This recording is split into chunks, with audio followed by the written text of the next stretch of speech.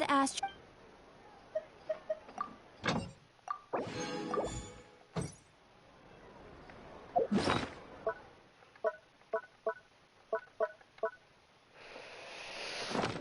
Alright, let's do this.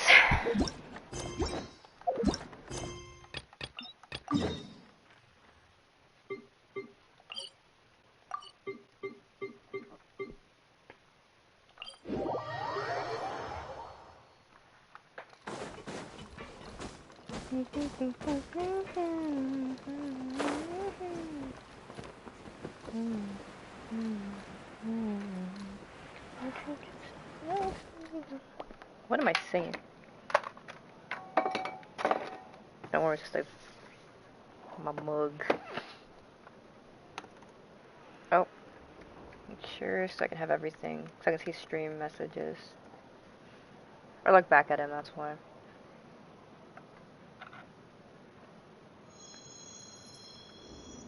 Alright. Here we go.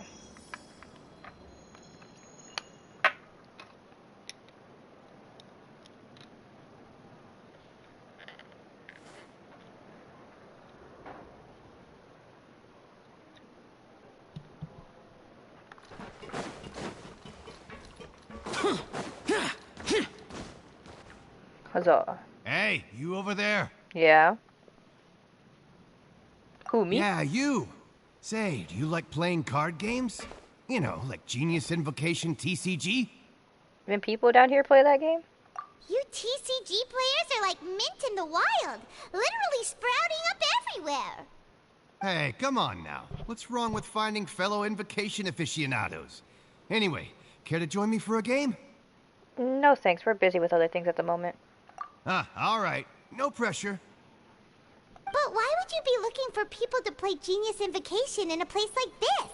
Don't people usually come here to fight? Whether you're throwing down cards or throwing punches, it's all a competition, isn't it? It's all the same in my eyes. There are lots of card players here in the fortress. When I saw you, I immediately thought, hey, even outsiders from other nations play cards. So I came over to say hi. Oh. Sure. What did I just say? I don't know what I selected as one of my options. I'll chat with us for a moment. Great! Since you've been here longer than us, you need to flex your seniority a little bit, right?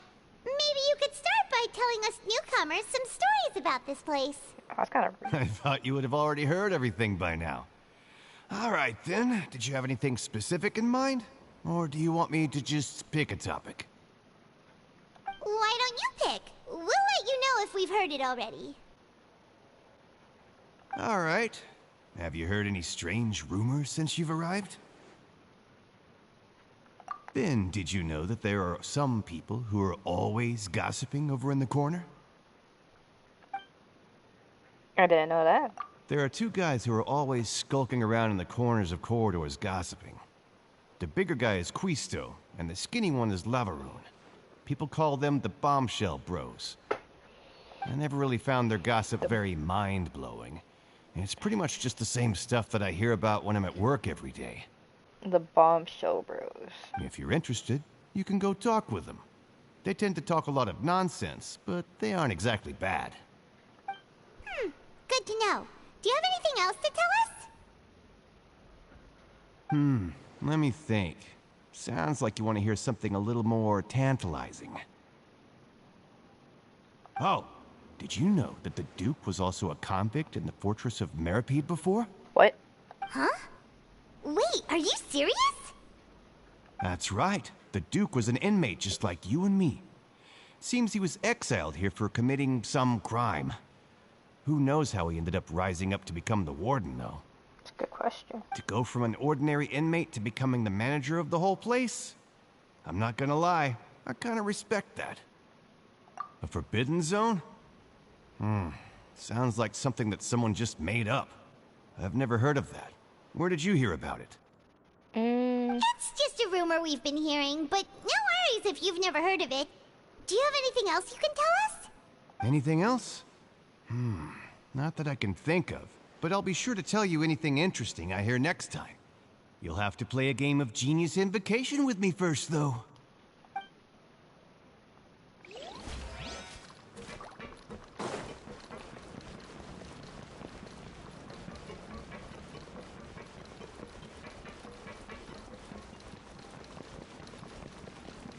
Bro, my friend told me, and he messaged me. He said, "Oh, did you know that?" He said, "So what characters do you like besides Zhao?" You know, he tells me. He said, "Oh, I heard that character's is apparently regarded as a femboy." And I'm Look, like, there are some and I people said, talking over there. "No!" Let's listen in on the conversation. And I'm like, "What do you mean?" I'm like, "Yeah," I said, "No, he's not a femboy." Crazy though. It was crazy that someone was like, "Oh, did you know?" No, he's not a femboy. He's not a femboy, dude. If you ask me, those pompous parasites on the surface act like they're all a bunch of aristocrats. Do any of them give half a hoot about a bunch of dogs like us? Hey, speak for yourself, mate. I'm no dog. Oh, you think you're special or something? If you're here, then you're just a convict like the rest of us. I've heard that even if you're released after serving your sentence, going back to life on the surface ain't any better. Once a criminal, always a criminal. We're marked for life. It's on a record. I don't buy that. Hey, how cool would it be if the whole world was destroyed by a giant flood and everyone had to start over from nothing? What kind of filthy bilgewater are you spewing? I have family up there. You best shut your sewer hole with talk like that. Oh. He's not very happy. Listen, things ain't so great on the surface, but who says that you have to leave? I've heard that you can still stay here and work even after you've served your sentence. Not bad if you ask me.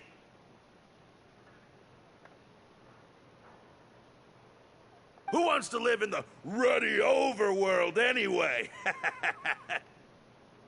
My friend just went And there. what makes you think they'd want to hire someone like you? It's one of the great mysteries of the universe, how someone as useless as you is so confident. Bro. Whoa. Sounds like they're really unhappy about the overworld. Speaking of which, Paimon never heard anyone use the words overworld or underworld when we were living up there. Is it only something the inmates down here say? I think you're right. It's normal for convicts to be unhappy. That's true.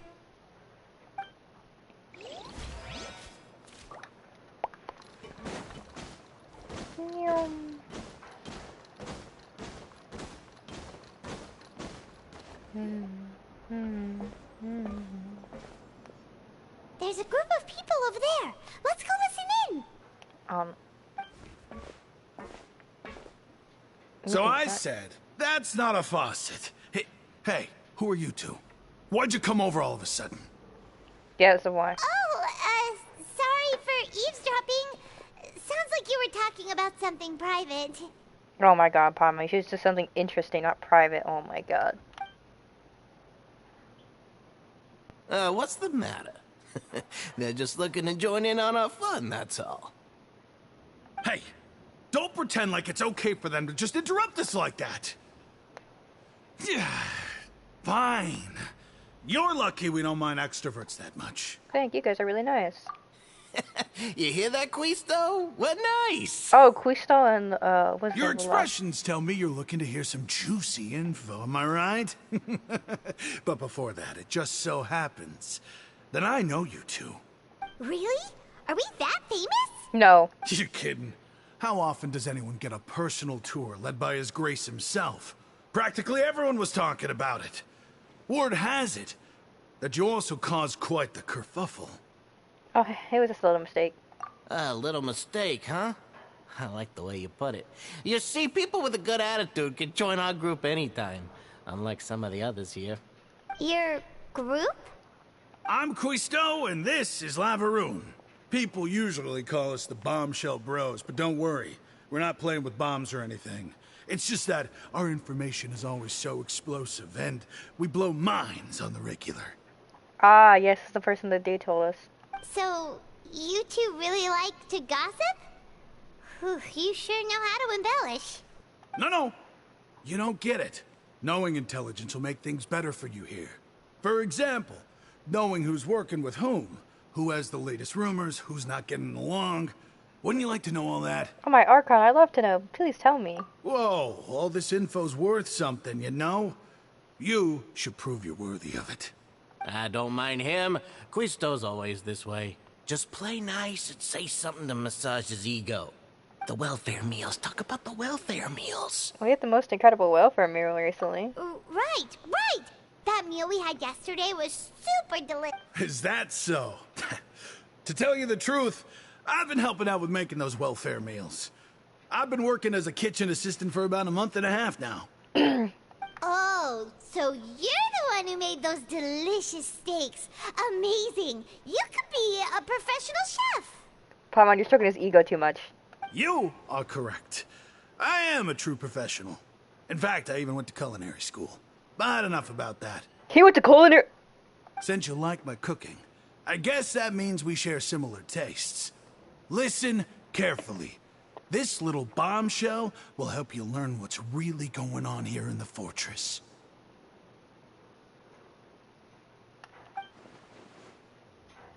Did Loretta just sprinkle me? It seems he's saying, don't be upset, he's a good fellow. Listen, kids. The power structure within the fortress is quite complicated. The overworlders couldn't care less about us down here. We're basically dogs to them. You've already met the one person here you should never cross, the Duke, Risley. He knows more than you think. And if he doesn't care about something, then he often doesn't bother dealing with it. I see. Those who have the Duke's attention get all kinds of special perks. Even better treatment in the infirmary. I know who you mean. It's that Jurier character, right? I don't think there's anything useful about him at all. Why does he visit the infirmary practically every day? Is it normal for anyone to be going in and out of there so often? If you ask me, he's just faking it to get out of work. Actually. But did you know that Jurier was a talented researcher from the Fontaine Research Institute before he came here? There's no denying that. I don't care if he was a researcher that could turn dirt into Mora. Once you're in the fortress of Meripede, you're just another inmate like everybody else. Interesting. According to Quista, a person named Jura frequents infirmary. Take note of that. Speaking of which, the last time I saw him, he was passing by in the corridor with Lorvine. I also heard they started arguing in the library and got into a fight, right? Guess that's just how terrible of a guy he is. Library? You mean he hit a woman? Wow, I never imagined he was that bad. Oh. But that Lorvine's also quite the odd one, you know? She's always gabbing away, got into a fight with a man, and she also got sent to the infirmary. Come to think of it, I always see her going to the sick bay every couple of days, too. He's like, you hit a woman? Wow, I didn't know he was that bad. Wait a second. You don't think? Do you think could it be that they're secretly meeting there to go on dates? But it's really hard to imagine. Wait, every few days? Is she pregnant? After all, I do remember seeing Lorvine beat Jurier to a pulp that one time. And we might be overthinking things. So I had a conversation with a girl named Lorvine, who also visited the infirmary. I remember that too. Okay, we've talked to just about everyone, and it's about time for us to go meet Linny. Oh. According to the card he left us, we should go meet him in the production zone.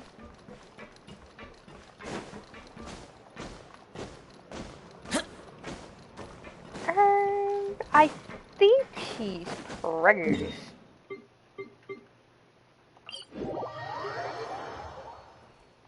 Production zone. Oh, right, it's this one. No, wait, upper level.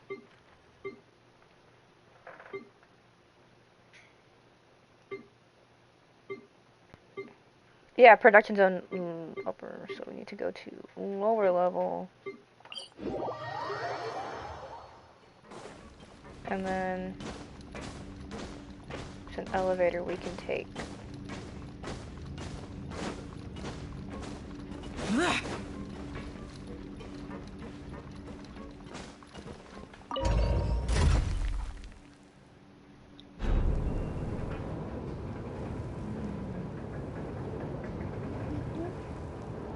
I could use all my resin like daily, like all.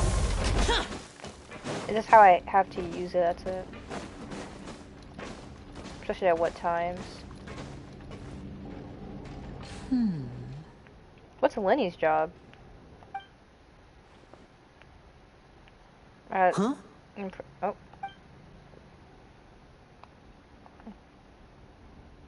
That look in your eyes.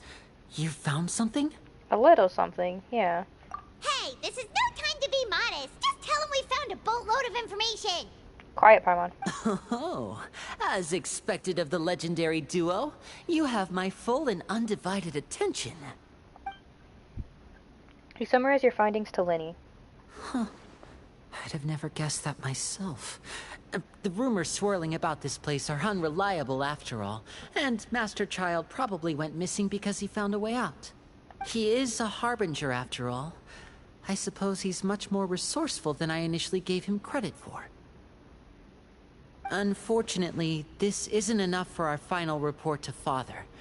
We need to find out Master Child's exact whereabouts. About that. Father told me that even though Master Child said he was just coming to Fontaine for a vacation, he actually had some personal reasons. His agenda might be linked to his disappearance. The most important thing right now is to catch up to him. His escape route is already flooded, so we'll have to task someone with professional diving skills to chase after him. Well, when you put it that way, it's obvious that only Fremine would be up to the task. Question is, would Fremine want to do it? Bingo! Is he around? He's working today. Coming here as a group would have attracted too much attention. I'll talk to him about it later. Thank you. Please do, we're counting on you. No need to thank me. This was always a part of our mission after all. Honestly, I'm far more impressed by you guys managing to collect all this information right under Risley's watchful eyes. Collecting information has always been our strong point. Yep. Now, let me think. To find out more information, Fremine will have to retrace Master Child's original route. And if he's to do that, he'll have to set out on the next pipe cleaning day at the earliest. That's 6 days from now. And after that, he'll probably take another 2 or 3 days to return. You can even estimate how long it'll take for him to get back? But if he's gone, we need We've to been cover. working together for a long time. We know each other's capabilities like the backs of our hands. Oh, but it's like it would be alarm if he's Traveler, missing. what say you to meeting here 9 days from now? We'll be able to pick up Fremine while we're at it, too. Sure. Oh, and there's just one last thing we'd like your help with. What do you need? Though we can just sit back and wait for Fremine's report on Master Child's whereabouts, we still need to make more progress on the investigation of the Forbidden Zone.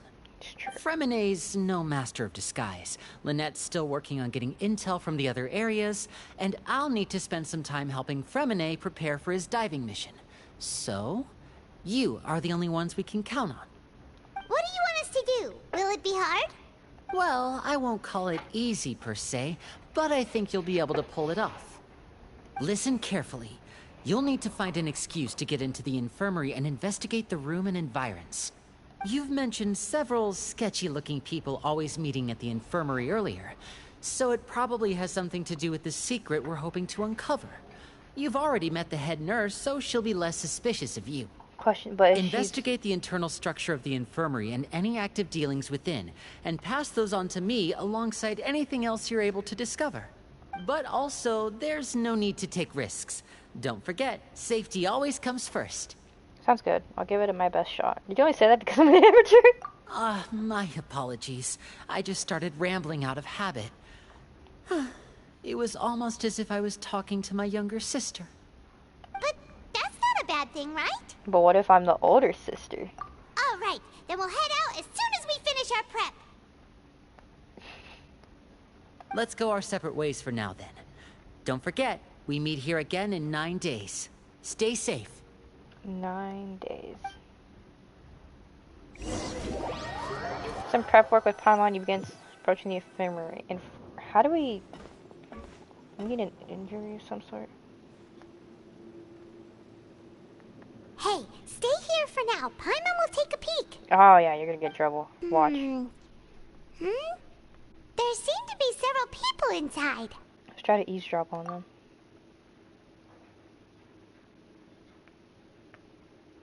So feel free to engage the conversation, but you only manage to catch bits and pieces of what they're saying. I feel like this. It's not impossible. So. Please be mindful of the understand them from here. So, why don't we just try to talk to them in person? Let's go as soon as you're ready. We're gonna get in trouble trying to talk to them in person.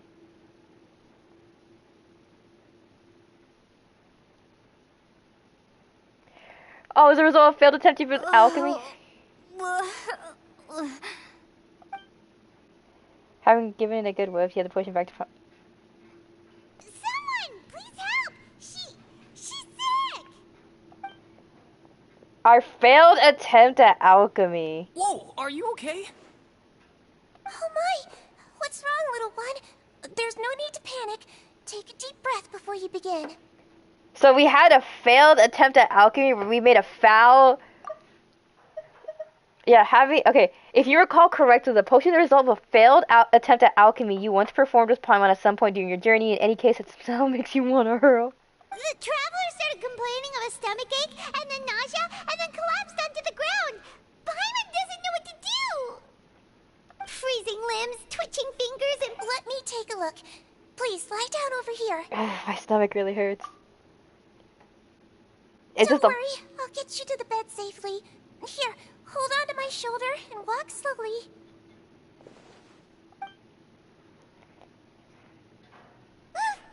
You can do it, traveler! Thank you, I'm sorry. Don't apologize. You're sick after all. Now, please relax. I'm just going to do a preliminary checkup on you. How you gonna do that? She's just taking out a few nutrients and begun her checkups. I hope I'm not so healthy that she gets suspicious. I see now. My checkup has confirmed that she's not in any mortal danger. That's our worst fear out of the way. Eh? Oh, that's good. But... I'll continue my diagnosis of the patient now. Please, relax and take a deep breath. I'll be honest, we probably should have drank that potion. Using her hands to police at different areas of my body, it seems like she's using elemental energy too. Her expression growing more and more relaxed. Don't sense serious damage to your organs either. Does it hurt when I press here? It's not too bad. And here? I hurt a little. Huh? But based on my initial checkup, there shouldn't be a problem here. How strange. We're gonna bowl. I don't know, my eyes are acting a bit over the top. What about here? Does this hurt? No, not really. Can barely feel it. Oh. I understand. So that's what it is. I think you just ate something that disagreed with you. That's all. Nothing too serious. Outside of a pretty bad stomachache when it decides to act up. So that's what it is. Thank goodness it's not anything more serious. And there have been other inmates complaining about the food recently. I'll inform our head chef, Mr. Wolsey, of this problem as soon as possible. Congratulations! The health risk is incredibly low, so you should recover within a couple days. Why don't you take a rest here while I go get some medicine for you? Miss Levine, I'll have to trouble you to help me look after this new patient while I'm gone. Very well. Levine?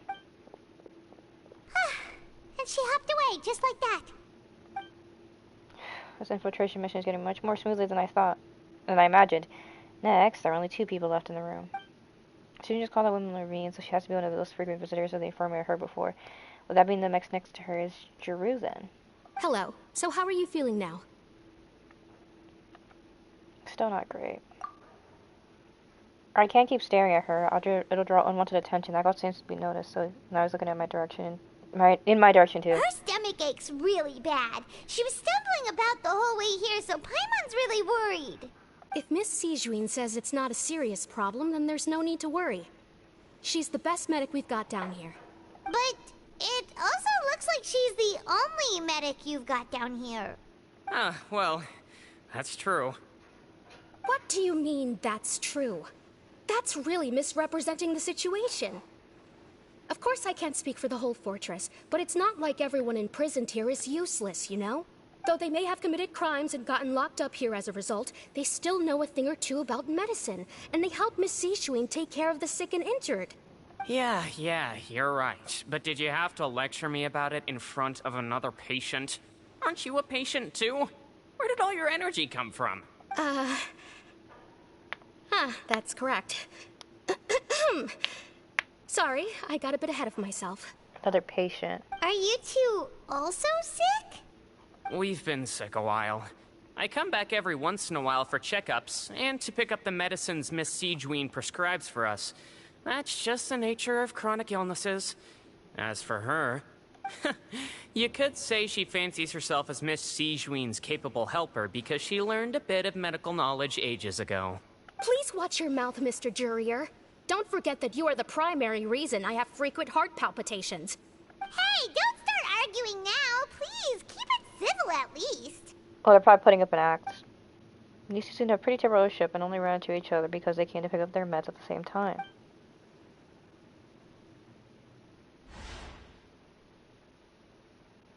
But outside of the two of them, there's something suspicious out of the room. All the files on the table appear to be patient records, and while there's a box, I can't check it out right now.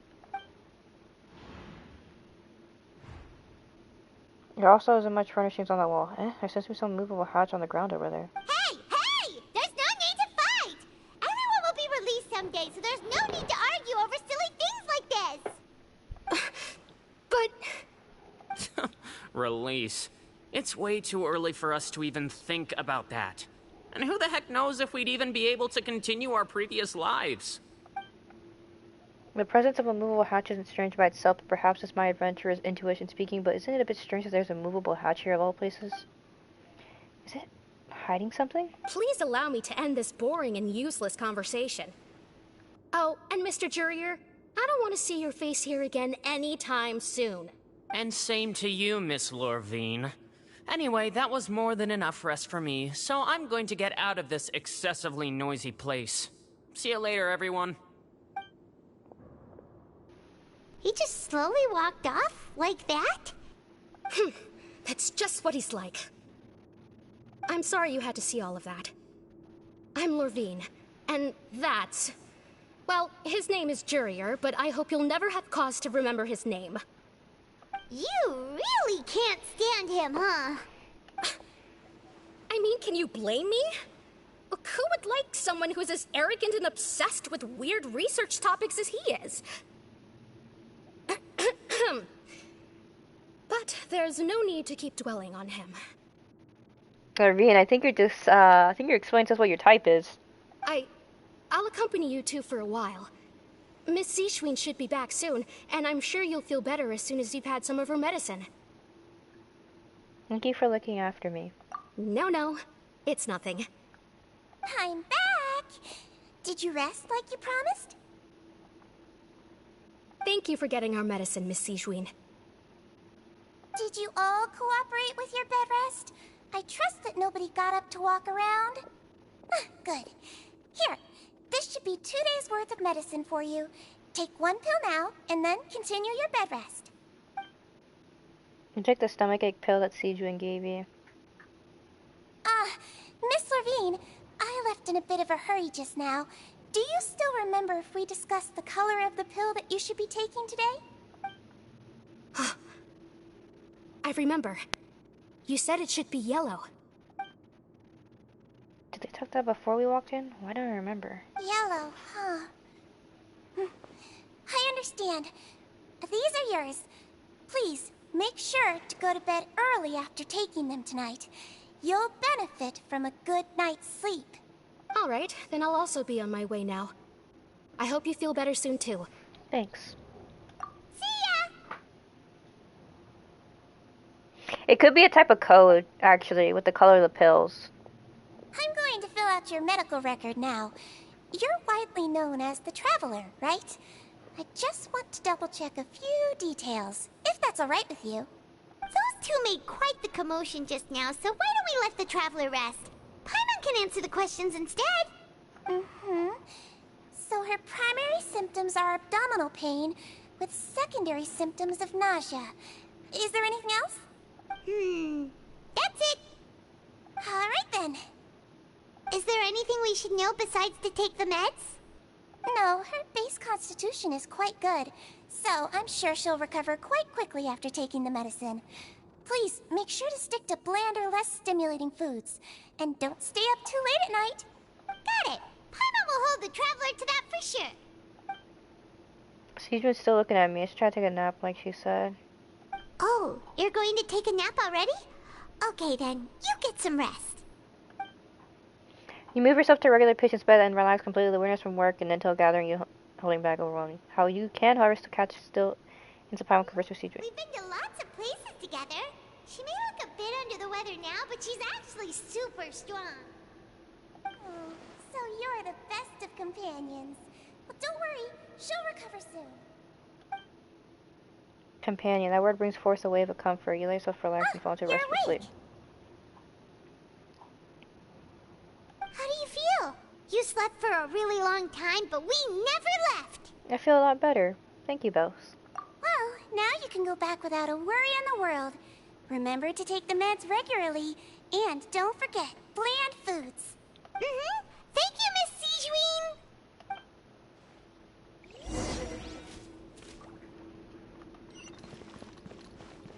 There's a hatchet. But if she's in... No, okay, no, there's a time she's in here. I think like half an hour after lunchtime or before, she's not in the infirmary and she's watching people in the production zone. So by that would be the chance to go, I believe.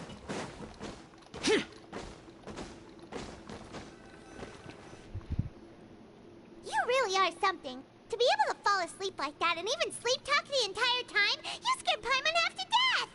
Did I say something I shouldn't have? No, but you kept mumbling things along the lines of, Pyron, don't take my grilled fish, and put down the Adeptus Temptation now! Paimon talked with Sijuin the entire time you were asleep. She seems like she's just a sincere nurse, and Paimon didn't notice anything unusual in the room. Are you sure we're not going off track with the infirmary? Are we really off track, though? There's still a few weird things about that place. That movable hatch on the ground, as well as the question Sijuin asked Lervin. And also, were they really talking about their meds before we walked in? Oh, and Lervin and Juro's argument genuine, or were they just putting on a show? Paimon, hear me out. Whoa! You really are super thorough. All those tiny little suspicious things that Paimon didn't even pick up on. We've got to give the info to Linny.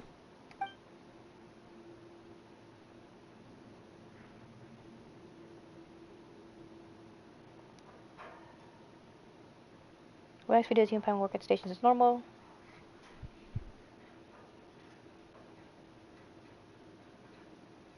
That's the medicine. You manage to pass a slip to a busy Lynette as happens to pass by her. Disguise is impeccable. She does not even look at you or change her expression as she pockets the info.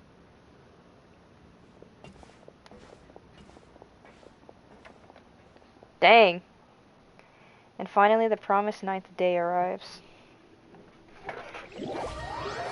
Dang, Lynette was serious. She was like, colder. See how the composure was. Let's go meet up with Linny. Her composure was held up pretty low.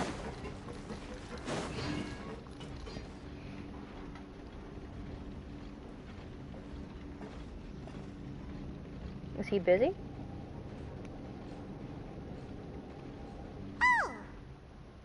Oh.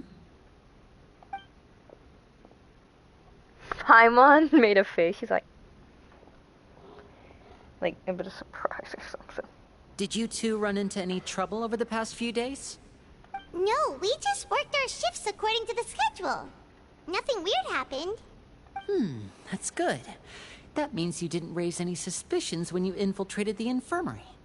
We've taken a look at the slip you've sent. Fremine successfully left the grounds via the pipes 2 days ago, and as of last night, Lynette has also infiltrated the infirmary after faking an illness. How did she do that? Wait, why is she getting involved as well? To double confirm. You already went above and beyond when you scoped out the infirmary. To put it more bluntly, even if we were to view that as something you did in exchange for Fremine's help, you've already done more than enough. Infiltrating a guarded stronghold is a different kind of job from a one-off investigation. We want to avoid using the same faces over and over and reduce the amount of suspicion that will fall on any given person. Lynette also felt like you have already taken the first step for us, so she should be the one to finish the job. So that's what Lynette thinks. Oh, Paimon hopes everything's going well for her. I'm not opposed to helping you. Perhaps that's true. You are both very good people, and we've come to appreciate that more than anyone else. Unfortunately, there's still one thing that could get between us, lest you've forgotten. the matter of our respective loyalties. You've mentioned before that you've had some run-ins with the Fatui. I can understand that feeling, so I assume you're just helping us out of the kindness of your hearts? Well, everyone could use some more friends. We'll be counting on you to help us in the future, too. Since I see you as friends, then it's even more important for us to protect you from any peril. Fremine and Lynette feel the same way. I get it now. Glad to hear it. Then, let's go check on Lynette before Fremine returns. If everything went well, then she should be wrapping up her investigation right about now. It might be to double check if there was actually a hatch. Is now really a good time to go over? According to my observations, Sigewinne always spends around half an hour away from the infirmary right before lunch. Yep.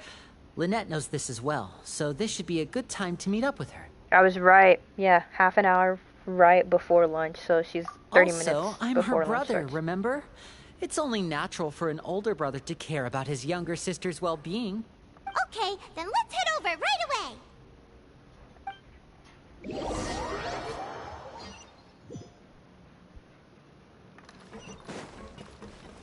It's a certain time.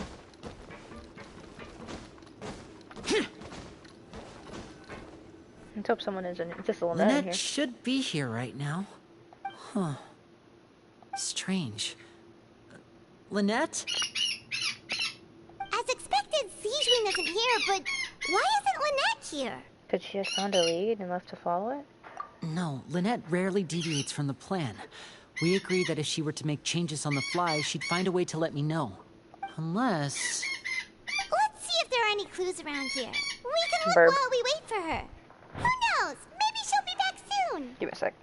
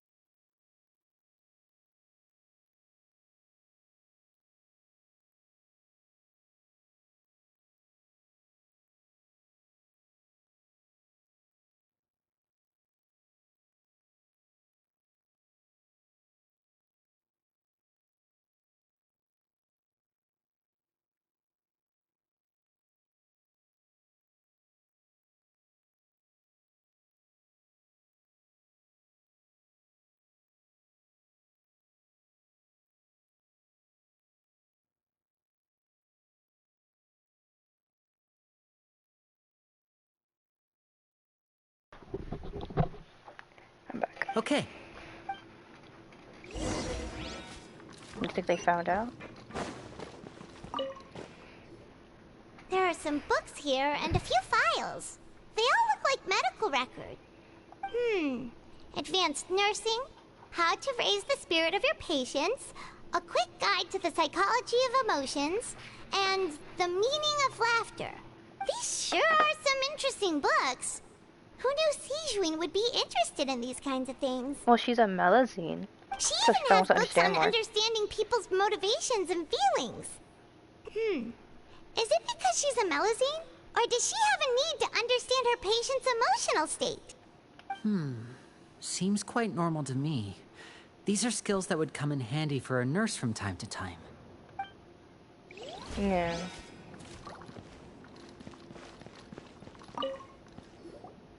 None of the beds have any signs of having been slept in. Except that one over there. That's the one Lynette must have used, right? You said she was pretending to be sick. She would have said her migraine was having a particularly bad flare-up. Generally speaking, the head nurse would then ask her to lie down and rest, while she left to retrieve the medication. But this bed is still unmade. Which means either the head nurse didn't return the entire time from when Lynette laid down up until she left the bed, or the nurse intentionally left it this way. Oh no, that's not a good sign. He's getting anxious. Like, he's getting really anxious, and I don't blame him. Is the boxes moved? Ah, this is it! We saw it before! Wait, this thing? It doesn't look like it's been disguised that well. He leans down and gets close to the move while Hachina starts to... The space behind it is empty. From its size, I don't think it's an entrance that is meant to be taken apart. There's probably a mechanism around here somewhere. Could Lynette have tried to get inside? But if that's the case, she would have contacted me for sure. Let's look around here for some more clues. Don't panic, just take another look. The look on Lenny's face, he's definitely beginning to panic. Don't panic. He probably said that subconsciously more for himself than anything else. I don't blame him. If my sister also went missing, I would start to slowly panic. Hey, you guys, there's a slip of paper over here! And with my younger brother, like, when I was younger and I couldn't find him, I started to panic over time. A slip of paper? It's right over here, and there's a bunch written on it too. It reads, "Out of respect for your usual practices, I'll use a piece of paper or card as the medium to pass on my message. You may consider this as me giving you my best regards." This is... Is that all? Is there anything on the back? The back. This is... This is the Duke. Show me! Now! That look on your face. Paimon's reading it now. Would you care to guess where Miss Lynette of the Fatui could be right now? No. Could she have... Is she already... Wriothesley. Did he deliberately leave the infirmary unguarded to use it as bait? Yeah, he got her. You mean he was aware of our goals from the very beginning? But why? We didn't run into any trouble last time, and he also never reached out to us since. Why would he choose to act during our second infiltration attempt instead of the first? Yes, that is a crucial question. Wriothesley, he doesn't do anything without a clear goal or reason. So this means he had no concerns about your activities from the very beginning. You're not from the same camp as us. You were sent down here by Nervulet, so you have no conflict of interest with Wriothesley. We're a completely different story, though. Why did he only go after Lynette? Why didn't he go after you as well? I'd like to know that, too. Why did he only go after her? Don't panic. Just think everything over. I have to stay calm. This is not like what happened last time. The situation's different now. Wait, you're right. Wait, but that means... the fact that Fremine was able to leave the grounds... Could Wriothesley have let him go as well? But what does he gain by letting Fremine leave like that? I get it now. He deliberately made them both disappear. So he's challenging me and trying to provoke me, I'm sure of it. We never should have sent out Fremine. We had to go through all that trouble to find an opening to sneak him around the guards and into the pipe, and we even thought luck was on our side. If Wriothesley let him leave on purpose, then he's probably in a terrible spot now as well. He's pacing. Lenny's getting more and more panicked. We have to calm him down. Lenny, calm down. Don't be like this, Lenny. Fremine wouldn't have left if we hadn't told you about Child. That was our fault. No.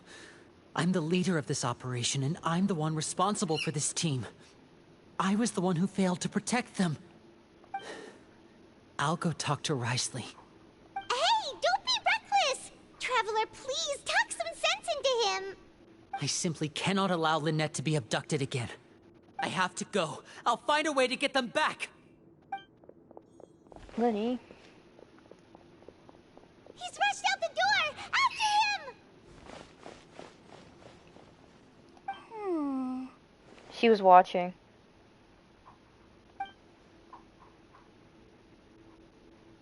And she's smiling. Right. I feel like we still have some room to make changes on these details. It's not impossible, but it'll require extensive testing. Is that so?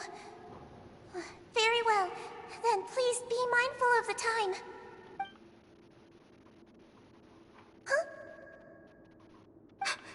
Is someone? Pack everything up. Whoever's outside is eavesdropping. They'll probably come in once we stop talking. Someone! Please help! She's sick! Whoa, are you okay? These two. As expected, they've already found this place. Oh, they are quite sharp. What a delightful turn of events. I like smart people, but I also like playing dumb. I like the feeling of being trusted. Oh no. Oh my! What's wrong, little one? There's no need to panic. Take a deep breath before you begin. Being able to read human expressions is quite the useful skill. Wait! Wait! What a sneak. It's no use. We have to catch up to him.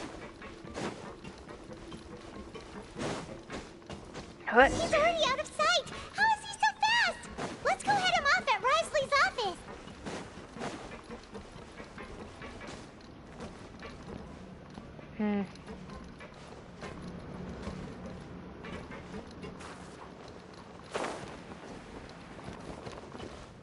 I don't know if we can go in. It can go so bad. Lenny.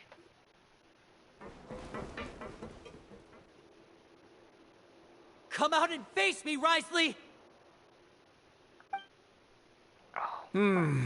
Aren't we at an administrative office space?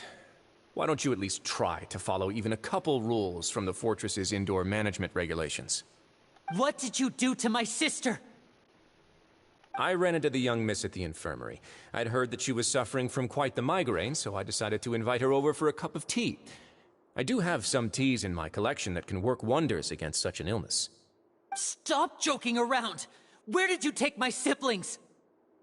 I have also heard that your performances are quite the spectacle. Miss Lynette would sometimes enter a box filled with water, only to emerge the next second from another place altogether. Maybe she'll No. appear behind you right now if you were to turn your head.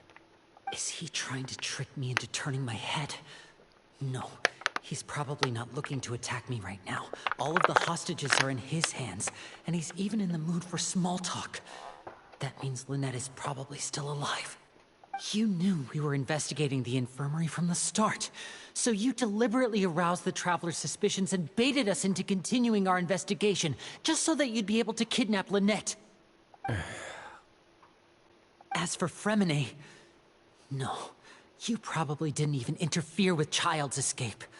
You let him go, so you could purge the Fatui members that we had planted into your ranks. There was no need to do so. The Fortress of Meripede is a pretty pleasant place. Most people enjoy their lives here. The only ones who act differently are those with personal agendas. It was quite easy to identify your colleagues. You removed our original members and spread the news of Child's escape so Father would assign our team to come down and investigate. Fremine has also fallen into your hands, right? If you're oh so omnipotent and so in control, why would you need hostages? It's true. One correction. Lynette is in my hands right now, but Fremine is not. He's not. What do you really want? Winnie! Oh, wonderful. Everyone is here, so I'll only need to say this once. Thank you so much for cooperating with me. Fuck. Okay. Give me stop BFK for a second. Or a bit.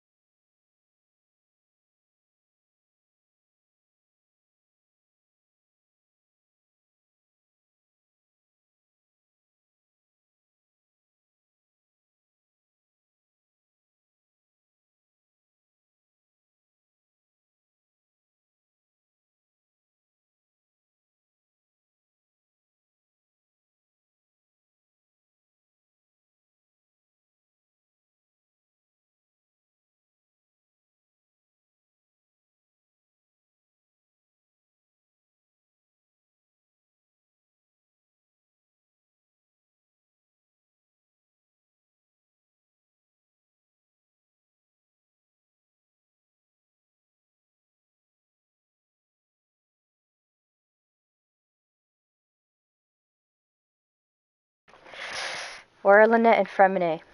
Eager and to the point, I see. Alas, only Miss Lynette is currently having a cup of the fortress's finest tea. Although, as per your original plan, Mr. Fremine should also have returned to the fortress by now. But he has neither shown up within my gates, nor has he been taken into any kind of custody. So, where do you think he may be right now? Wait, you can't mean... You locked him outside in the sea? I closed the fortress's gate to the outside world. That's all. Fremine's a star diver, so he should be fine, right? No, not with how deep it is. No, we're still here, so he definitely tried to find a way to come back for us. So we can't assume he might have made a break for the surface. But why would I do this, you may be asking? To have an audience with you, of course. My intel tells me that Mr. Linney is a great magician, so it's only natural for me to want to have some cards of my own when it comes to negotiating. Besides, I do recall you mentioning to Miss Lynette that you've always wanted to have a face-to-face meeting with the Lord of the Fortress of Meripede, regardless of whether it was in a personal or a professional capacity. Well, you got your wish. So, you've been keeping tabs on us before we even set foot in the fortress. Some of my folks just happened to hear a thing or two, that's all. In any case, I will be straight with you. Correct. I was willing to play dumb and turn a blind eye, so we had a pleasant few days playing games together here.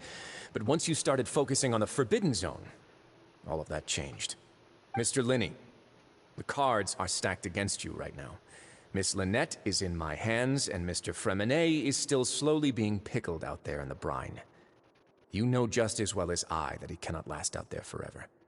You need do but one thing to guarantee their safety.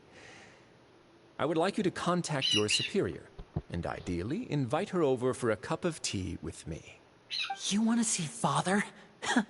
But why should she bother giving you an audience? That's true.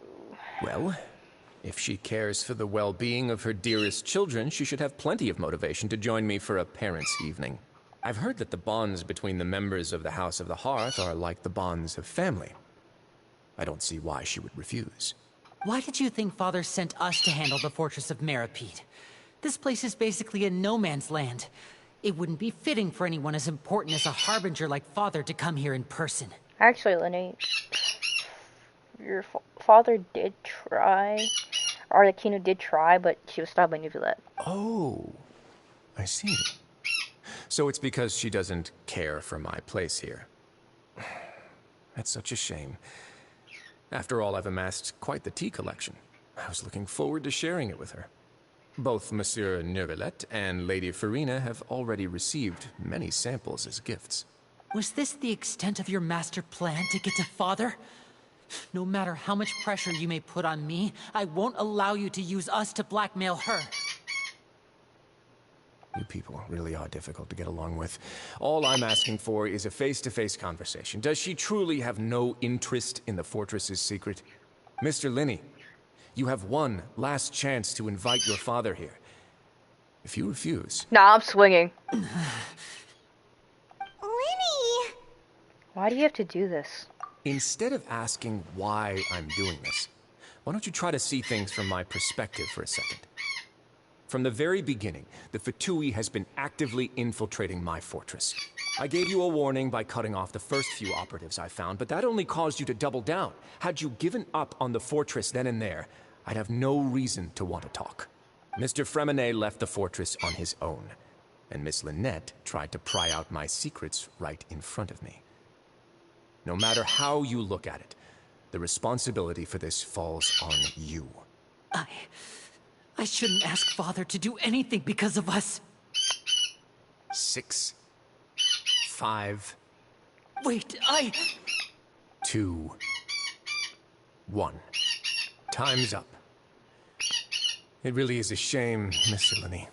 Risley! Negotiations have broken down.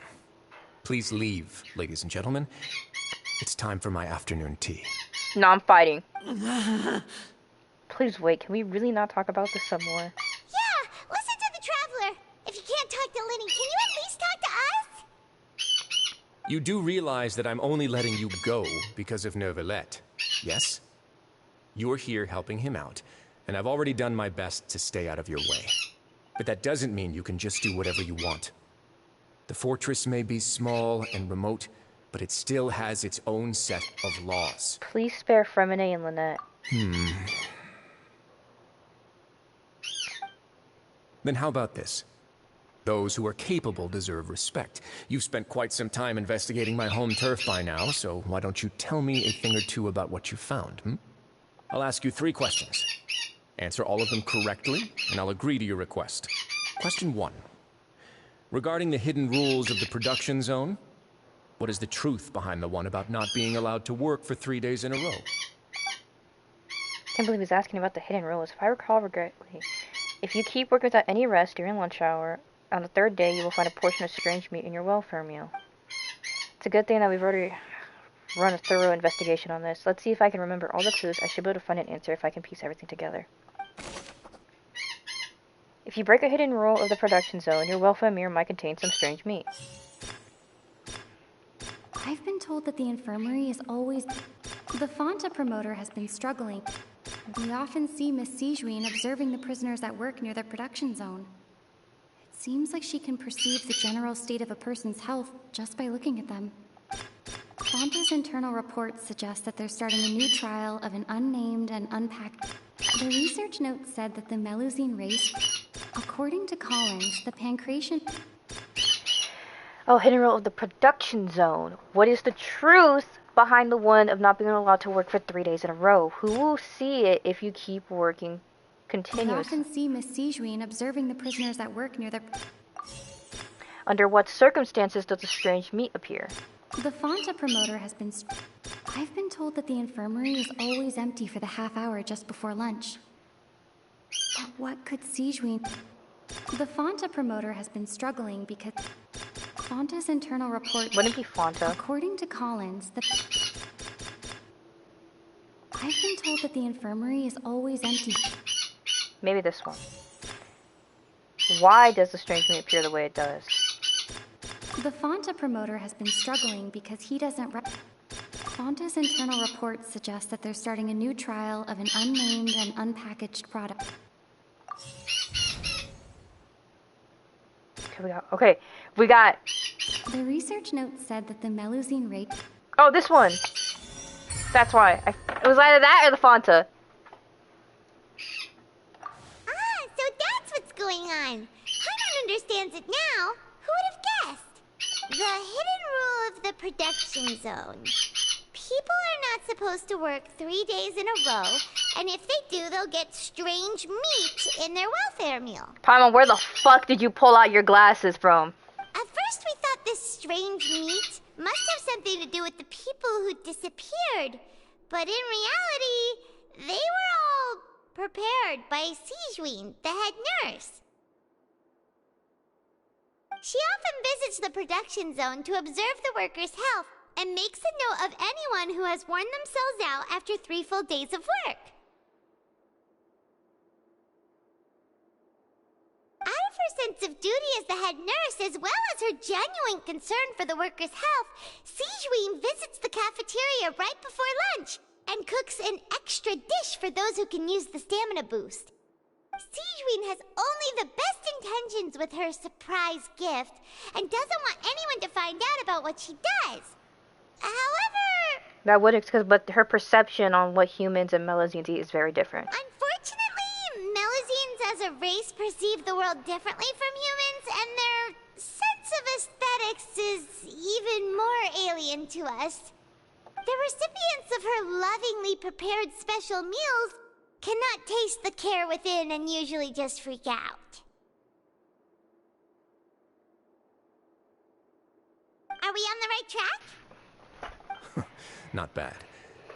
You've uncovered Sijuin's secret and even guessed her intentions correctly as well. It's nice to know that her efforts have not gone unacknowledged. All right, now for my next question.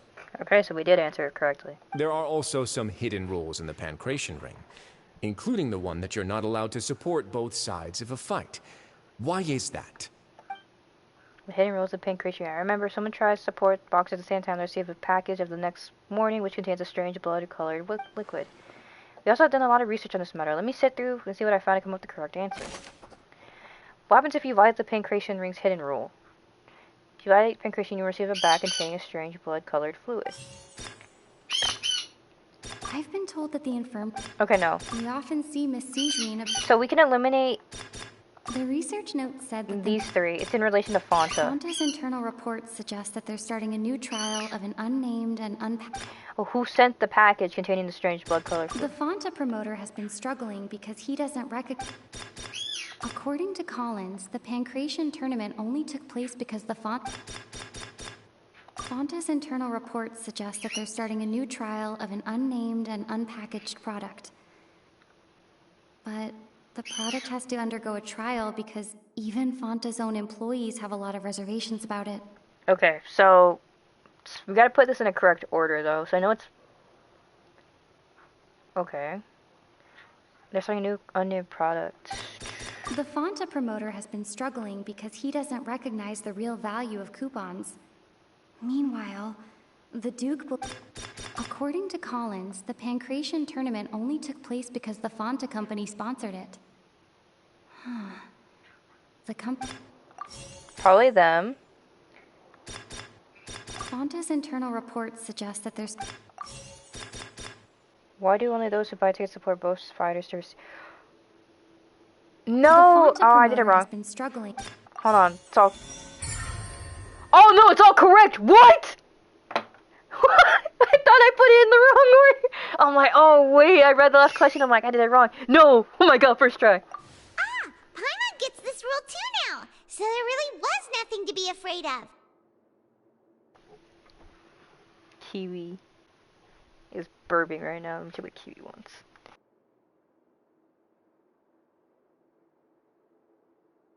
That hidden rule of the Pancration Ring is about how, people are not supposed to bet on both boxers at the same time. And if they do, they'll receive a package containing a strange, blood-colored liquid.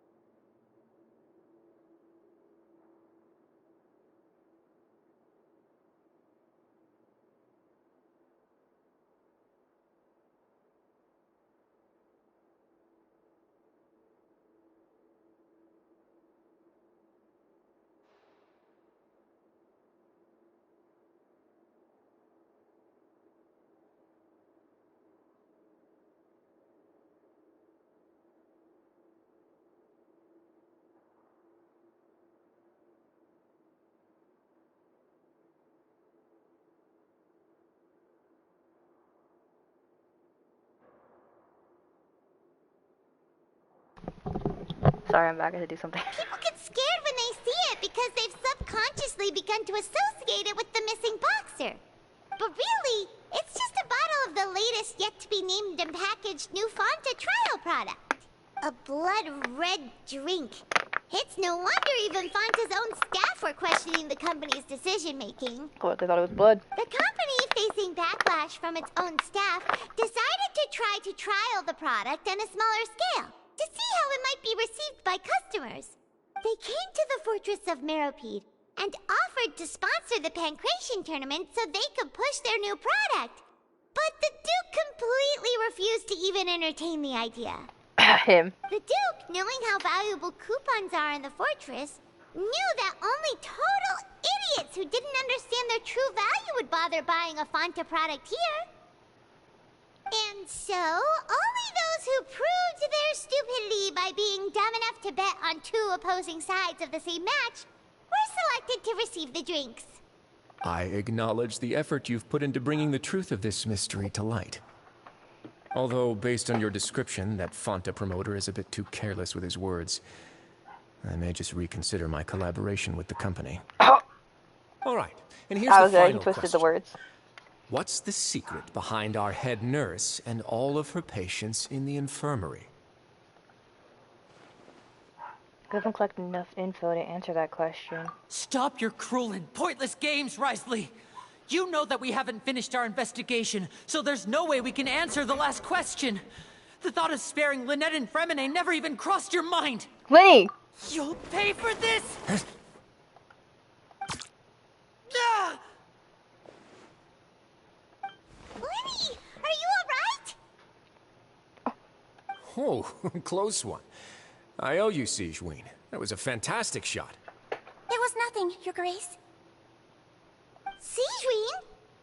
Though this gun may look like a toy, it's actually fully functional, as I just demonstrated. Sigewinne... You... Are you his accomplice in all this? Not at all. I am merely a resident of the fortress, and thus protecting it is my duty. When Monsieur Nervulette asked me to come here, he told me that my job would be to take care of the well-being of everyone here. I am merely discharging my duties. But if you mean what you just said, then isn't Lenny someone you should be looking after as well? Isn't he a resident here just like the rest of us? If you're close with Nervulette, why not learn a thing or two about virtue from him? But I really am just doing what Monsieur Nervulette told me to do. Everything I did, I've done to protect them. Had I not, they would be in far more dire straits right now. His Grace knows it too, right? Your Grace? Mind proving my innocence to them? My dear Sigewinne, whatever shall I do with you? Would it have killed you to just wait another minute or two? Oh my... bot. Well, it's nearly time after all. The way you do things can be truly frustrating sometimes, Your Grace. I figured I should try to talk some sense into you. What are you talking about? What time? Take me if you want. But let them go. How touching. Can you just give me one more minute?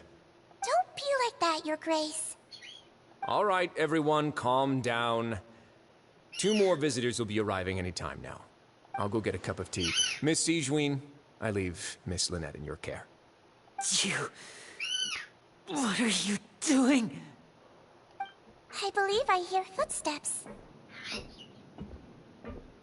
Who's outside? It's Arlecchino, isn't it? Some space, please. Oh no, it's Clorinde. Ah, Miss Clorinde. My door. Fremine! Fremine... Fremine! What's going on? What is Clorinde doing here? Work. Huh? I'm sorry about shooting you, Mr. Linney. The tranquilizing effect will begin to wear off soon. Please take it easy in the meantime, though. What happened to Fremine? Wasn't he diving just outside of the fortress? Why is he looking like this? These symptoms, it can't be.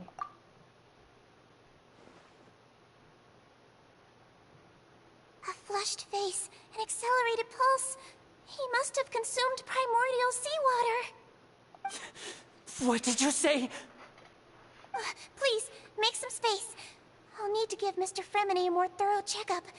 Your Grace, I'll leave the rest to you. I'll talk to Clorand while you get Fremine to where he needs to be. Everything else can wait.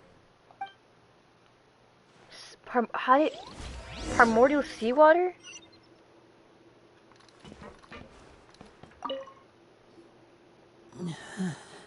How did... Lee's expression looks disgusted. It seems like he'd rather not have Siegewien touch Fremine. Still, he didn't stop her, since it's obvious that Fremine does require urgent medical care. Siegewien's examining Fremine carefully. She does not look too upset, which is a good sign. I hope Fremine will be okay. She's worried. How is he? These symptoms are probably caused by an acute ingestion of a large amount of primordial seawater. Still, his condition is not critical.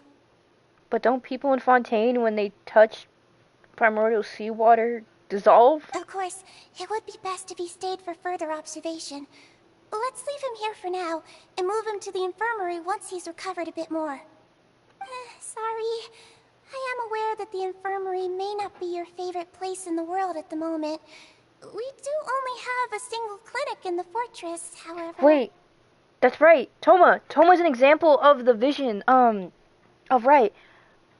Toma's from Mondstadt, but he moved to Inazuma, and he got his pyro vision, and it changed. The vision shell is from that of Inazuma. Fremine might not be even from Fontaine, but the side effects for primordial seawater are vastly different to those people actually born from Fontaine. Why would he ingest a large amount of primordial seawater after leaving the fortress? How could that possibly happen? Please, look after Mr. Fremine for the moment. I'll go fetch some medicine and a respirator. Oh, I'll bring Miss Lynette back with me. Where is she? How is she right now? Oh, she just took a nap in an empty room after I tranquilized her. If my calculations are correct, she should also be waking up right around me, but His Grace and I actually made some snacks and tea for her. When his spaghetti stopped tensing the muscles on his face, it seems that when he trusts what Siegewien just said.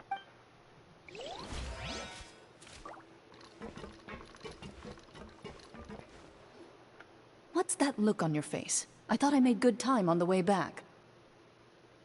Oh, I'm just admiring your punctuality. Had you arrived just a few minutes later, Siegewien may have been forced to shoot Mr. Lenny again. How's the situation out there? The water has changed. It's pretty much as expected. The concentration of primordial seawater has increased significantly. I was only out there a short time, so it wasn't too bad.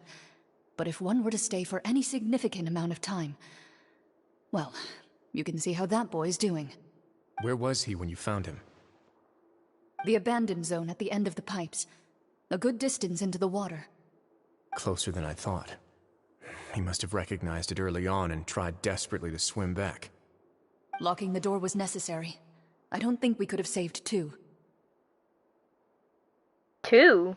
Well, I did try to convince him that I had my reasons. Never seems to work, though. It would probably work on Neuvillette. He has a knack for picking out who had good intentions, even when the outcomes were all terrible. It's a bad sign if you're having to plead your case to Neuvillette. Want some tea? Not particularly. If you want to drink some that badly, just say so. Oh, so this... He keeps saying tea, that's not to mention it. Fine, I'd like to get some tea. Want me to get you a cup too, since I've already made it? Okay, this bro's just a tea addict. Might as well then, I suppose. Actually, do you have a towel? I would like to dry my hair.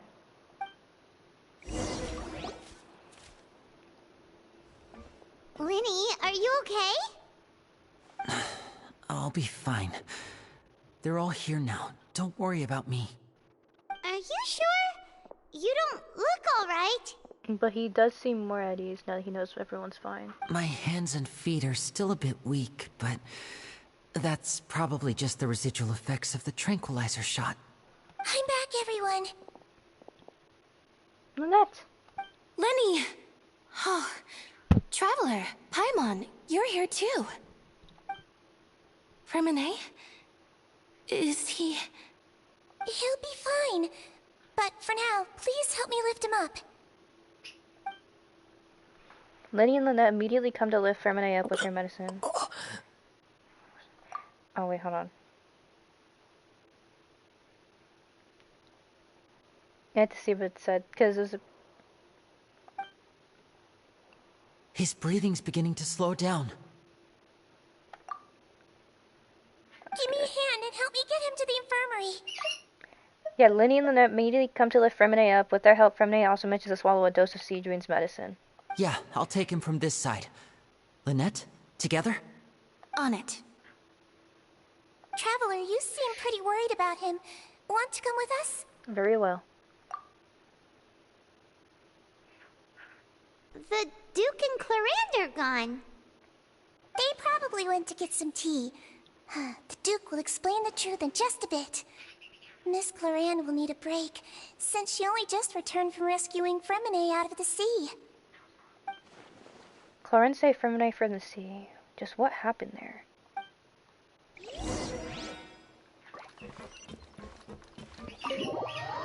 Let's go to the infirmary.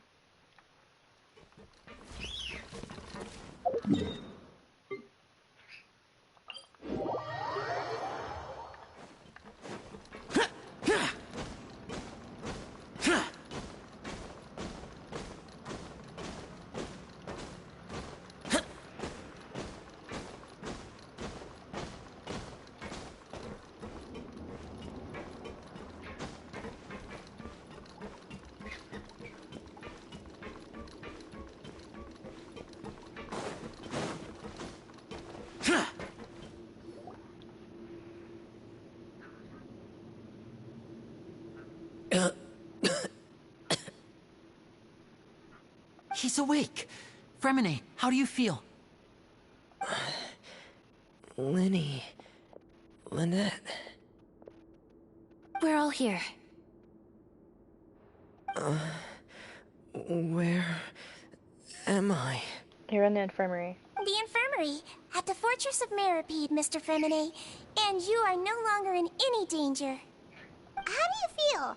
Don't push yourself if you're not feeling up to it. Traveler. Paimon. It's been so long. The sea. There's something wrong with the seawater. Shh, it's okay. We can talk about it after you've recovered. No, listen to me. This is really serious. There's primordial seawater mixed into the regular seawater. I don't know why it's there, but no one should touch it. What happened after you snuck into the pipes? Pipes. Right, the pipes. It's all coming back to me now. You're saying from his perspective.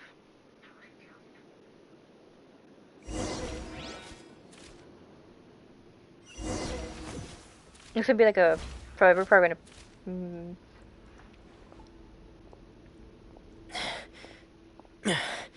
I'm in. Seems like this pipe hasn't been used in a long time. It looks abandoned. It's broken. Where could Master Child be? It's probably gonna make... Yep. Yeah, I knew it. Because it's like a recollection, so we're gonna play as Fremine. What is this? Oh, he's a claymore user. Is he a cryo? Where's his vision at, real quick? Let me find his vision. Is it in his... Oh, is it in his... No, I was gonna say, is it in his hat? Where would his vision... There it is. Yeah, it's cryo.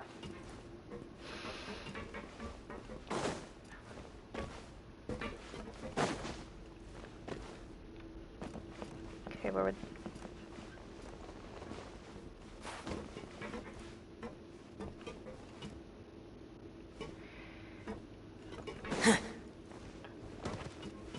We're just gonna do this without using the glider. Never mind. We use the glider. Almost had it. He just slipped through there. Okay, so he's...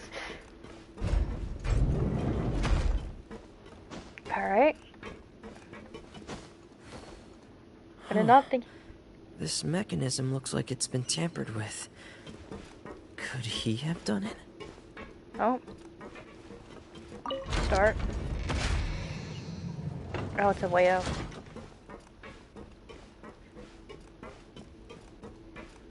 However, I have a feeling if we...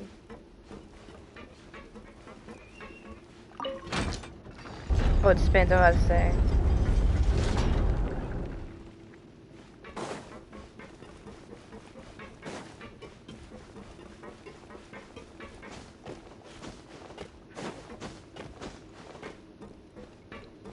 Probably brings it up.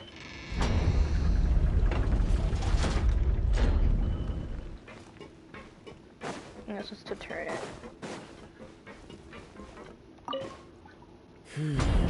It's getting stuck on something. Seems like I'll have to avoid those obstacles while I turn it.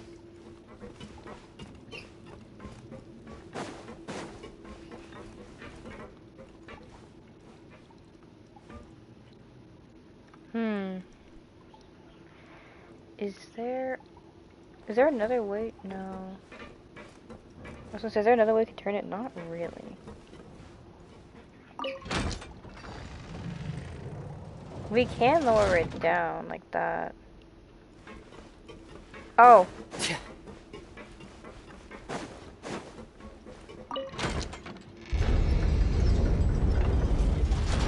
There we go. And then...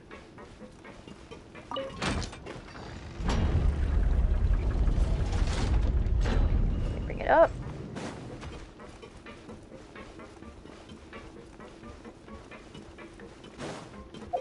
Check what we have. Level 9. Okay, so they put max level 90 with a Royal Greatsword, Blizzard Strayer, 3-3, 11-8-8.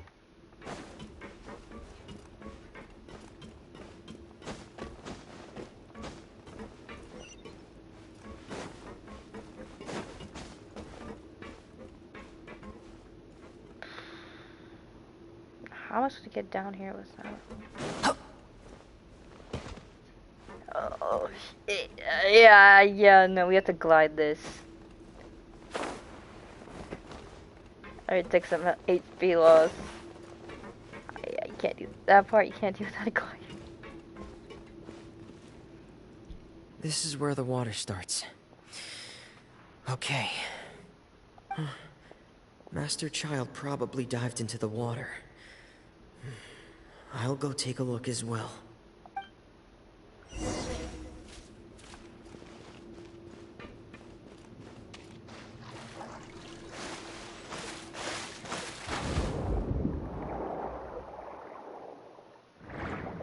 Mind you, Fontaine is the only region that you can dive.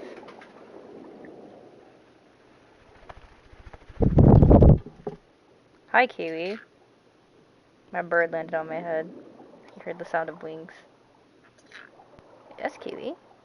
I'm playing a video game. The vegetation here is a bit more sparse. These traces Genshin aren't Impact. natural. A person must have left them, and recently. I should be going in the right direction.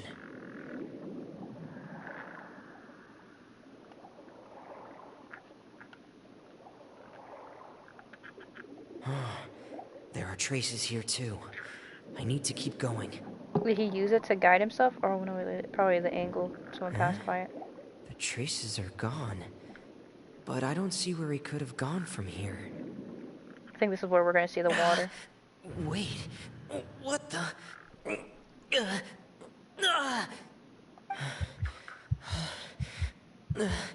My heart is racing, and it's getting harder and harder to breathe. What's going on? No good. I have to get back. They still don't know anything about what's going on. If I turn back right now, I should still be able to make it. He passed out.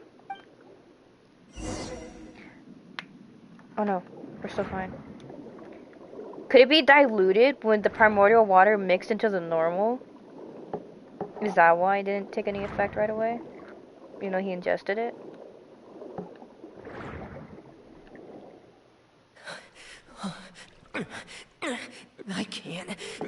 of here.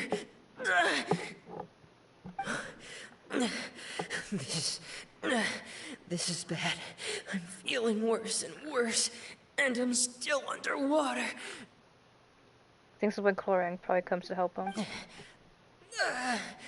I have to push on. Oh, he passed out. Yeah, Chlorine comes to help him.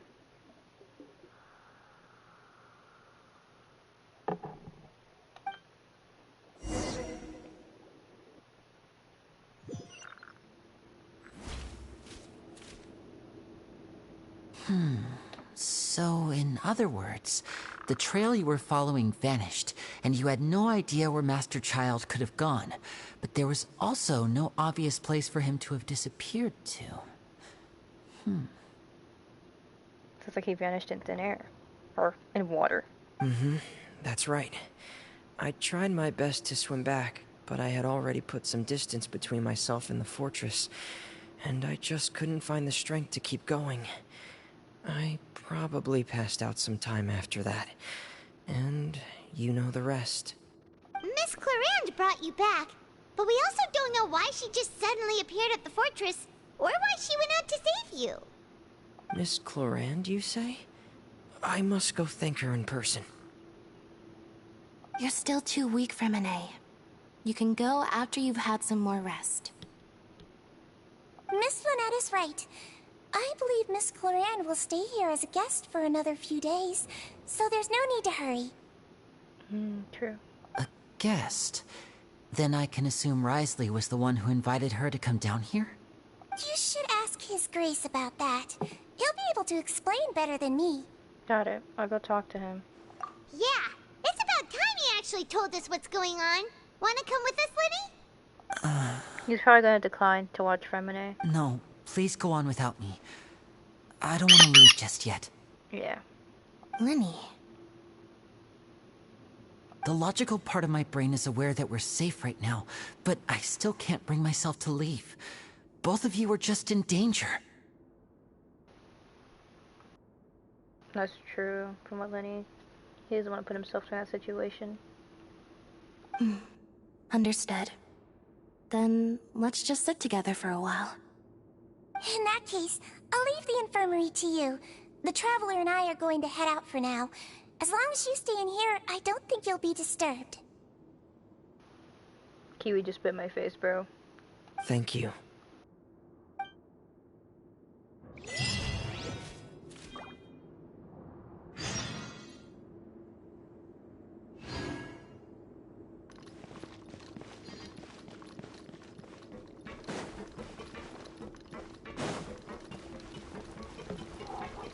Burb.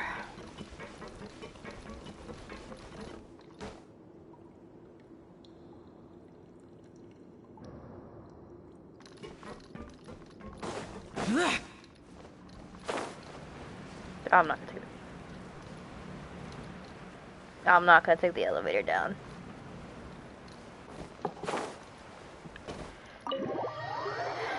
I can just glide down to the first floor.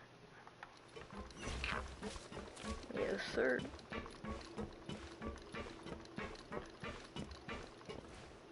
So this is his office. Excuse me? I take it Mr. Fremine's condition has stabilized? Of course. I wouldn't have left the infirmary otherwise. I've been expecting those two, but might I inquire as to the purpose of your visit, Miss Siegewien? I wanted to check up on Miss Clarande. How are you feeling? Mostly fine, I think. If you don't mind, I'd like to perform another quick physical exam. It'll just take a few minutes. All right. Thank you for looking out for me. I'll take my leave for now, then. It's just to make sure that the symptoms.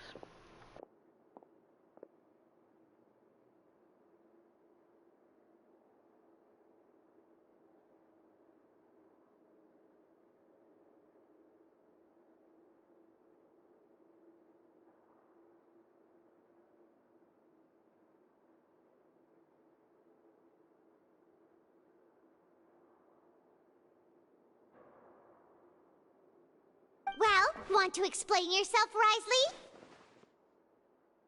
Oh, sorry, my bird's just biting my forehead. Of course, but I'm not partial to the word choice of explain. How about enlighten? True, because he's not. Because technically, how is he supposed to explain it? It's more of like throwing in new information than what we already know. Please enlighten us as much as you'd like. But where should I begin? How about you start by asking me any questions you have? You can start with whichever one you'd like to get answered the most. There's my verbs on my shoulder. But where should I begin? Oh, that's him. Then Paimon will begin. Did you know about Lenny's goals from the very beginning? Well, obviously he did know. No. I just knew they were Fatui operatives sent to the fortress by the Knave. As for their specific goals, I only figured those out as you made progress on your investigation. Oh, okay. So he didn't know at first, but until it became specific when he mentioned the Forbidden Zone. You managed to monitor and stay ahead of them even though you didn't know what they were trying to do? Boop. They came here with ulterior motives. Don't you find that funny, Kiwi? I'm quite adept at discerning what that kind of behavior signals. Why didn't you stop them? Initially, I thought their goal was just to investigate Child's disappearance. Nah, that's us. Linny suggested that I had deliberately let him escape, but in truth, I didn't really do anything special to help or hinder him while he was here. Everything he did, from finding helpers to leaving this place, he did on his own. I see. Of course, it's inevitable that the Knave would make a big deal out of her fellow Harbinger's unexplained disappearance. I'm also quite curious about where that Harbinger went, so I figured I might as well let the Fatui do their own investigative work. All I care about is the answer. So if anyone were to escape, you'd be able to find a way to fix it. So you were hoping Lenny's group would just do your work for you? You make it sound like that's a bad Essentially. thing. Unfortunately, things didn't go as planned. I assume that Fremine has told you already, the ratio of primordial seawater around the fortress of Meripede is on the rise. How and why? Well, Nuviolette did mention that it was all but gone, yet somehow it's in pockets and it still remained. The Forbidden Zone has always been Linny's target, and you got roped into that investigation after running into him. I began to intervene out of concern for your safety, and also to prevent the fortress from becoming entangled in more irksome matters.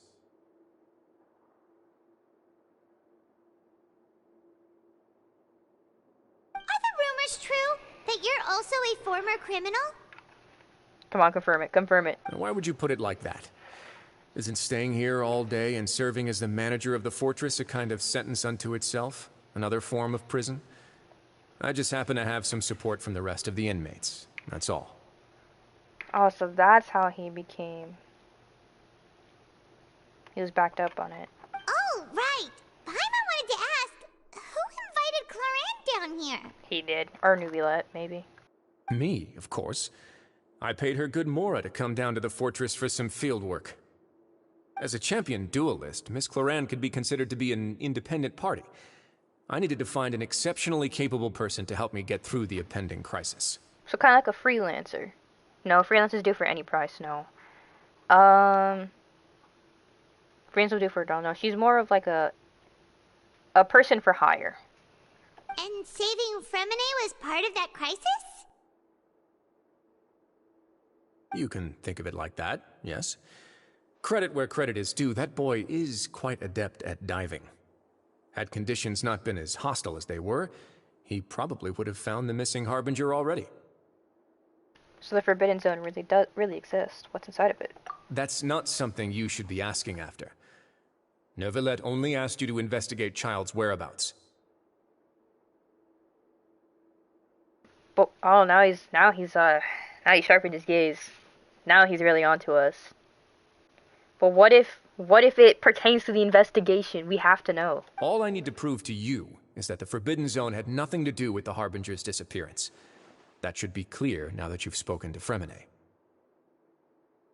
But we've already uncovered that there's something wrong with the infirmary, and we've answered a bunch of questions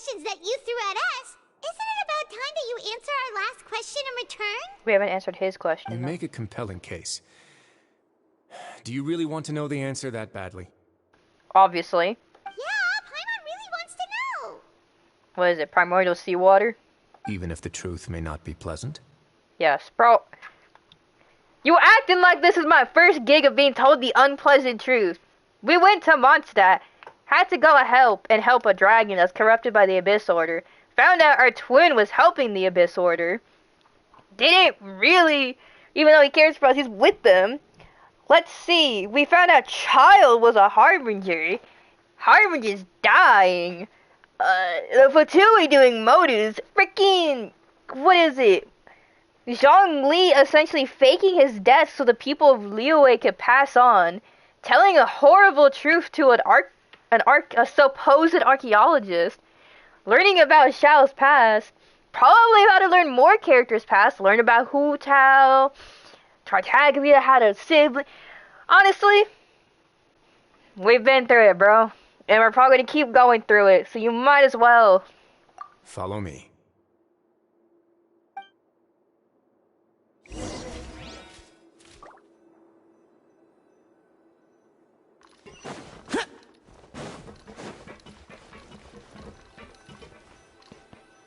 There's a secret passageway here, isn't there?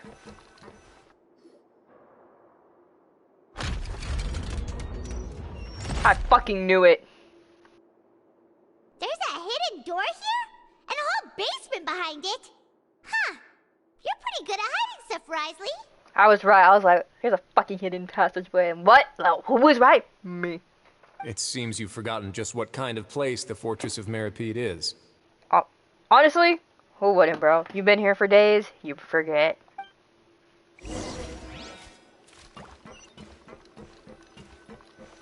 A place of secrets is what the Fortress of Meripede is. Behind this hidden door is another door. Stand on the central plate. Wait, is there a secret mechanism or... It's an elevator. Whoa. Kinda like how we were used to descend like back on the surface into this place, yeah.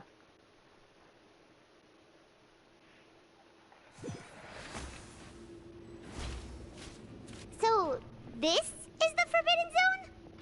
Honestly, for a place so well hidden, Paimon sure doesn't see anything special. And that is... What a huge door! Why is there a huge door? There are 3 such isolation gates in total. Generally speaking, I'm the only one who's allowed to go inside. Hence the name Forbidden Zone. More like the Risley Zone, at that point. Am I correct to assume you're going to run on back and tell your little Fatui friends everything? No. Well, Paimon wasn't thinking of keeping anything from them. But if you wish for us to limit the information, we will. Well, I'd advise you wait until you've seen the whole truth of this place for yourself before deciding whether or not to tell them.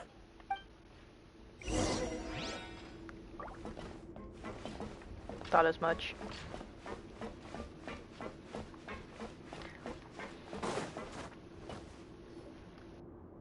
Huh. So there's a switch on the side. Stand back.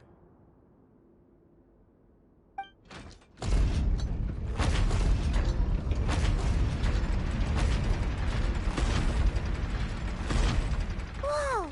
They all just went up one by one. What's in the middle of that room? Go on, have a look.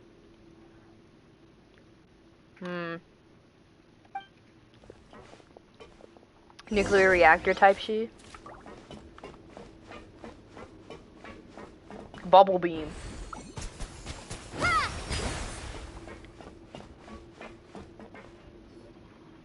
It's the water, isn't it? He said in the middle. I've been interested in what lies beyond that gate ever since I assumed leadership of the Fortress of Meripede. Of course, it would be unwise to recklessly open it, but it'd also be risky and negligent to simply ignore any potential danger that could be behind it. The readings on that dashboard have not budged since the day when I first laid eyes on this place. But over the past year, the needle has crept upwards from its original position, likely because some parameter it's been tracking has changed, if only infinitesimally. This is way like a nuclear reactor, kinda. Normally, I would have ignored it, But I happened to have some free time when I noticed it, so I investigated. The Any water- guesses what the reading could be tracking? The water pressure? Very reasonable guesses. I've considered both of those as well. Unfortunately, our dashboard is tracking something less ordinary. So the reason why I said it's kind of like a nuclear reactor is because I think, like, so if you know, like, Chernobyl, right? If you watch the documentary stuff, right, within it, there's, like, these, like, apparently when people covered it, like, from things like how the radiation was, like, so great, there's these big kind of, like, pillars that made the floor, and they weighed, like, tons or what, I don't know how many tons, but just lifting one would take so much force, and they were all just lifting up kind of, like, with ease, kind of, like in a flowing motion or, like, erratic. So in a way, before the energy fully did that. And the way that it's like the readings too. So I'm like, that's why it kind of gives me the vibes of a nuclear reactor. He said, but he did say the water pressure is an accurate guess. And mind you, Fremine did tell us that the primordial water is mixing with the regular seawater. So if I had to guess, and with Nuvi that said that primordial seawater still remains, what is under there is locking away the primordial seawater. The temperature should vary with weather and climate changes, so for something that rarely shifts, the water pressure is more likely. We ran a few tests to increase the pressure from the outside, but the readings didn't change at all. Later on, a few more possibilities occurred to me, such as a potential connection with the primordial sea. I began to make a few preparations based on that hypothesis. Over the past few days, the needle has moved again. With that, and the symptoms that Fremine displayed after leaving the fortress, I can now confidently conclude that the readings represent the concentration of primordial seawater in the seawater nearby. The concentration of primordial seawater? But we're already under the sea! It means what's locked behind that door. Or the hatch. And that is precisely the problem. We're at the bottom of the sea, and now we're surrounded by toxic seawater. Somehow, primordial seawater got mixed in, and the concentration is steadily rising. Primordial seawater is continually leaking into the sea? Yes, that's very likely. But forget about the two of us. Not even Novelette knows where the primordial sea could be, much less where we could find and plug a leak.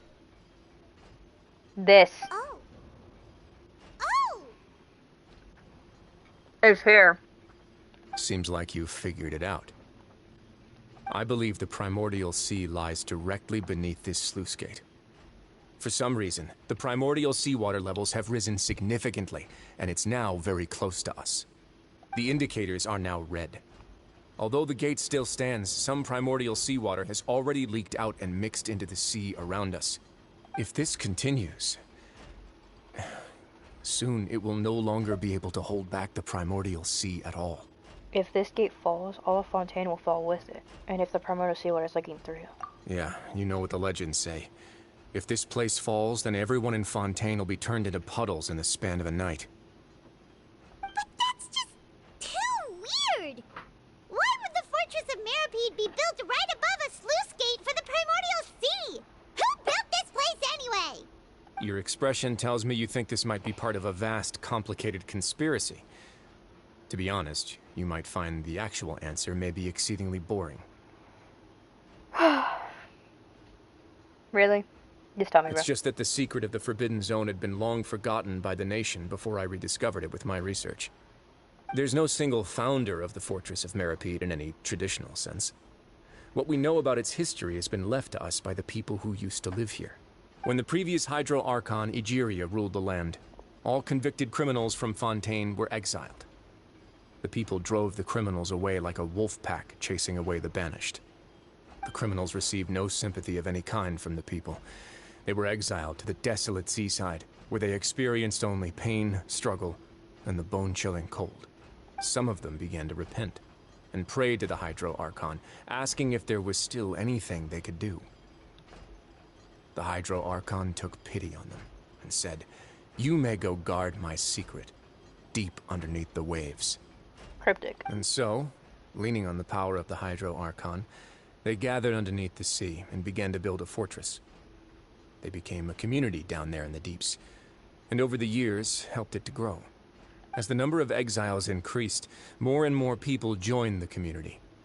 When the first group of exiles died, they left the yet unfinished fortress to their successors. The Hydro Archon continued to lend her support, allowing the fortress and what it stood for to continue growing ever larger. Before long, this dark underwater fortress became the sinner's only home. To all criminals, to repent is to protect the people of Fontaine. And with that, the people here stopped referring to the fortress as a prison. They saw themselves as repenting sinners who would regain their freedom once they had sufficiently redeemed themselves. But as time went on, people also realized that the fortress was a lonely place.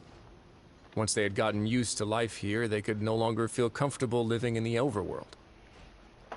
It'll be a hard time to adjust. Once they had finished serving their sentences, some people left and some others chose to stay.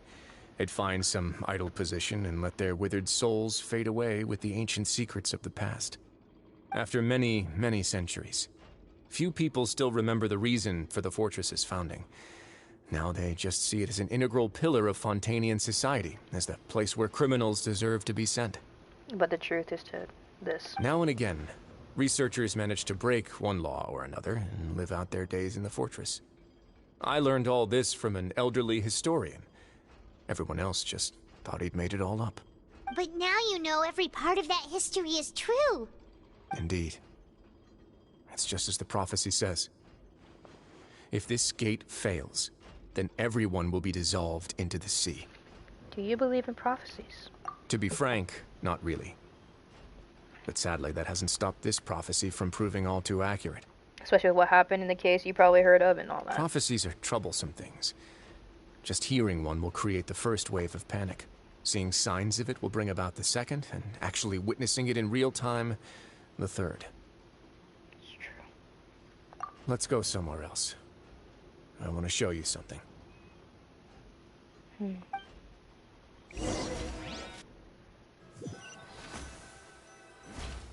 Is something? This is it. Oh, it's them. Jalouse and... Your Grace, perfect timing. The results from our last round of experiments have... Yo, what's up? Wait, Jurier, he's not alone.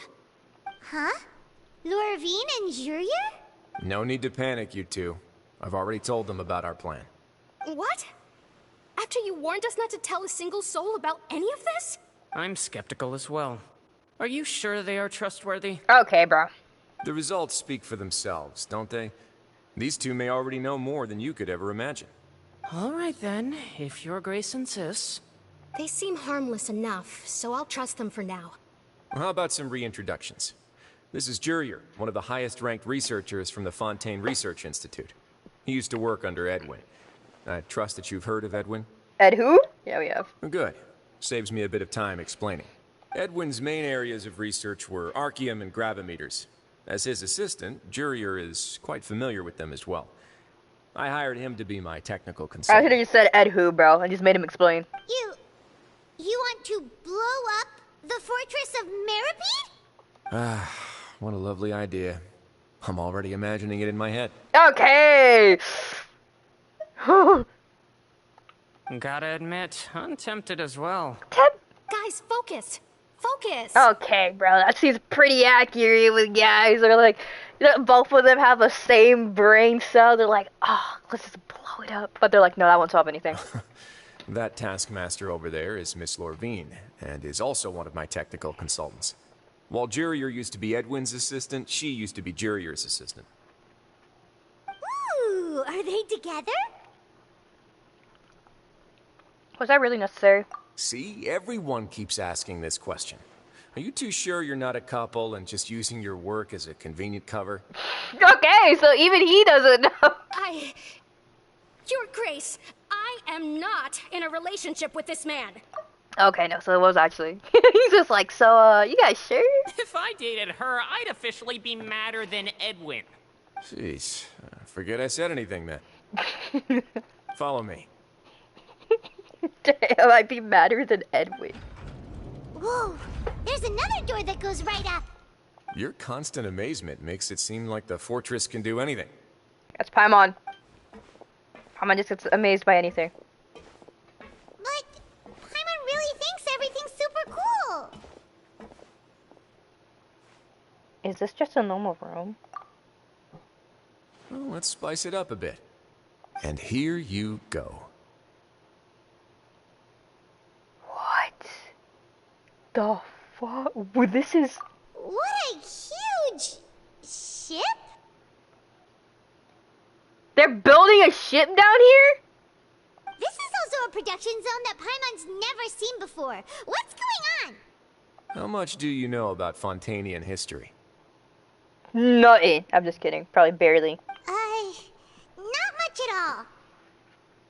Well, then maybe you haven't heard the story of ancient Lemuria.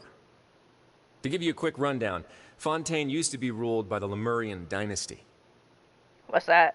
According to legend, the Lemurian king Remus came to this land after being inspired by divine revelation and found the seer Sibila, who had taken on the form of a golden bee. Taking the golden bee with him and riding on a huge ship, the Fortuna, he created his nation above the surging waves. He called his nation Lemuria and used the Fortuna to incessantly search for new tribes and islands, calling on them to join his empire. There's a ship in this story too? Where there's water, there'll be ships. People believe that hope can always be found at the end of a voyage. It's not wrong. Do you believe that too? To a point, I think. As you've already seen, I have a whole factory's worth of labor, materials, and technology at my disposal. Certainly can't hurt to give it a try. So the moment I began to speculate that the primordial sea might lie underneath the gate, I also began this project. So you had people making... Were you inspired by the legendary Fortuna? Maybe. Fontainians need something to hold on to cope with the impending disaster. This is a plan for the ages. Can't you share your plan with anyone? Were the workers to find out the truth behind this ship, riots would destroy the fortress faster than any catastrophe. As the fortress's administrator, I'd never make such a reckless call. All right, that's enough talking for now. I'll need another 3 cups of tea to soothe my throat. Do you have any other questions? He keeps mentioning tea! Clorin, would you like some tea? Just say you want tea. Alright, I want a cup of tea because I've already made some. Would you like some? I'll take you up on that, author. I've already made tea. Oh, as I said, she's enjoying tea. This guy's obsession with fucking tea. Seems like you're good. Come on, I'll take you back. Bro.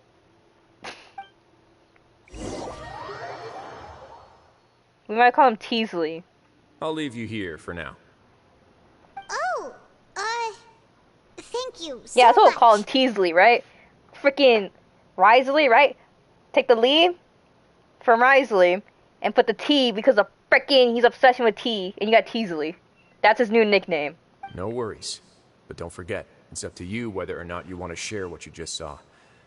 What you do from here on out will likely affect those 3 as well. Or we could call him just call it T, or we could also just call him a Tea Obsessor. He means that my actions now will decide the next step. Seleni's group's take.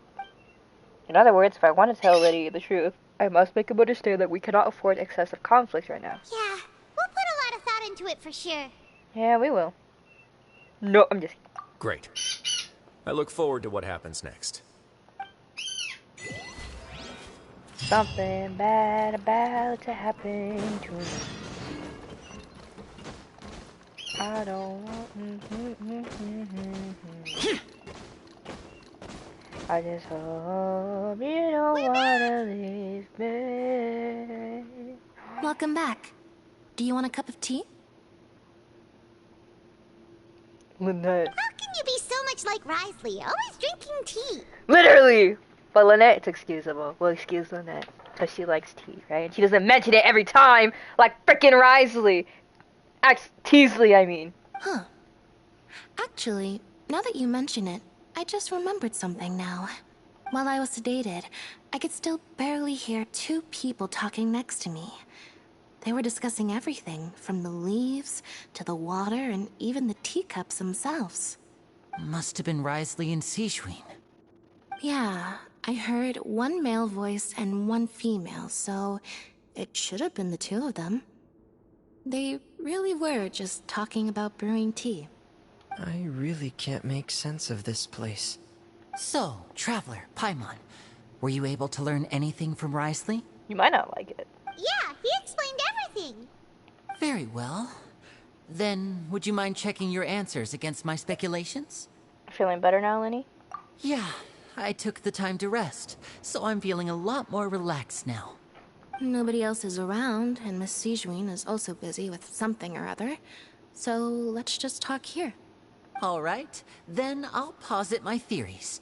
I asked myself 3 questions. Firstly, why was Fremine affected by the primordial seawater? It was because he dove into the sea. My theory is, the long-lost primordial sea is probably very close to the fortress of Meripede. It is very close. Or rather, it's here. We'll put it as that. Whoa, he's good. He got that right on the first try. That's true. That's our Lenny. Secondly, Wriothesley's attitude changed dramatically during the course of our stay here. He ignored us completely at first, then suddenly roadblocked us. Why? I spent quite a long time thinking about this. If he has been monitoring the Fatui since the very beginning, he probably ignored us at first because he was hoping we could find Master Child for him. What's more, the Fortress of Meripede is not part of Fontaine's court system, nor does it report to Udex Nervulet. Wriothesley is basically the king of a no-man's land. As long as the fortress doesn't do anything about Master Child's disappearance, Father can use it to pressure the Fontaine authorities. And while the 2 factions are pitted against each other, Wriothesley will be free to move between the parties of interest. If I had to guess, he probably has something that he's working on himself. It's likely related to the secret of the infirmary, but I just can't think of what it could be. Lenny's grasp of the big picture is amazing. You're super smart. Well, he is working on something. Hey, Chair. Hi, Beast. Thanks so much. Then finally, there's the last question. If Wriothesley does have a plan, what could it be? All I know for now is that his plan probably has something to do with the changing nature of the seawater. He's even gotten Cloran to help him out. That can't be the full extent of what he's doing. There's probably a secret passageway behind the block in the infirmary, and there's something big in the fortress that most people here never get to see. He has a bargaining chip, and it could be important enough for Father to deal with him directly. He's building a ship. I don't have enough information, so I have no idea what his chip might be. But let me guess. You have the last piece of the puzzle. After some deliberation, you share the information you just learned with Lenny and Company. Are you doing Act 5 today or no? I can't believe it. That I am not too sure. I'm thinking of doing Act 5 today. I'll have to see. Because I was planning to do Act 4 and 5 today, actually. Ironically. But if I can't do Act 5 today, then maybe tomorrow, but I'm hoping to do it today. We'll just see how long this one is. The sea will engulf everyone. Just like the prophecy said. But I want to say I'm probably halfway through this one. Could Wriothesley have wanted to meet Father to figure out a way to deal with this crisis? I thought Jen texted you, but she's going to raid you today regardless. No, she did not. If you remember, I once mentioned that Father sees the House of the Hearth as her base of operations, and she truly wants to resolve the crisis. But how could Wriothesley have known that? I was gonna message her. She expects you would do Act 5 today. Yeah, I am. The thing is, I wasn't gonna message her, until, I knew that, as soon as Act 4 was done, then start on Act 5, because I didn't want, because she said, make sure she was there. And I'm like, and I did say to myself, what if I do both of them today? Or perhaps he didn't know, and just wanted to bring Father over to his side? Which could be why he said he just wanted to negotiate. Yeah, that makes sense to me. I understand your concerns as well, Traveler. I'll figure out a way to pass this on to our father. No matter what, we're on your side. Thank you, Lenny. The 2 of you have already aided us far too much. We probably wouldn't be standing here right now if not for you. If you ever need anything else going forward, please come to the House of the Hearth at any time. Though you may not share the sentiment, after all that we've gone through together, the 3 of us basically see you as family now. Could you text me on Discord later if you're starting it? Because I think she's going to rely on me to let her know. Yeah, I can text you later. I am lurking. You have my gratitude. Yeah, there's Jen. I had a feeling. As soon as I saw the number 3 on the viewer. I knew you guys were lurking to you guys talk because I'm smart about this. Pachan. Thank you for protecting Linny when it really mattered. And thank you for sharing the secrets of the fortress with us. We didn't think you were going to do it. Why are you being so formal all of a sudden? Being a stalker? Crazy, JK. Don't mention it. We can work together again if necessary.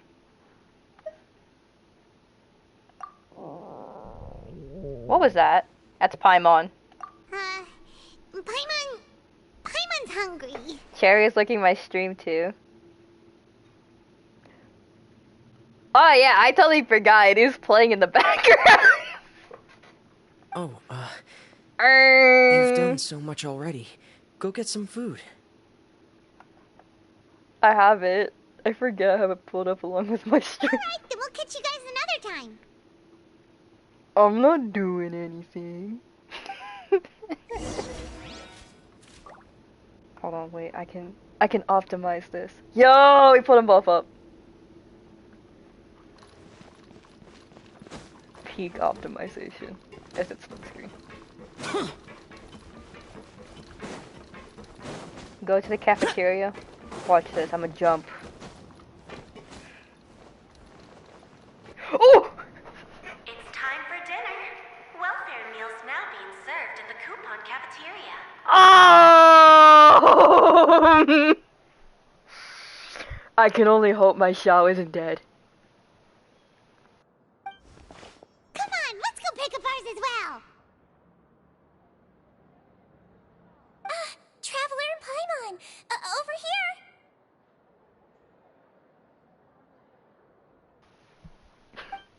Bro. Are you here for dinner too, Miss Sijuin? Hi, Sijuin. Oh, bro.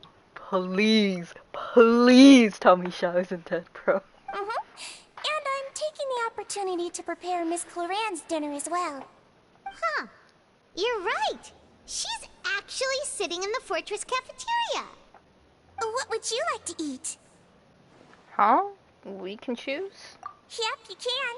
I've already talked to our chef, Mr. Wolsey. It's all on me today, so you can get whatever you'd like. And then I'll have the tasty stuff you have to offer. Me too! Don't forget Paimon! No problem. Just leave it to me. I don't want a big portion, bro.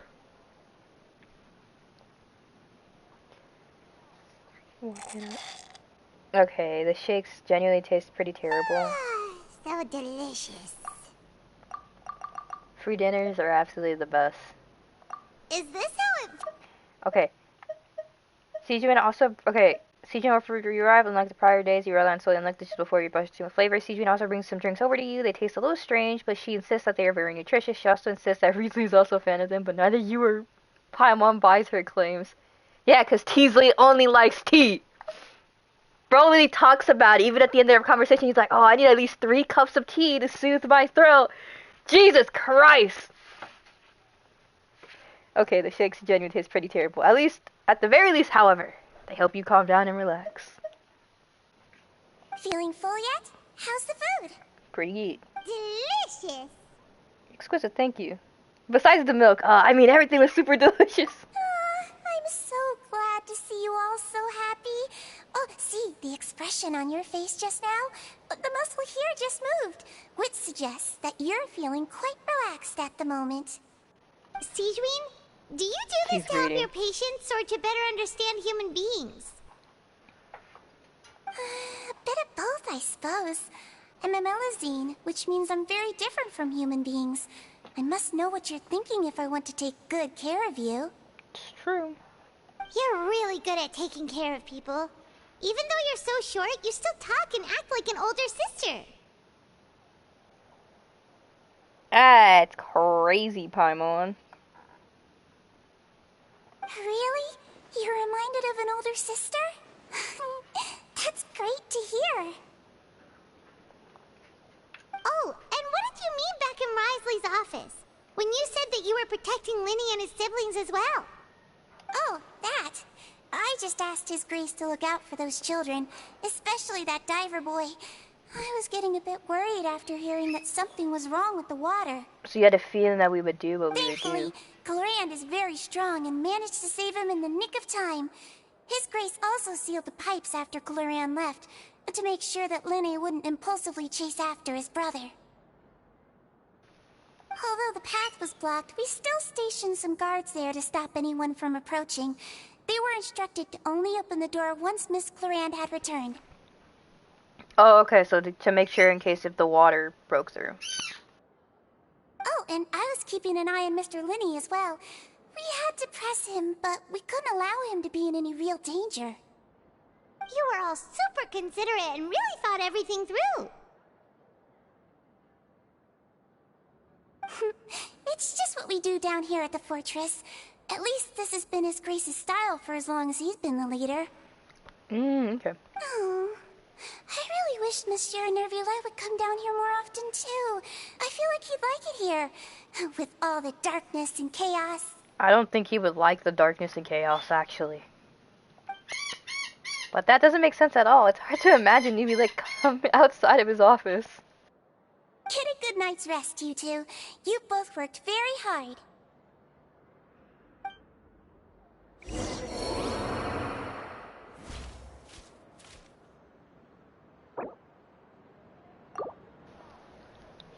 No! He was killed! He was killed! Kazuha, you lucky. Of course Kazuha gets the screen time. Literally, accidentally jumped off with Xiao, accidentally killed him, and he decides, oh, I'm taking Xiao's place now. Okay, bro. Ready, steady, go! Mischievous. You knew exactly what you were planning, Kazuha.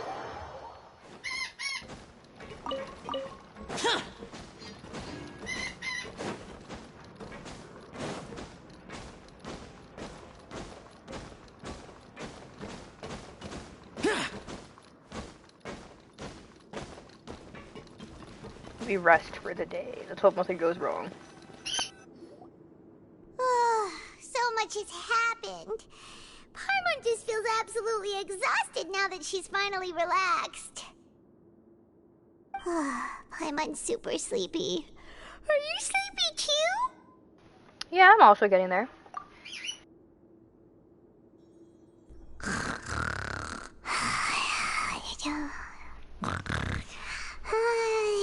Bruh, immediately. That's crazy.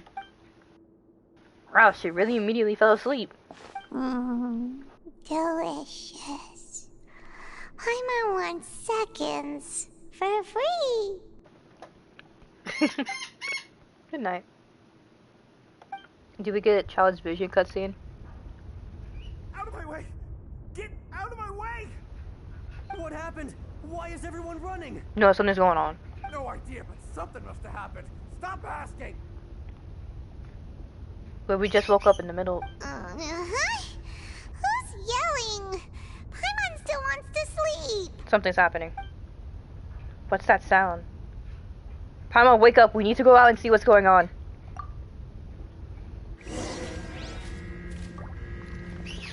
Oh, there's an alarm. The water.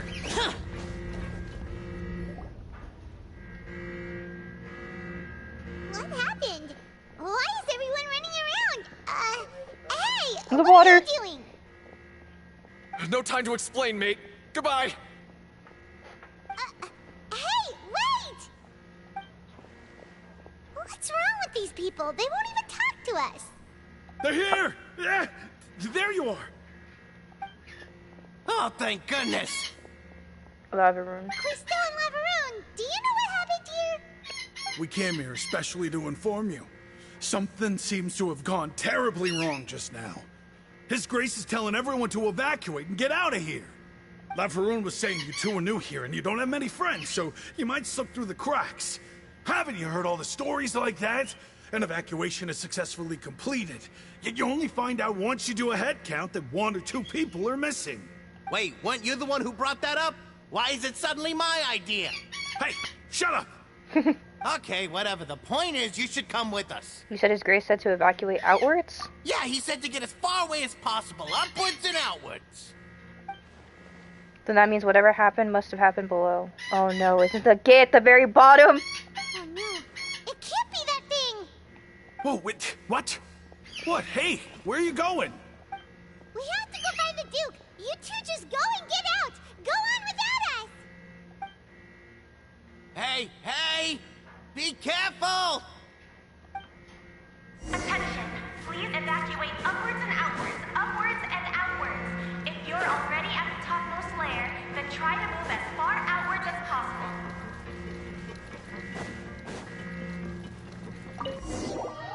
Bro, it bursted through, didn't it? Or it's about to break through. There's no other way. And the passageway's open too.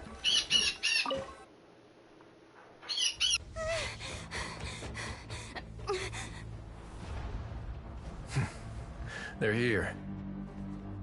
Just like I said. What happened? That.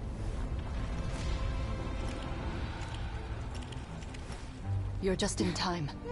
But be ready to run.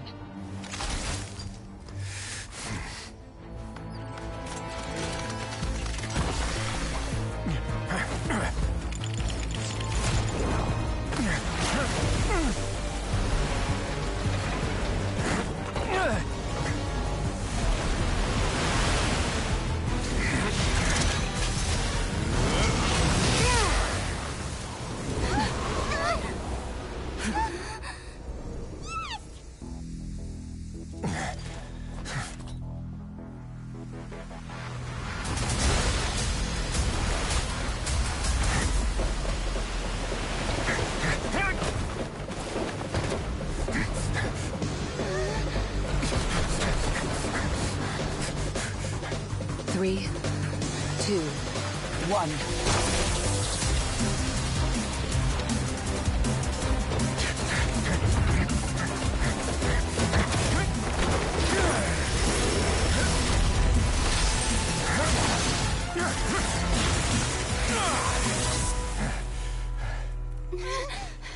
This won't hold it for long. Find Neuvillette. Tell him the defenses are about to collapse. Then what will happen to you? Until he arrives, we're the last line of defense.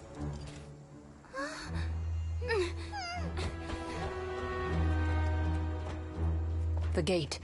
How long do you think it'll hold? That depends on us.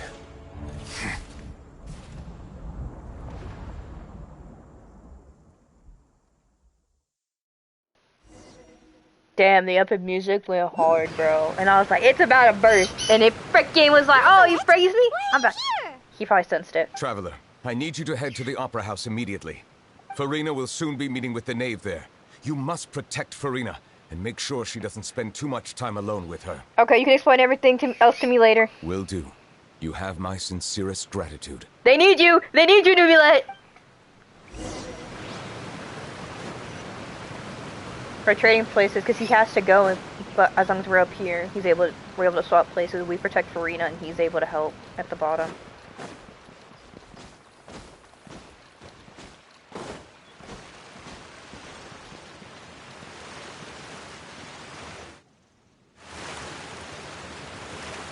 Look!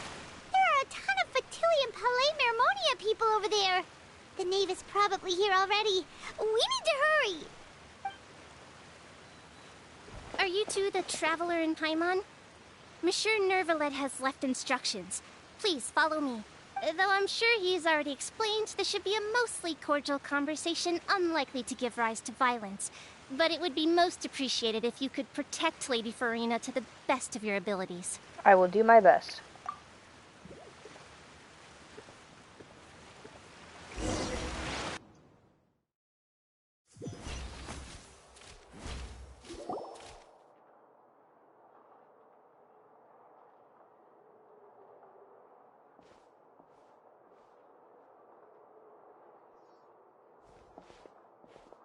Oh, so you two are the honored guests Miss Farina mentioned. Yeah. Of course, of course. How could they not attend a meeting such as this? I must always have 2 or more guests at my dessert table.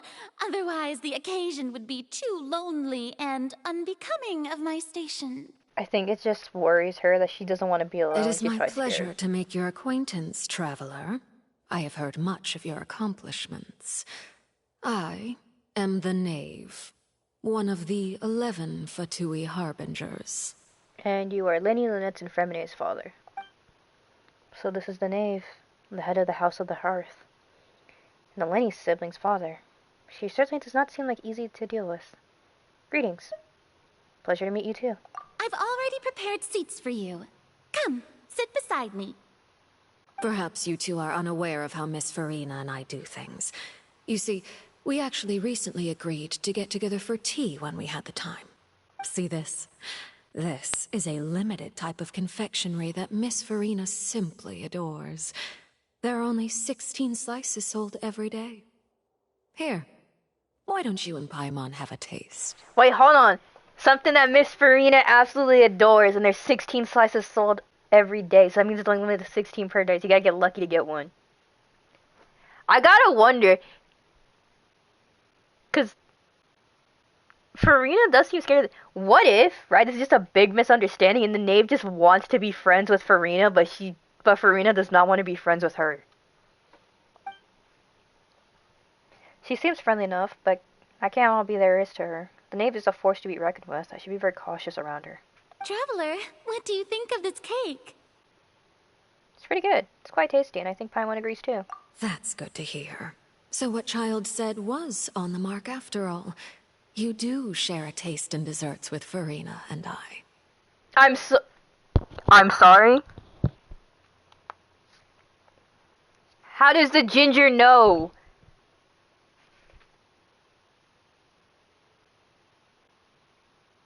I thought I heard something ring. Anyways, how does the ginger know? Wait, Child should have no reason to have said something like that. I wonder how he's doing nowadays. You must have heard, right? He's suddenly gone missing. I'm really worried about his safety, you know. Here's to hoping that he's an excellent swimmer. She knows. I have faith in his abilities. Since we're talking about him, I feel like I should add something. His martial prowess really looked certainly pretty impressive, yeah. Farina looks quite nervous. There must be some kind of bad blood between her and the Knave. Oh, so you're also familiar with his aptitude for fighting, Miss Farina. Oh, right. I almost forgot. Child was subdued by Udex Nuvillette right in front of you. Against ordinary people, my colleague would never be on the back foot. But alas, he just never imagined he'd run into such a person. I must express my admiration for Monsieur Nuvillette. I managed to find a few leads on his whereabouts. Coming from you, that's not surprising at all. But I thought you would be happier to hear the news. Of course, but it's still a bit of a shame. You see, I would have been far happier had I received this news somewhat earlier. As you well know, a long time has passed since Child disappeared. Well, in any case, there's no need to worry. We know for sure that Child is still alive. Oh, and just how do you know that? Because we found evidence that proved he left the Fortress of Mirapede. And where did he go after leaving the fortress? Well... Oh no, Paimon's statement just left us wide open. The Fortress of Mirapede lies deep beneath the waves. Unless he pranced right out of the main gate, he must have had to swim for it. Do you have any proof that he surfaced safely? I just noticed that she was immediately, like, concerned. Like, she immediately, like sat up and was, like, put her hands on the table, kind of, like, too, like, in a way, just, like, you actually know? Like, she's, like, concerned for him. Like, she's, like, obviously, because it seems like if she's going out of her way to also confront them and be like, where is he? I mean, she probably sees him as, like, a form of family. But there is also no evidence that he's been injured or killed. Ah, that is good news at least. His sister Tonya sent a letter to Fontaine not too long ago. Since he was unfortunately unavailable, I picked it up on his behalf. That's true. He does have a family as well, so it would make sense why she also. Do you have any idea how he usually writes back to his family? Dear Tonya, Your letter made me feel like we were still enjoying our time in Snezhnaya together. I'm currently admiring the scenery on the streets in front of the opera house. Is it something like that? She's turning up the pressure. I'm not sure if I'll be able to convince her, but I can at least try to distract her from Farina. Sounds good to me, yes. All letters tend to follow the same few formats anyway, right? As long as the contents are accurate, it doesn't matter so much how it's written or how it's worded. Hold on. The water in the teacup is shaking. The water. I suppose this is also a sign of things to come, Miss Farina. Huh? I don't quite understand what you're trying to say. Oh, you can see the little effects in the teacup, like from Farina's perspective, like it's like little drops rising. Have we entered into the next stage of the prophecy?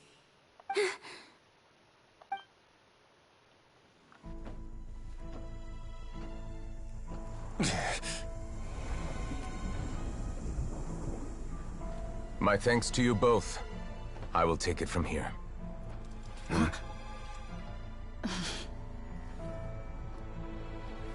Sure you don't need a hand? Quite sure. Wow. So, what's your secret, huh? Let me guess. Nah, who knows? Maybe it's just your sense of responsibility. Sounds about right.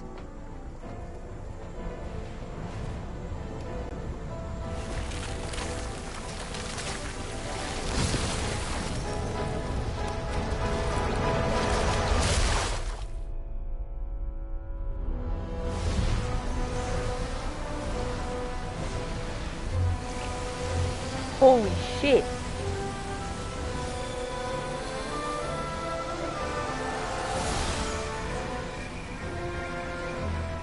A day may come when the prophecy is fulfilled, and the waters burst forth.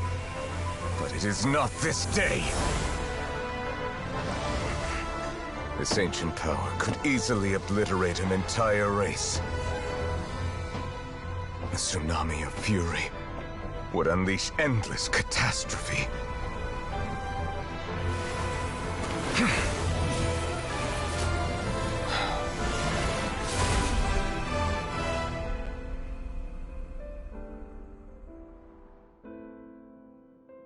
This sentence is too severe. Forgive me for overruling it.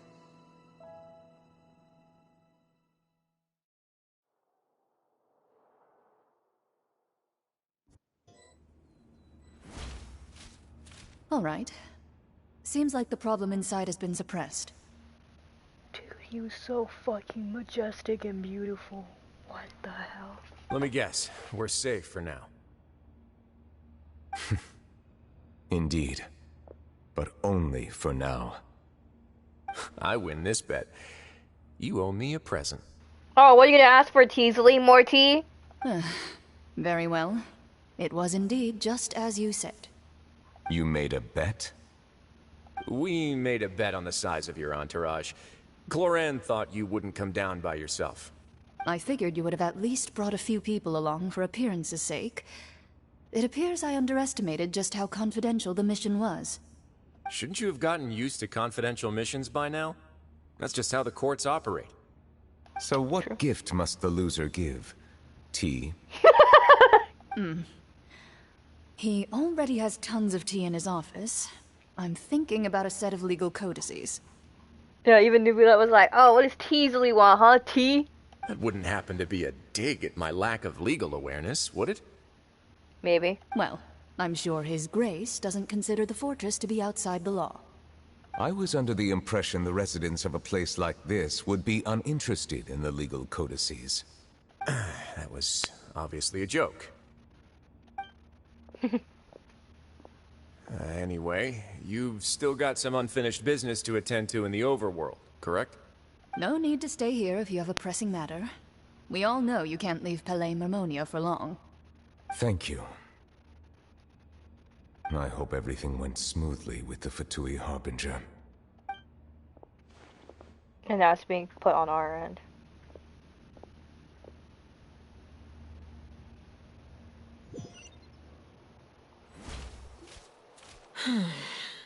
I must say, we've spent long enough playing house. Miss Farina, as the Hydro Archon, I am sure you understand the exact meaning of the phenomenon we just witnessed. Or should I say, that's what I originally thought. But looking at your expression, was I wrong? Someone rated Jen with 57 viewers? Oh my god!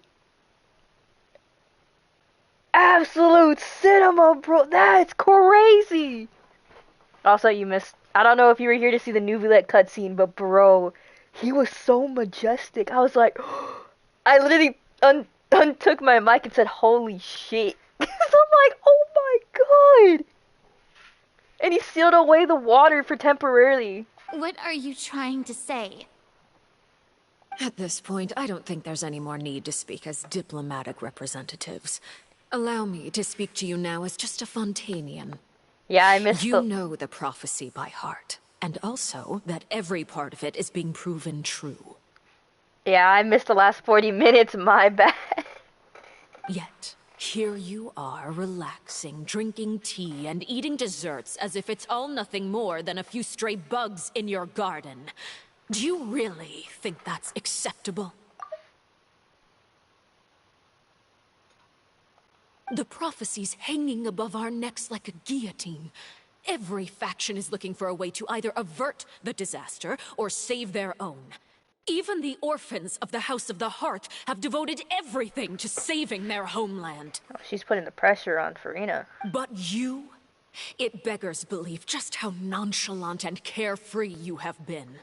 From the very beginning, you, the god Focalor, you have utterly failed to take action. Dude, I can feel that resonating in my soul when she's saying that. You're wrong. I've never ignored the prophecy, nor have I just been passing the time in self-indulgence. Retract your accusation and stop doubting the wisdom of the gods with such absurd conjectures. I am not alone in my doubts, you know. All the children of Fontaine may be harboring the exact same thoughts right now. Oh, great Hydro Archon. How are you going to save them? Save us? How are the people you've sworn to protect supposed to survive in a land that will soon disappear beneath the waves? I have my ways, and I've been working on them for all this time. Even if you look down upon me, you have no right to judge me. Fontaine will be saved. Even if I still cannot see the true future right now, as long as I continue on as I am, I will be able to hold my head up high. What is her plan? Farina's not acting like her usual self. She's actually seriously refuting the knave's accusation. She means what she says. She's not putting up on a front. She's not putting on a front. Then I ask you, Miss Farina, just what have you been working on? Where can we see it, and what is it doing to help? So was that all a lie, or can she really not tell us? She was so full of conviction and confidence just now, but now she's deflated like a pop balloon. My machinations are just like the prophecy itself. They will only reveal themselves at the fated time. It is just that beings like yourselves are unable to perceive them as of yet. I see. As a god, the proof of your labor always lies beyond prying mortal eyes. She laughed. Allow me to be so bold as to ask another way. Would it be possible for you to tell us the parts of your plan that are not confidential? Such as your emergency response plan for the impending disaster? An emergency response plan? Oh, crap. She got Farina there. Oh, that look in your eyes.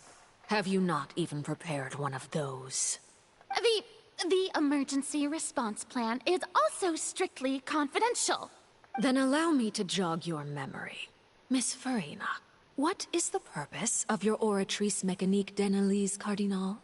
And what do you plan to do with the massive amounts of indemnitium that has accumulated over the years? The Oratrice? It's just like it appears to be. So you also have no idea. If I'm not mistaken, someone's using it to prepare for something. But unfortunately, it would seem that someone is not you, Miss Farina. I first caught wind of this when Linny tried to investigate the Oratrice in the Opera House. You see, even just getting close to the core contaminated him with an extremely large amount of indemnitium. So is it like, is indemnitium like, what is it? So is it kind of like radiation? But even if that had nothing to or do like with exposure? you, then what could you possibly be working on, oh great Hydro Archon? Oh, right. I almost forgot. Udex Neuvillette is not at the tea party with us today.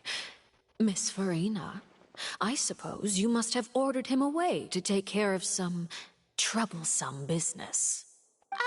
Yeah, yes, that's exactly right. Please keep it a secret for me. I don't think she is. Of course I will. Although, I must say, Miss Farina, you seem quite insecure without the Udex by your side. Oh, very well. Let's stop that conversation here. There are still a few slices of cake left, so please, help yourselves, everyone. These aren't the topics I can speak about. I don't even know what Neuvillette's task was. If I had to guess, he probably went down to deal with the surging primordial sea, but can he really deal with it all by himself? Is Farina being truthful or not? Traveler, I heard that you were recently commissioned to handle a few matters on behalf of the Udex. Why don't you take an extra slice of cake? Those who work hard deserve gratitude and praise. Nah, bro, we're freaking gonna put it in charge again for You jail. too, Paimon. Thank you. Paimon will take you up on that offer. Paimon's... Huh. Usually you wouldn't care, Paimon, but you seem very skeptical. Paimon's usually just like... Nate proceeds to change the topic and brings up a number of less significant matters. Oh, Paimon's super full. That cake was great. If it's on my tea table, it must be of the highest quality. Yes, and we must thank the knave for bringing these over as well. You're welcome. I'm sure the cake also felt greatly honored to be featured at Miss Farina's table. And I was merely catering to Miss Farina's tastes, seeking a chance to chat over tea. It is getting late. Why don't we call it a day? There are still a few matters that I need to take care of, so I must take my leave now. But if there's Very well. but a mass We'll amount end of it here. indemnitium. Mind seeing me off, Traveler? We could use the opportunity to discuss Child before I must be on my way. Of course. Paimon's coming too.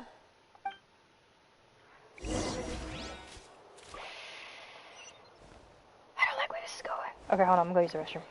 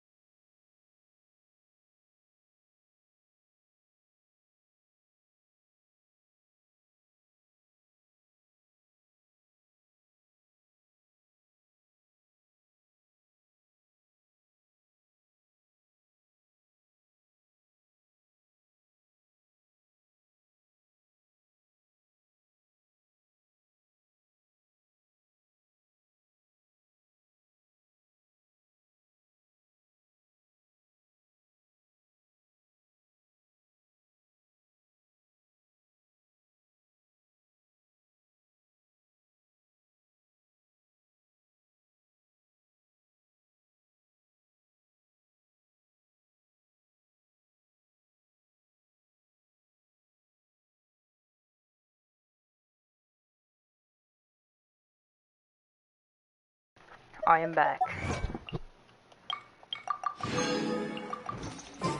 Rah! Bubble beam. No, not really bubble beam, but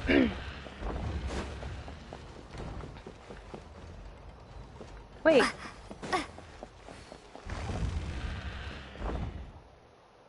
Is this Farina's office?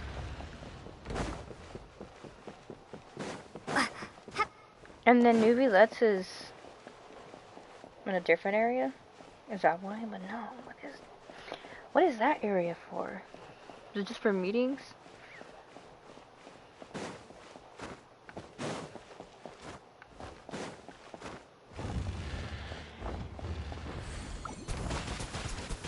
Water jet!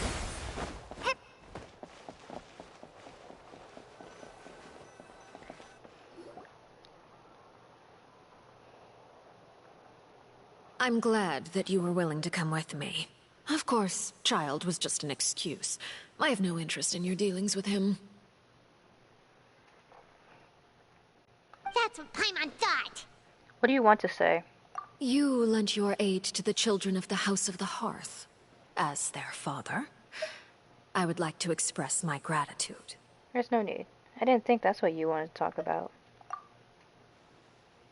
Was there nothing else you wanted to say? That was all. Formal topics should be discussed in formal settings, and informal topics in informal settings. I know you just returned from the fortress of Meripede. Relax. I have no intention of trying to get anything out of you.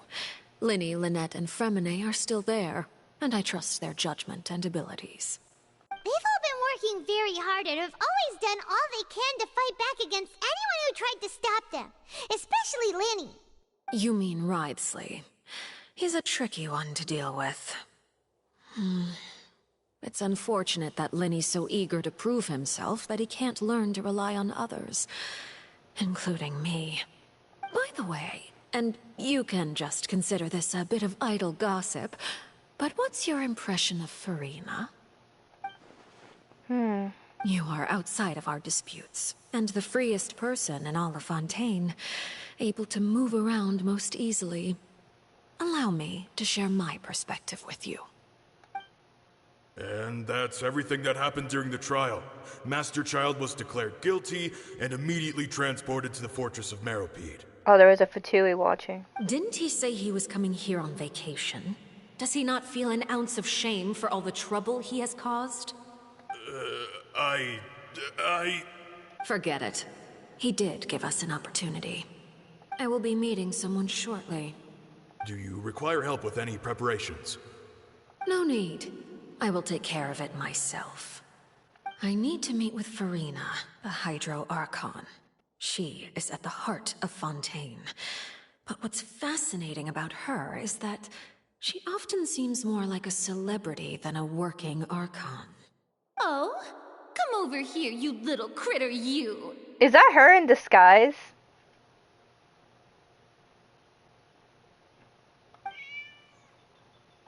You dare to run from me?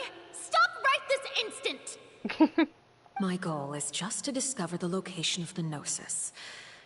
But I didn't expect the chance to approach Farina to be handed to me on a silver platter. This is so easy, it's actually making me a bit suspicious. Is that why she has her hand? Because she was going to try to take it from her? Anything left unguarded is usually just bait. But no one will blame someone for taking the bait. After all, from the moment it was attached to the hook, the bait is meant to be sacrificed. Oh, she was trying to take it from her.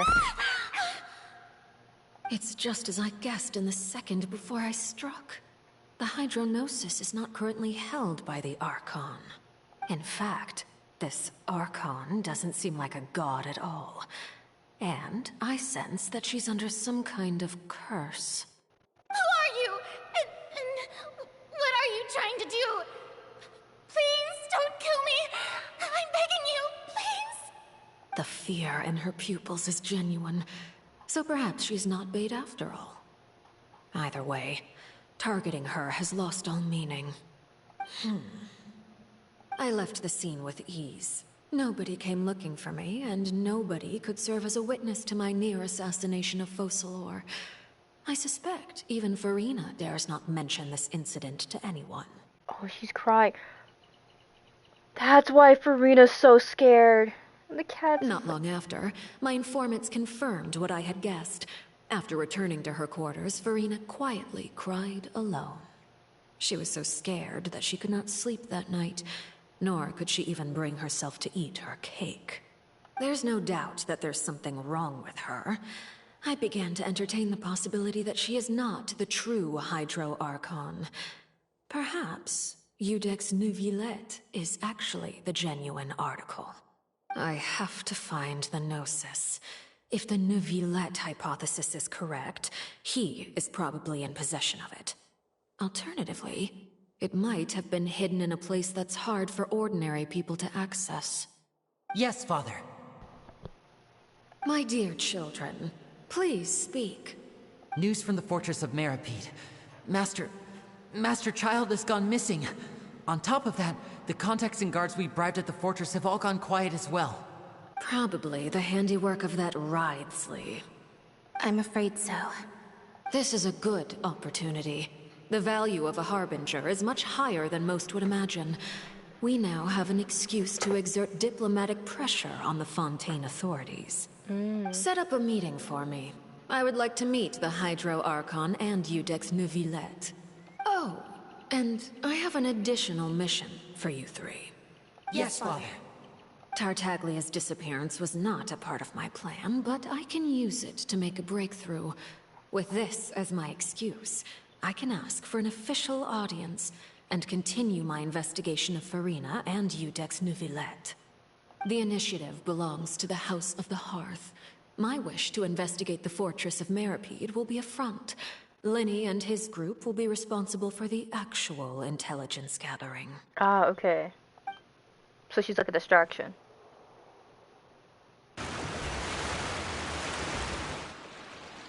You should know the rest. Lenny's group is quite close to you, so they wouldn't have hidden anything from you. You attacked the Hydro Archon? It wouldn't mean anything, even if you shouted it from the rooftops. After all, even Farina herself is still pretending that nothing of that sort ever happened. Alright then. I've now had 2 chances to enjoy tea with Farina. I have to say, the leadership of Fontaine is even more inscrutable than I had imagined. I once surmised that Iudex Neuvillette must be the Hydro Archon, but now, that doesn't seem right to me either. How'd you come to that conclusion? I am a servant of Her Majesty the Tsaritsa. Over my years of service, I've learned how a real Archon conducts and carries themselves. Whether Iudex Neuvillette or Farina, neither fits the bill. It's hard to imagine either of them as the Archon. Of course, that is all just how I feel. Gut feelings often do not require justification. It is, however, quite amusing to me that after all my years working in intelligence gathering, I've come to realize I am at a complete loss regarding the identity of the god of the land of my birth. Don't you think Fontaine is quite intriguing? A catastrophe looms, yet many secrets have yet to rise to the surface. It looks like Fontainians will have no choice but to save themselves. Ultimately, though, one must survive in order to do anything else. Should the need arise, I would be happy to cooperate with you. You don't need to commit to anything right now, of course. I have a feeling that the situation will continue to evolve, and as your name is often connected with noble deeds, I'm sure we will work together someday. Oh, Neuvillette. Neuvillette. He certainly returned quickly. You must want to catch up with each other, so I'll leave you to him.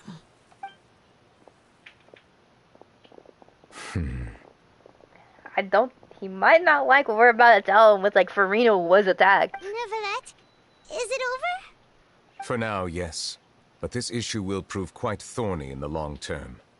I'm concerned that sooner or later the prophesized events will occur. Thank you for protecting Farina. Maybe ask what happened down there? To put it simply, I used my power to force back the primordial sea and reseal the sluice gate.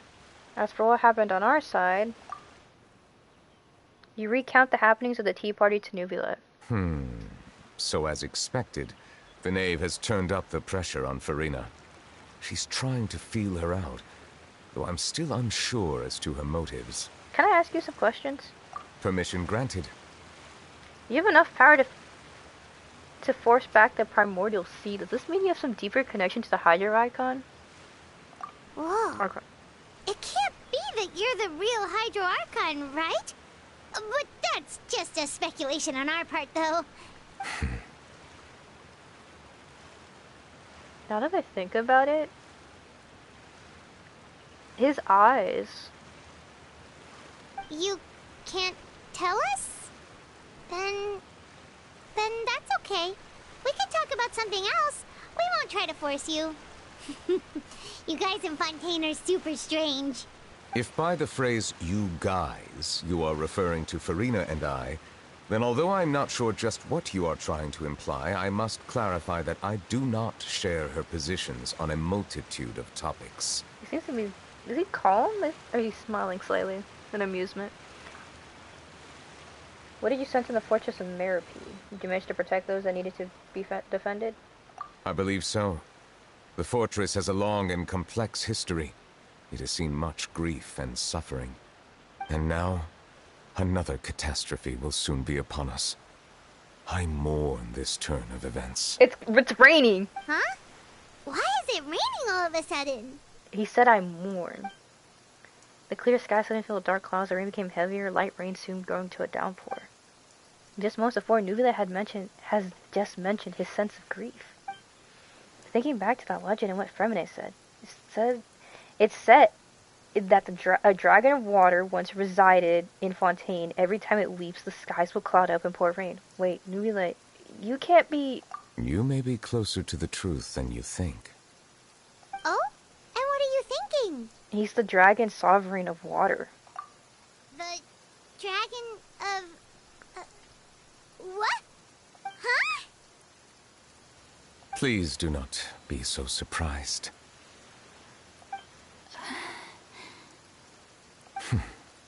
Farina?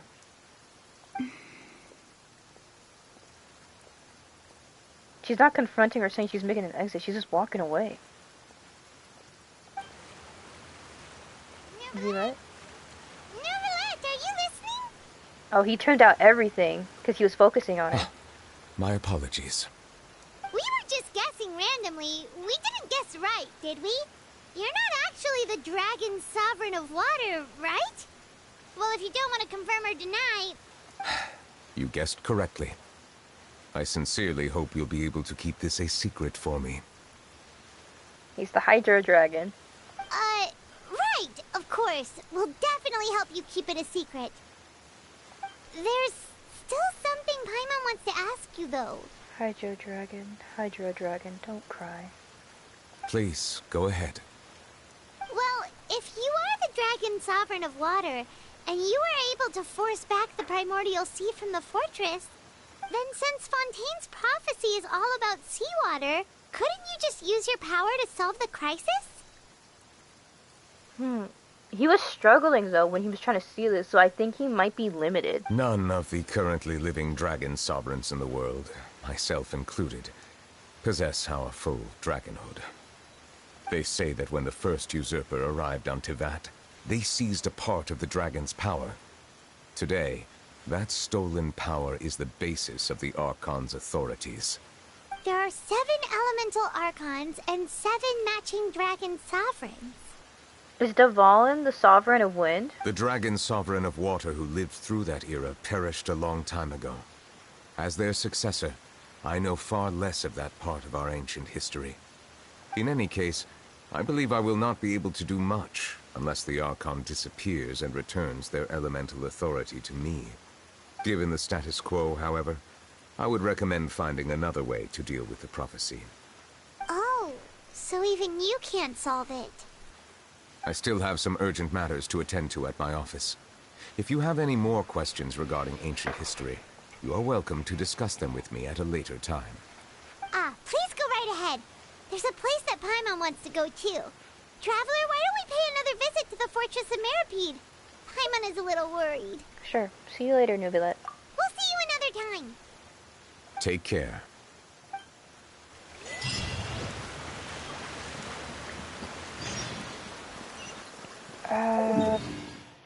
Yes, let's go back into prison, bro.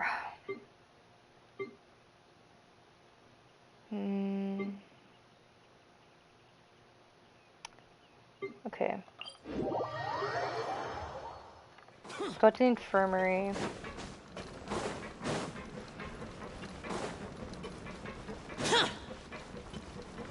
Cuts on this floor.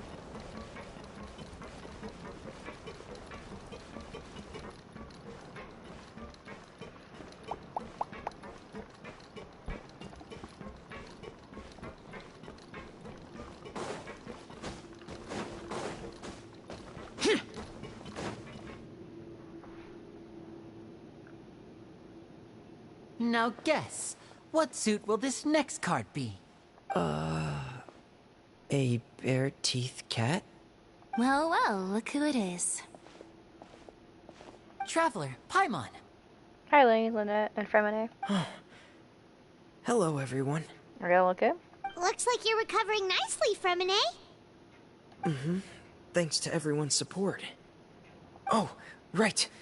I managed to work up the courage to thank Miss Clarant in person. Whoa, how did she react? She told me that it was nothing. It was as if saving a life wasn't a big deal to her at all. She also told me not to worry about it. She didn't want to stress you out, that's all. She's right, and it's best not to dwell on it. Yeah. Okay, but check this out.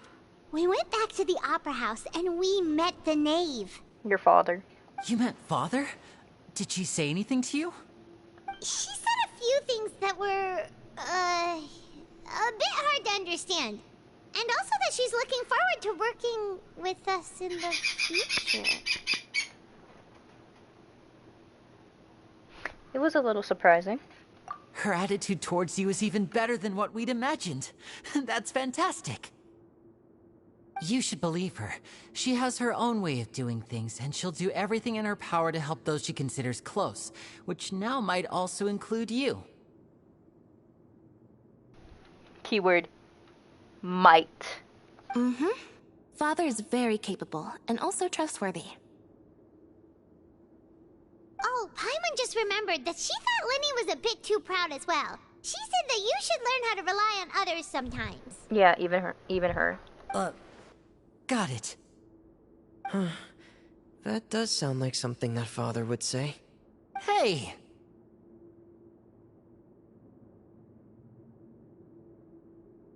Are you going to stay here for the next few days? Looks like it, yeah. Excellent. I will host a tea party. How are you? For real? Then Paimon wants another serving of cake. Another implies that you were already served some delicious cake while you were up there.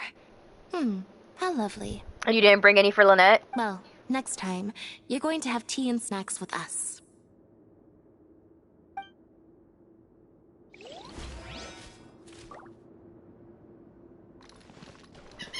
Okay. Hold on.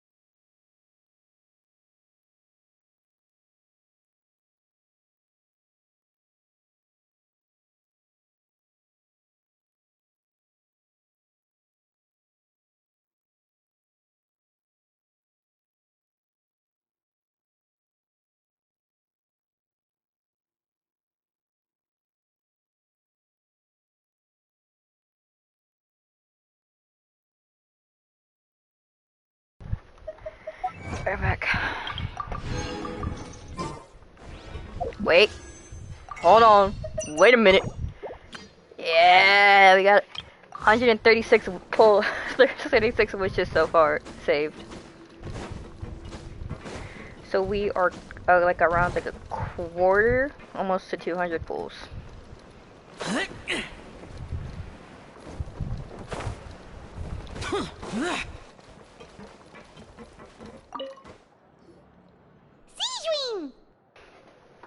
And so on and so forth. Traveler, Paimon, you're back! Are you still doing alright? Did either of you get hurt? Don't worry, we're both doing great. We're fine, but what about you guys? It was such a huge mess. How bad was it? A few people sustained superficial injuries, but that's about the extent of the damage. Monsieur Nervulette paid us a visit. It was all thanks to him that we... Oh, of course. A few people sustained superficial injuries, but that's about the extent of the damage. Monsieur Nervulette paid us a visit. It was all thanks to him that we managed to suppress the crisis for the time being. Oh, of course. We must also thank you for the help you provided. How did Nervulette know that he was needed here? Well, Monsieur Nervulette has strong resonance with the hydro element. When the water level rises, he can feel the waves produced. I see. So he has sensitivity to it. I ran into the bombshell bros while bandaging the injuries of the wounded. They were mumbling the whole time about how you just ran down without a word. I'm so relieved to see that you're both alright. If you're not too pressed for time, please stay with us a few more days. Just let me know if you get a craving for any particular dish, so I can have Mr. Wolsey get your meals prepared. Oh, and please feel free to visit the infirmary for a break at any time. I'd like to take the opportunity to spend some more time observing your facial muscles as well. Your happy smiles are quite contagious, you know. They're so memorable, and I've missed them immensely while you were gone. That's comforting, Siegewing.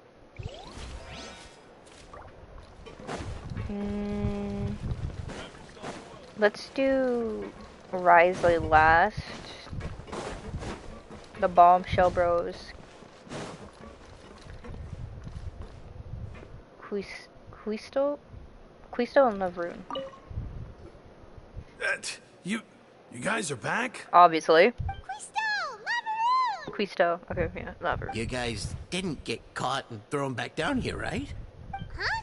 No, not at all. And here I thought you'd managed to escape from jail during all the commotion. I'd held you up as legendary jailbreakers, but now you're telling me you just never left? We're sorry, but we just had some business to take care of. All right. There's no need to get caught up in the details. We're just relieved to see you. He was super worried about you, you know. Hey, it wasn't just me. Weren't you super worried as well? Something like that, yeah. I was also transferred to work in the kitchen a few days ago. I can still hear Quisto mumbling to the carrots. Are those two all right? Do you think they made it out alive? Oh, so a few days has passed since we've been gone? Whenever he'd say that, I'd tell him I'm sure they're fine. Wherever they are, they're kicking back with drinks in hand, enjoying the lovely scenery. Hey, there's nothing wrong with worrying about your prison pals. Is there? I mean, considering how they always love listening to all my gossip. These two. They sure are a lot warmer and friendlier than when Paimon first met them. I'm sure their welfare meals must have just skyrocketed in quality recently. The meals will bring all the prisoners to the cafeteria. Oh, well, if you say so. I'll be watching you to make sure you finish every last bite. Uh-oh.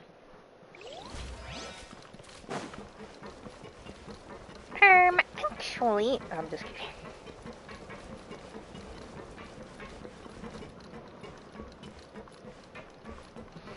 Alright, talk to Risley.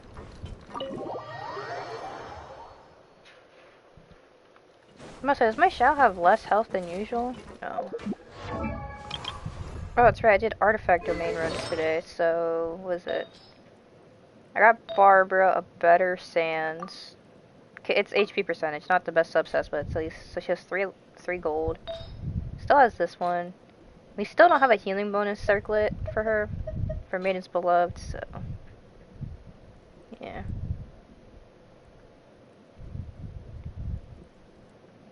And then we got, we just have this one, I just put it because it's healing bonus. Nothing new for Kazuha. I know this looks disrespectful, but it has elemental mastery. He won't, it's just for him to have 5 pieces. He won't always have that, I swear, on my life. And then I ended up getting a very good flower that I just slapped on the Hazo. Crit damage, crit rate, and it rolled like pretty well. 2 times in the crit rate, 1 is in the crit damage, and 1 into attack. Pretty good crit damage. I mean, that's a better, it's a start. Just slowly build him. Kale's got a decent flower.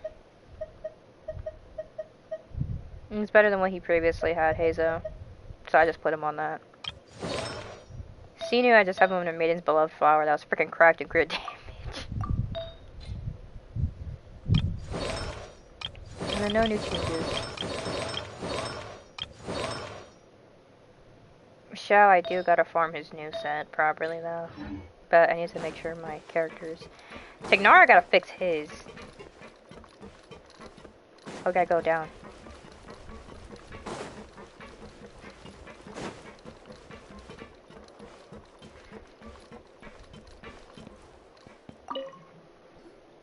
Courier, Miss Sijween told me you still haven't eaten.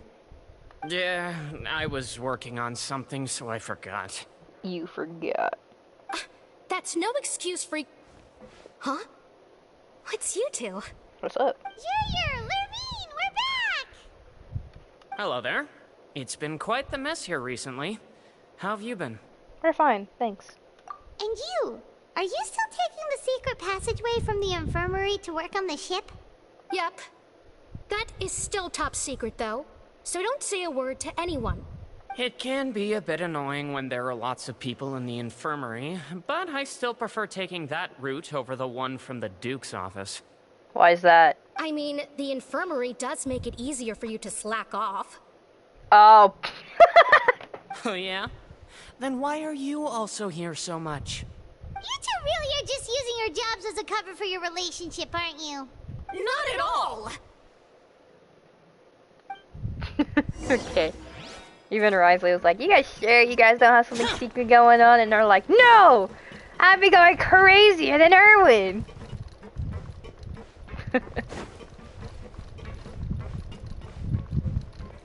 He's just sitting there. Wait. Do my eyes deceive me, or did I just see 2 inmates come back after making it to the surface? Some strange winds blowing of late. Oh. We wanted to see how the fortress is doing. Is everything still alright? We're fine, for the most part. Neuvillette came down and took care of the worst of it. If that's the case, why don't you just ask him to stay here? Oh, yeah, what a brilliant plan. Let's go convince the Eudex himself to exchange the courts of Fontaine for a puddle of water in the middle of nowhere. I don't think that's gonna work. He came here in a hurry and left without even stopping for a cup of tea. He did remember to take Miss Sijween's gift with him, though. He sure sounds super busy. Well, I mean, he is the Eudex, the Chief Justice, so... Miss Clorand has left as well. She also took her gift from Miss Sijween. Were the gifts milkshakes? Neuvillette got the milkshake. Clorand received lipstick instead. Those aren't even remotely alike. Well, it's Neuvillette's own fault for making Sijween worried about his health by working so much. But besides that, our head nurse is still pretty fond of picking out beauty products for the ladies. I see. So she's basically like, take this healthy milkshake, Neuvillette, you need it. Oh, and I have some gifts here for you as well. Are these from Sijween too? Nope, they're from yours truly. You've already wrapped up your work at the fortress, so you can return to the surface at any time. You haven't yet served your full prison term, however, so you may continue to use your cell until your term is up.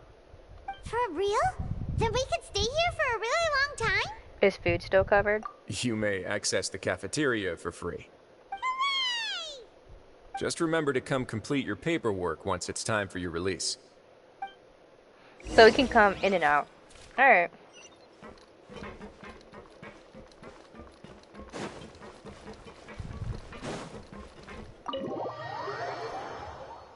Basically, so if we were to leave, it would still be like, and if it was passing the overworld, it wouldn't count towards like our freedom. It would just be like a pause, essentially. This is the best way I can put it. Like it's like a video game, like a save point. If you were to get so far in a game, you pause, you save it, and you leave the next day, right? It won't change the next day. It'll just remain, even though a day has passed.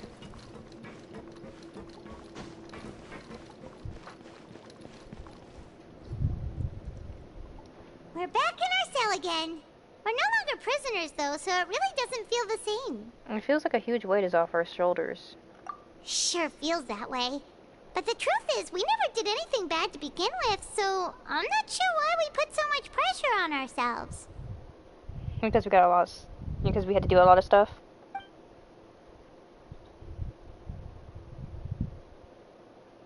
Palm, was there something you'd like to say? Huh? How did you know?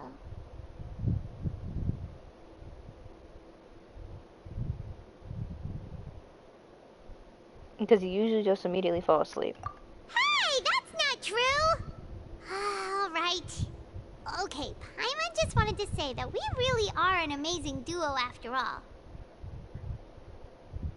It's like, we've now gone to so many places together and become friends with so many people. We've never stopped traveling or stopped meeting new friends.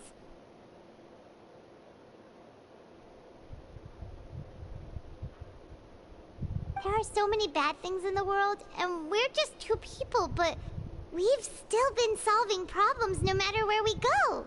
Isn't that pretty cool? We're the best adventurers ever. You're counting Paimon today?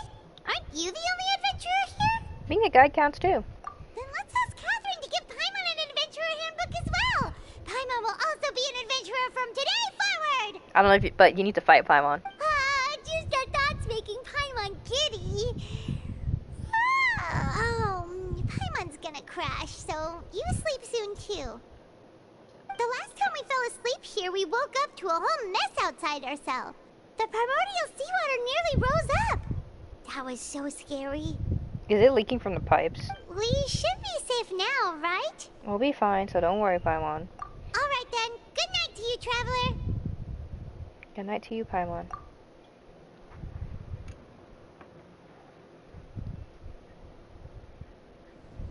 Vision.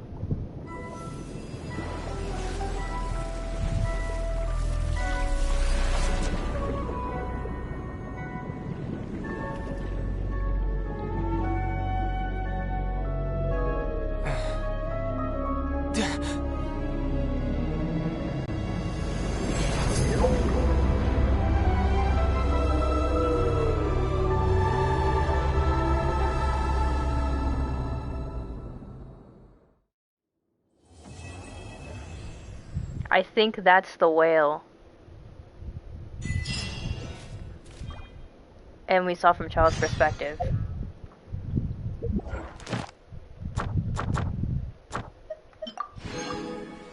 That's probably the whale. Let me just rename my title of my stream to Act 4 and 5.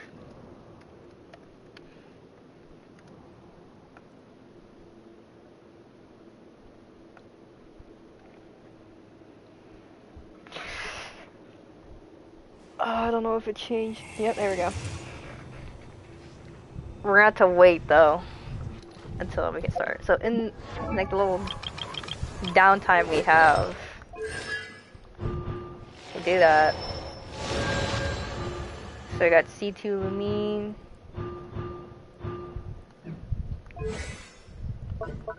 I would say this was only Monday, Thursday, and Sunday for equity, but tomorrow we're gonna be starting like bit of the boss materials. What I could probably do for Tignari is, cause I have two piece with the Dendro. No, I don't think I have two piece. No, I do. Dendro damage bonus and then Wanderer's Troop. I think that's why he's so. I think that's why he does good. I don't know why I have a crit rate. I don't know. I don't know why I put that. someone asked me, why do you have Courier and Ignore? I don't know. I couldn't tell you. Reputation. Oh, that's what's Fontaine. And then, let me check how long until...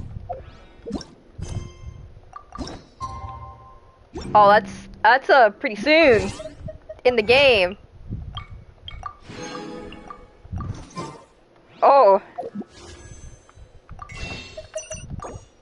137 wishes so far. 12 acquainted fates. That's right. I also gotta do Venti's thing as well. Yeah, he who caught wind gotta do discrepancies. Spiral Abyss, I'll probably never get 12 stars. I don't even have a second team built. From what I heard, it's pretty hell. We're gonna pause. And we're gonna pause. Gotta go make sure, get something to drink, go to the restroom, make sure of that. Then we will let my friendos know that I'm starting Act 5 soon.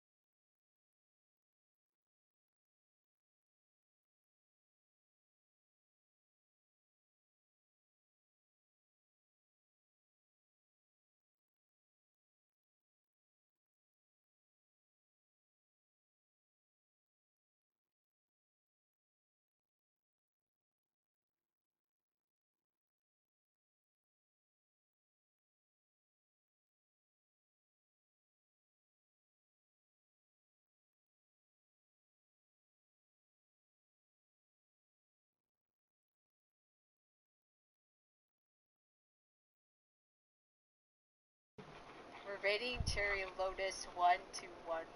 A 1, yes. Oh!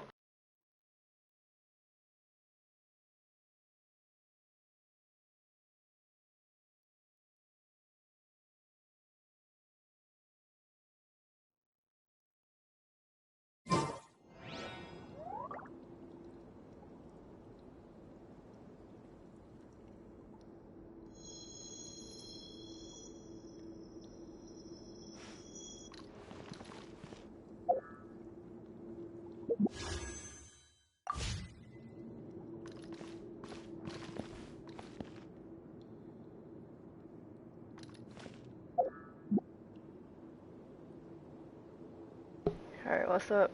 Oh my god. Big W raid, bro. I just came back to evening. Hello everyone. Welcome to the stream. The damned will sooner die again than lay a hand on me. I just came back too after I'm about to start the class. Alright. Act 5. Thank you, Coco Jen, for the raid. Oh my god, that's a lot of people. I was lurking. What's good, Cherry Berry? Okay, Waltrix. Now for a little rest after breakfast. I needed to watch Act 5. 2 acts in one day. Let's do it. Wait a sec. Isn't something important supposed to happen today? Oh, today's our big day! We're supposed to leave the Fortress of Mirapede! Come on, we've got to go complete the release procedures now! 21 people, what happened overnight? There was a raid. A big raid. Jen got big raid. Act 5, Masquerade of the Guilty, I think. Is that what the quest is called? Yeah, Masquerade of the Guilty. And then she already hear W raid. It was good timing, I just finished my quest. Nice. Hold on, let me move my mic a bit. It might be a little too close. There we go. I hope I don't kill Zhao this time.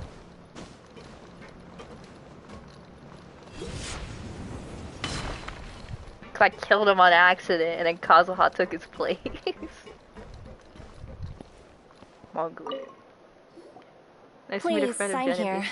This document will be effective Nice to meet you immediately too, upon Danny. signing, and you two may exit the Fortress of Mirapede via the regular channels. I didn't think I'd be 2 subs and a big raid today, but here I am. Life works in mysterious wonders. It's been so long since we've been to the surface. Let's hurry up and... The surface? Oh! Oh, that's not good! What's happening? Are you okay? Oh, it's Paimon. Yep. I'm fine, thanks. But I wonder what that Ew. terror was just now. It's Paimon. Let's go ask the Duke. That's what I'm saying. I can just imagine the meme the dude said, that's what I'm saying. Can't wait to get out of this prison. Paimon is the Galactica of Genshin. Annoying and wrong. Better stop that vehicle. Your Grace? Ah, good to see you two. Is there something you wish to see me about? Yeah. Yeah, what was with that earthquake just now? Is it the water? Ah, that. The tremor didn't originate from the seafloor. In fact, it seems it came from the surface. That's so funny, being a D1 Paimon hater is refreshing. Over the years of serving as the warden here, I have developed a sense for distinguishing between what occurs on the surface and what occurs underwater. Besides, the seal that Monsieur Neuvillette set in place won't fail so easily. Damn. So the fortress is okay? At least I am not the only one. If you recall our last incident, if there really were a problem, there would be crowds of inmates in a panic right now. Bro, the lighting looks kind of off right now. It's fine. Huh, you've got a point. Yeah, no, Paimon also looks bright on my Okay, screen. seems we need It's to pretty get normal. back up to the surface and ask about what happened. I don't know, I think Paimon just likes shining brightly like a diamond. Who knows, guys? Who knows? And then annoying and being a gluttonous beast. By the way, do you know what day it is today? Watch it be like Monday. I believe today is this month's pipe cleaning day. Imagine you lost your car keys and only Paimon is there to help you. She's very likely to not help and instead tell you, it's gotta be around here somewhere. Or did you think of retracing your steps? Literally, bro. Wait, seriously? Ah, yes. Have you completed your release papers? About that. Yep. Never mind, we did, but like, when we... what? It's you two. Are you leaving now? Yes. That's right! Today is our last day in prison! But now that Paimon says that, it doesn't feel like we were confined here. It's actually been pretty nice! It's Siegeween. A lot of people have helped us out. Oh yeah, Paimon feels fond of this place now! Then be sure to come back and visit. I'll miss you. Don't worry, we will. If you've signed the release papers, then you're free to go. The guards will escort you out. Alright, Terry, what do you think is gonna happen in Act 5? Okay, so we learned from Nuvile, basically, we guessed, and that he was the Hydro Dragon. I was like, now that I think about it, let me pay attention to his eyes, right? And when Farina was pressured, I learned that Arlecchino attacked her, essentially. I say attack, essentially, because she did what probably Chad did to take the Gnosis, to attempt to take the Gnosis out of Morix's dragon body. So she attacked Farina. Yo, Cherry, right now I'm at 78 pretty, and I lost a 50-50. Should I pull for Flynn's or Varka? I'm probably the worst person to ask about this, Vultrix. You might want to ask Jen about it. I'm the worst person to ask about it. Flynn's Rider. Let's see. So I think what's gonna happen, because it was also the primordial water when we questioned, because if Nuvile was a Hydro Dragon, couldn't he use the water? I was like, I don't think he can because he's not at full power, because he was struggling to seal off the primordial water. So I think Nuvile is gonna regain his full dragonhood and become the Hydro Dragon Sovereign, because something's gonna happen either to Farina, or we're gonna find out who the actual Hydro Archon is. Because apparently, from what Arlecchino said, they do not have the Gnosis, and even herself, that Farina does not seem like an Archon or act like it, more like a celebrity. You're not going to see us off? And then, I guess when she also attacked Farina, that's also why she's scared of her. I knew you'd ask. Alright, sure. Let's go. Interesting. Well, you actually agreed. No worries, you must be busy. Paimon was just joking. Ah, so you do have a polite side, I see. So where's Lauma? I don't have Lauma. Out of my account's like years old, but I think this is like the second month I came back. Second or third. After being down here for so long, I imagine you must feel like you're lacking companionship. Shall I come along too? No, that's alright. It's not like we'll never visit again. Yeah, don't worry. We'll come back to see you. Paimon really likes the cafeteria here. The chefs sure do know how to make good grub. Hey, Cherry, should Danny pay for my gas tank coming soon? I cried at Act 5. I don't know, Beast. I don't know. Why should Danny pay for the gas tank? That's the last time I'm saying the joke, by the way. I have no idea. Oh, gas tank coming soon. Beast! I hope you won't be here as convicts the next time I see you. We won't be We'll do our convicts. best to stay Trust. out of trouble. Trust, bro. Trust. Well, it seems our work in the Fortress of Merivine is finished. That's the end of another chapter in our journey. And since Nervlet was the one who asked us to come here, I'm gonna buy a Ford F-150 and deliberately park it in your attic. Oh my god! That carpet! That carpet monoxide poison him or something, bro! we should probably go report to him now. Next up, the Palais Mermonia. You're going to see Monsieur Nervlet? Please pass on our kind regards. I'm sure just your regards will do, no? I mean, I'm pretty much living in the attic, so hold that. So that would mean cover my whole room. Yo, what's happening? Did he have his beef or something? Lamau, good. I believe it Maybe. would be the polite thing to do. You're right. I've heard the Palais has been terribly busy these days. Tell him that I hope he hasn't been overwhelmed by the recent string of troubles.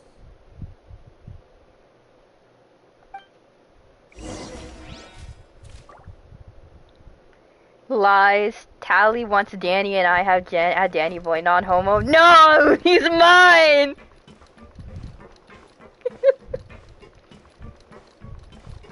Whoa, whoa, whoa! At Coco Jen, I can pull anybody at will. Chill, people.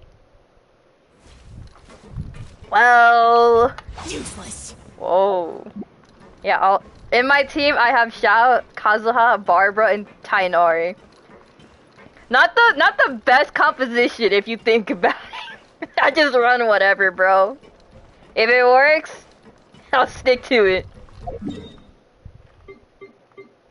Okay. So we're TPing here probably.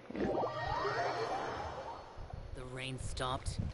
I don't concern myself with the weather. I do have Sinu and I do have Hazel. Hazel's my 4-star. But they aren't built fully. Palace Memorni. Oh, Nubulette. Cherry 2 got 2 main DPS, right? Xiao and Tainari. The Palais Mermonia sure is buzzing with activity today.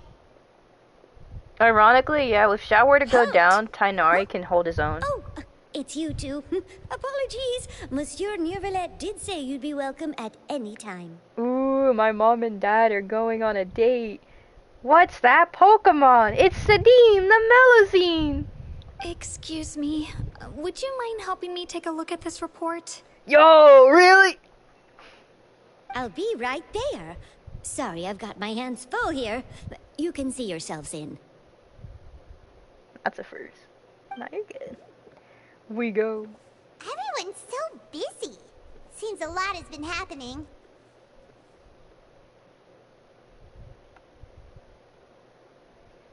Yep.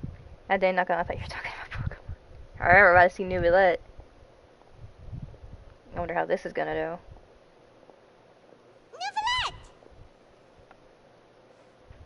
do. Hello. You've come at the right time, but you'll have to wait for just a moment, as there are some urgent matters I must tend to first. Oh? In the meantime, please, have a seat. If you'd like to have something to drink, let the Melusine outside know. First day, everyone's just not talking to you, buddy. We just ate. Oh my. Very well, then. Let's take a break over there while we wait for him to finish his work. What is he working on? Oh, there's the clock. The clock doesn't move, bro.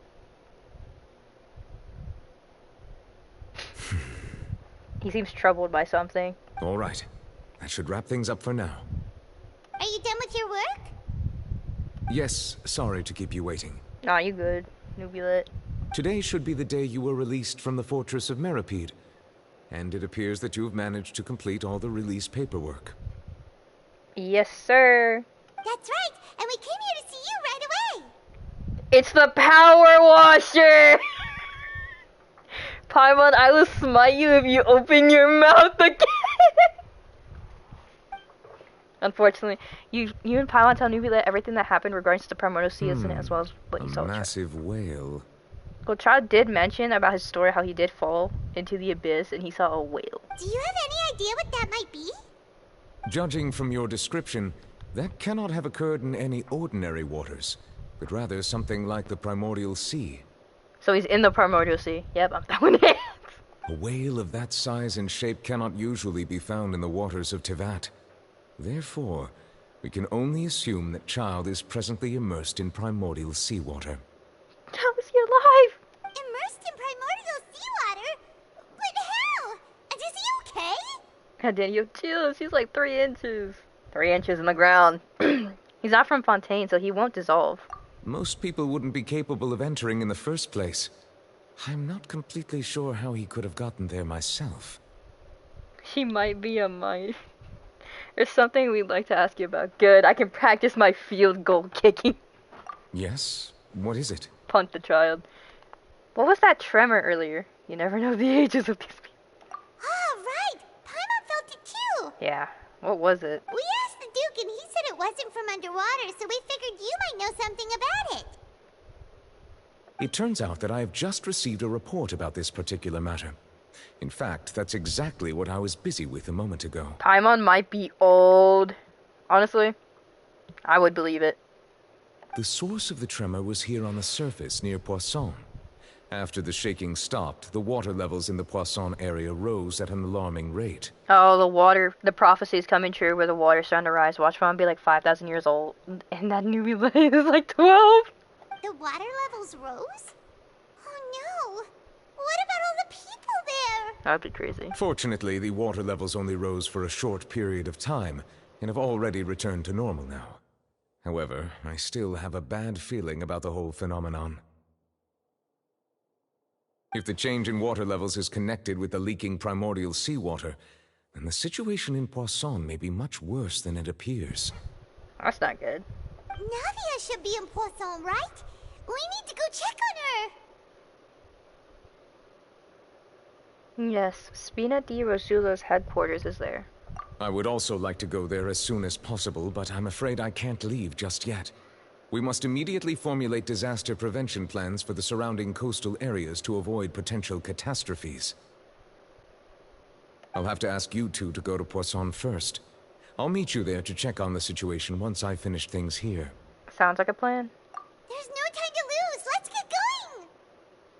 Not gonna lie, she might be. If she was around when the weird god took out Ether, then she might be at least a couple of years. I find it strange how it seems like 0 adults in these games never seem older than 29. Please be careful. Gallagher from Honkai Star Rail, 31.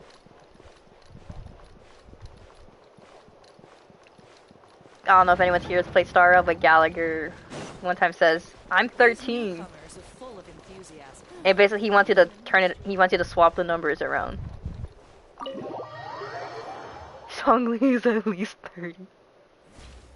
I like Galaga best arcade game.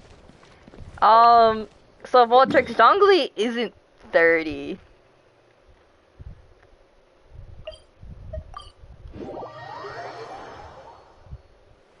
What?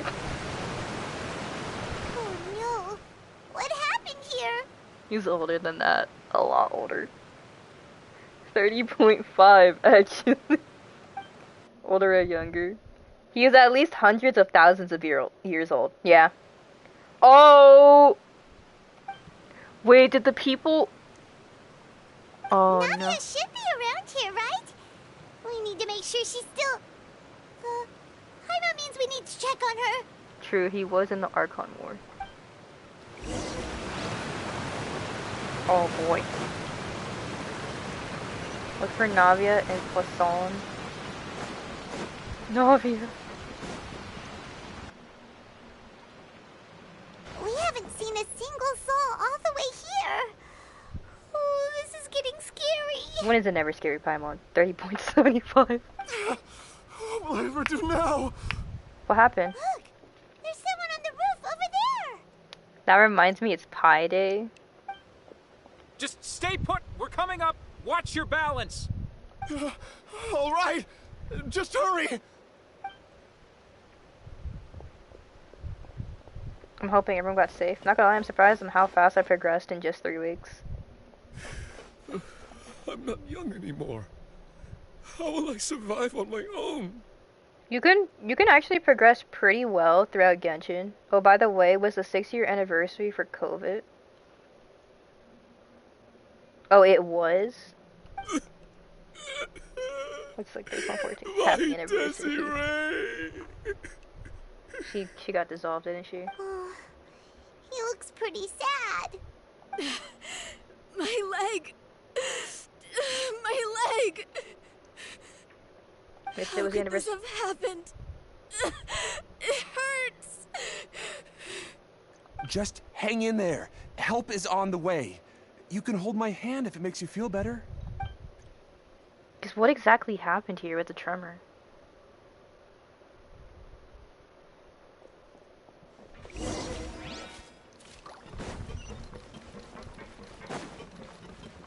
Also, I do sincerely apologize if there's no follow alerts popping up. Apparently, even though I made it, I forgot to do like a stream thing, like into a browser, so I do apologize. Y'all don't get to see that. And I think Chow just died. Oh, it's Navia. She's over there. Hey, Navia, are you okay?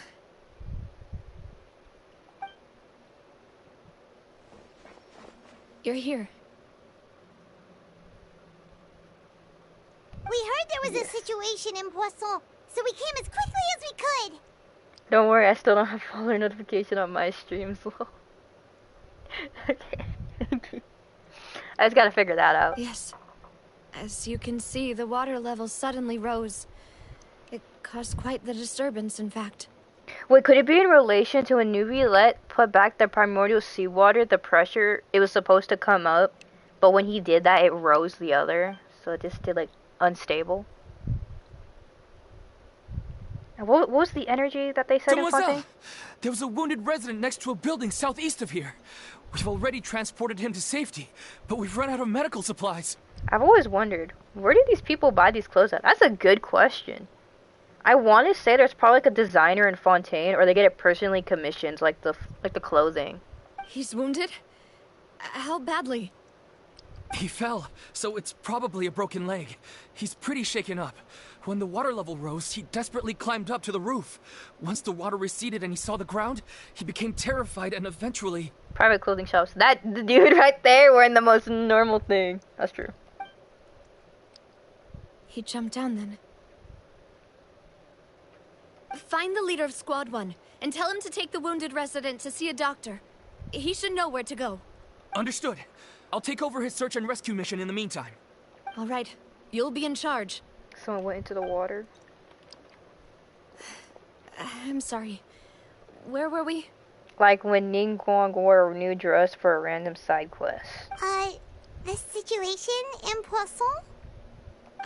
Right. Lingguang. Allow me to explain.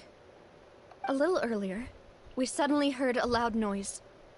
At first, everyone thought that something might have exploded on an aquabus. But before we knew it, water started pouring out from everywhere. The rushing water seemed a little odd, almost like the unique color of primordial seawater. Some people didn't realize the danger and thought it was just ordinary water, leaking from somewhere. Oh no. I can't fucking read that. Everyone on the street who happened to be close to the water didn't have a chance to escape. As the water levels rose, they suddenly disappeared. They were all dissolved. So the primordial water got to them. Those who realized what was happening started to flee in a panic, desperately trying to get to higher ground. Many were injured in the stampede, and some people fell from significant heights.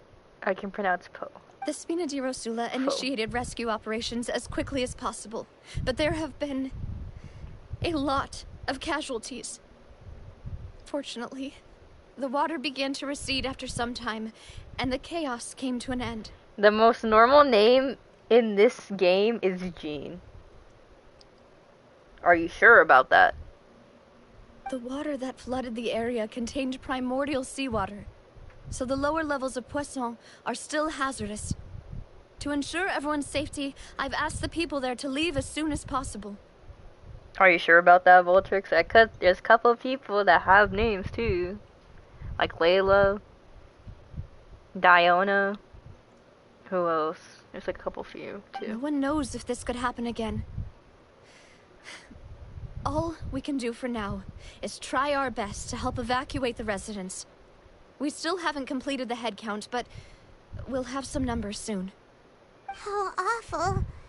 And all of this just came out of nowhere. It was quite frightening indeed. I only wish that everything that just happened was a bad dream. Unfortunately, it's not a bad dream. Is there any way we can help, Navia? So you're telling me Xiao, Malvika, and Skirk are normal names?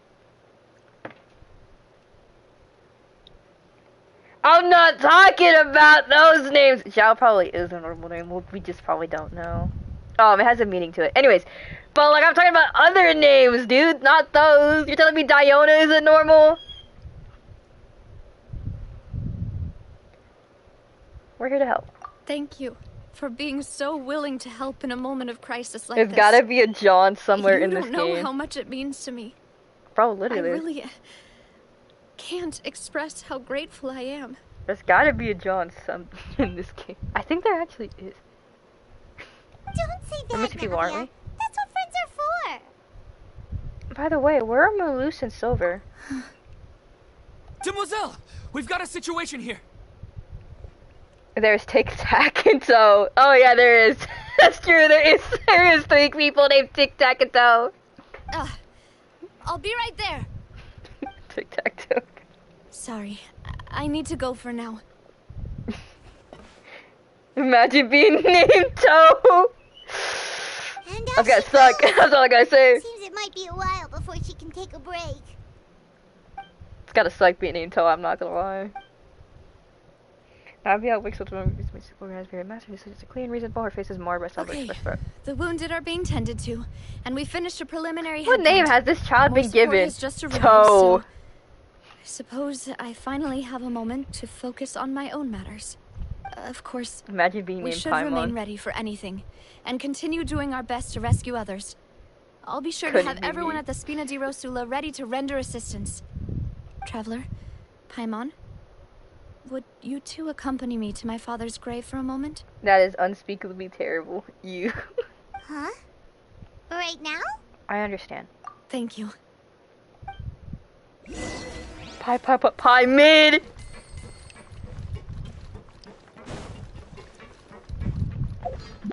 Oh, it's right. It's just as bad as the word chop. I don't know.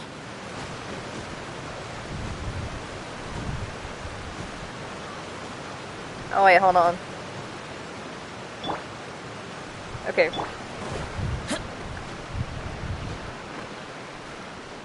Yes! Oh wait, you mean people? No!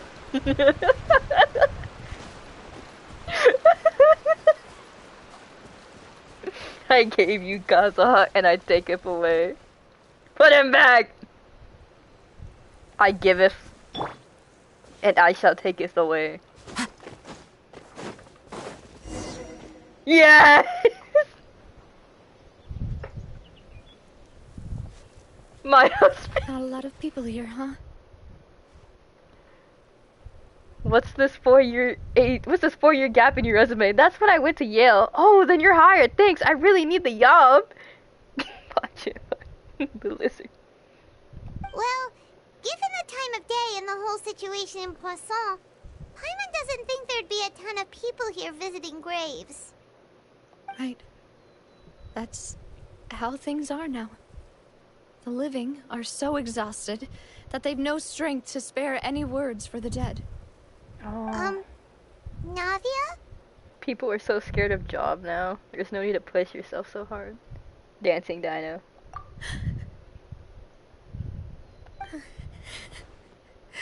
Oh.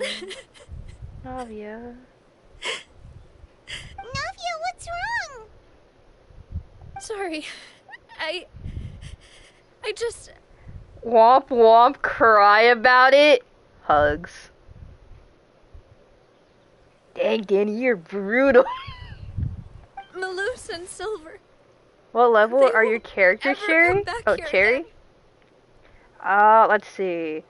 90, 80, 70.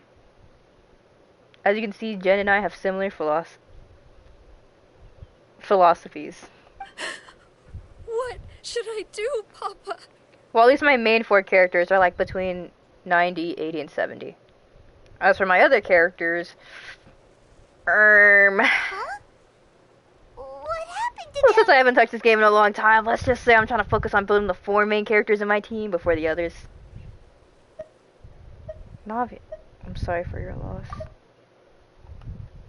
Everyone agreed on the rescue plan, but still, I was the one who initiated it. They were helping evacuate the residents, but they couldn't leave in time. Oh no.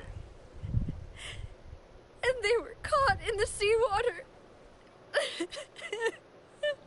Bro, I'm actually gonna cry a bit. Oh no. Avia. What should we do? I've known them for so long. And I know they weren't afraid. But... Appletrix, one thing you gotta know about me is I just say what the worst possible thing in any scenario would be. I could at least hold a funeral for my father. And I know where he rests. But as for Malus and Silver, they're just... gone. I just can't... Wait. Oh, it's a memory. Everything looks so clean after it rains. Even the gravestones. I didn't expect that you'd enjoy a glass of red wine in front of Master Callus's grave. Speaking of funeral, the worst thing would probably taking a selfie at the casket. Yeah, that would be the worst thing. I can understand. Besides, the scenery here isn't half bad. That's good, but I hope you don't always say the worst possible thing in every star. See, it's not just me. I Or always sneezing want on to them. bring something Why when did it I have to visit be Papa. them? Perhaps we might even have a picnic. He wouldn't be angry, would he? Dude. Oh, bro, now I miss them because literally, after her father passed away, those are really the only two people she had left. How could Master ever be upset with you, demoiselle? After everything. And then she lost them as in the blink of an eye. It's her two fathers. Yet the cemetery is the home of those who have passed, is it not? Everyone ends up here sooner or later, no matter who you are. They were taken too soon. Buying yourself a plot in advance, are you? Wait, there's a butterfly. No need yet. But when I do, I hope you'll let me be buried beside Master Callus, demoiselle. Silver is a normal name.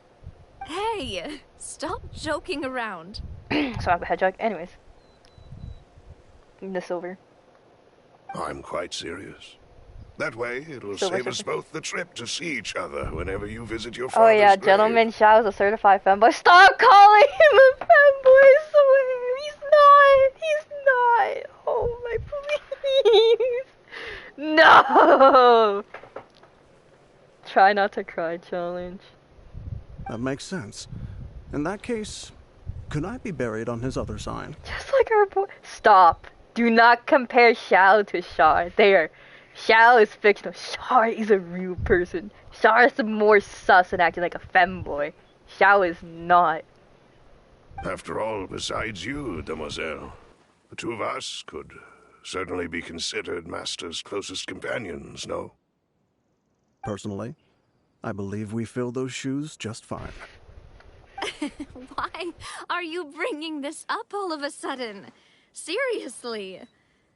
All right. I'll remember your requests. I tend to like the femboys, which is just short guys, yeah. It's short guys, not femboys. But I'd really prefer not to talk about this stuff. And what do you mean by saving me a trip? I'd make the journey even if I had to visit you two somewhere else. I'd promised to let them rest in peace here. But Shao conquers here I demons am and Sharp is breaking magic is that the conqueror of promise. limbo. Same thing. No, they're not.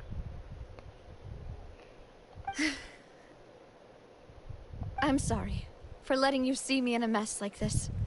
I don't usually cry, really. It's okay, Navia. Paimon doesn't know how to help you feel better. But, well, she understands how you feel. I had always thought I could make my wishes come true. But now that I think about it, that never solely relied on me. Also, Many Jen. things can only be accomplished with someone else's help. Also, Jen, I can quote you saying, I tend to like the femboys.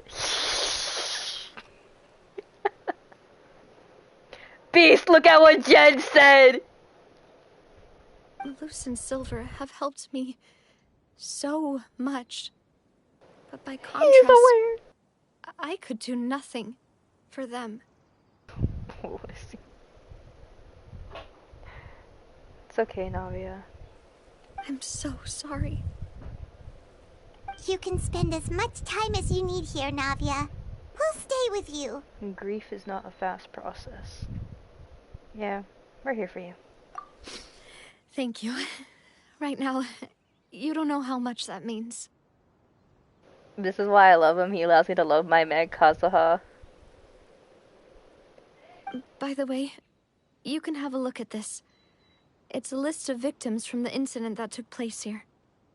Obena, Khan, Burnett, Giverny, Francine, Karina, Daisy Ray, Joinville, Julianne, Esson. That's so many people. As well as Holy. Malus and Silver. So, everyone else is safe. But still... It's okay. I know what you're thinking. And you're right. We lost Malus and Silver. But we were able to save more than we anticipated. Paimon literally the worst person to have that line. The overall outcome indicates that the cost was worth it. No one's sacrifice is truly necessary. Right! Don't think that way, Navia. One person might be saved at the expense of another, sure, but that isn't something we should ever consider a trade. Malus and Silver were not the price for saving anyone. They're heroes. Danny and Cherry try not to cry later, smiley face. I'm worried.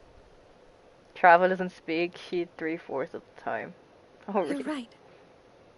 Thank you, Paimon. Paimon does have a point. It wasn't a price they had to pay for saving anyone. What you said just now was pretty amazing, actually. I'll remember your words. The sunset looks so beautiful. Oh, really? Seems you've become more eloquent in the time since we last met. Arlecchino? You don't need to know anything. Let me lock into the story. Explain, on this quest. The knave? What are you doing here? Is everything going well on your side? Wait, hold on. Oh. Yes, my people are carrying out the mission according to your request.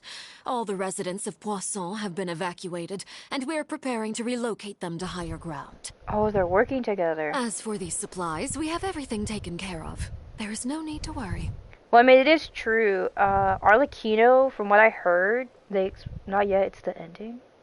Well, Arlecchino, I think it was told that she did originate from Fontaine, and she's going to try her best to save the people of Fontaine. From the prophecy. Very much. Wait, do you two know each other? We just met recently. Right, Miss Navia? Was she passing by? Usually, I would call this a coincidental encounter. But that doesn't quite fit this time. Besides, it never even crossed my mind that a Fatui Harbinger would come looking for me. It's my favorite quest in the whole game for a reason. Dancing Dino. Thanks to the Knave, Spina di Rosula received generous support from the Fatui, which allowed us to complete the rescue and evacuation work so quickly. I see. Mutual aid is essential to fostering positive developments. We were already in the area, in any case, so it was nothing. That said, I must say that you're a lot sharper than you let on. I'm sure you understand what I mean. Alright then, I'm gonna take a nap, good luck, have fun, and stay safe and cool. Alright, Voltrix, have a good rest of your night. Or day. I have no idea. And stay safe as well. Have a good evening, Voltrix. I apologize for all the ways in which I tested you previously. We've never worked with a Fatui before, and it's extremely important for us to know who we're working with. That's true, because with all the rumors and stuff with the Fatui, especially what's her chariots of the evening. Yeah, I think you're right. Oh, bro.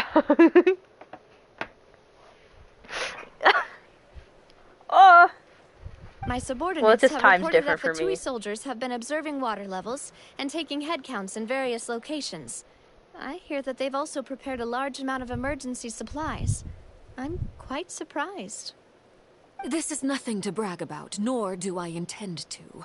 It is simply the way of powerful organizations to act forcefully, whether It's they are always doing evening to good Danny. or ill. Okay, so yeah, I You've guess it would witnessed be. that firsthand, in any case. Oh, it is for me as well. Yeah, I guess you're right about it. It's always evening to Danny. So it could be like 10 p.m. at night, and he would say it's the evening. As I've told this traveler before, I know of the prophecy, and I intend to prevent the impending disaster. Yeah, you did say that. Lending your organization a hand was a natural first step in accomplishing that. As such, do not be troubled by this token of our sincerity. Perhaps one day, you'll also be able to help me in the same way. Yeah, because that's the evening. No, 10 p.m. at night is not the evening. What? Hold on. Without your help, there would have been many more casualties. I won't Yes, forget it your is. kindness. Oh my god, he's right. Oh, what? What? Okay, so it can either span from 5 p.m. to 9 p.m. or 10 p.m. Technically, though, then that means it could technically be ended at 9 p.m., which would stop being considered evening. But if you were to extend it, you could say 10 p.m. Furthermore, I sincerely regret what happened to Malus and Silver. I only wish that my people could have arrived a little earlier to prevent this from happening. Name a different time. Let's see. Early evenings from 5 to 7. Mid is from 6 to 8 p.m. Or 9 p.m. Okay, so mid evenings from 6 to 9 p.m. and then from 9 p.m. to 10 p.m. is late evening. Don't say that. You and your subordinates did everything you could. As Paimon said, Malus and 12 Silver a.m. didn't to choose to 12 a.m. sacrifice is themselves for evening. any specific person. 4 a.m. And they weren't the price paid for others' No, salvation. 12 a.m. to 12 a.m. is They not. chose to become heroes themselves. Up until like 11 and 12 a.m. That would be. No, 11 to 12. Yeah, 11 to 12 is night. And I think it's from. No, 11 to like probably like 6 would be night. And then afternoon would be from like 11 to 12. 11 a.m. I've never liked hearing people put it that way. It's I'm like so trying to relieve pain by I'm saying so some confused now, bro. We're noble talking about sounding times. words. But right now, there's nothing more suitable. They really did become heroes. You're right. I'm sorry for your loss, Miss Navia.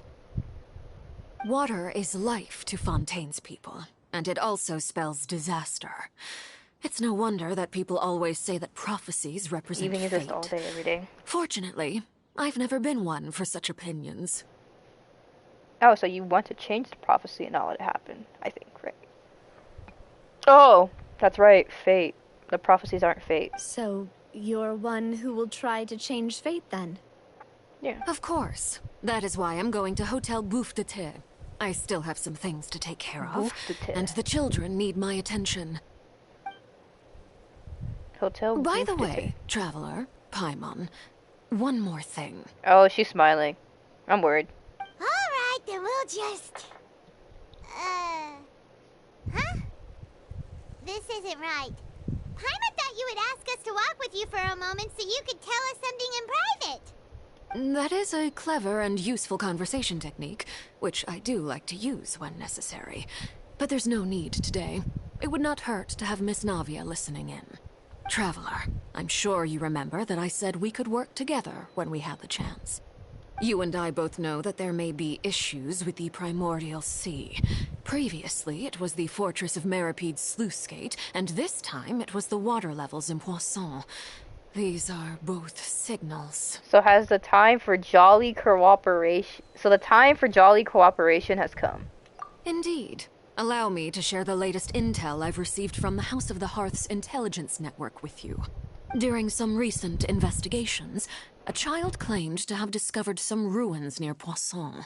The ruins date back to ancient times, and seem to be worth investigating in many ways. Judging by the dating of the ruins, they may be related to the prophecy and the coming crisis. The situation is becoming more urgent, so any pertinent information will prove extremely precious. My people initially came to prepare for ruin exploration. Unexpectedly, this disaster struck, and at present, we're all busy prioritizing the rescue effort. So that's why the Fatui were already in Poisson.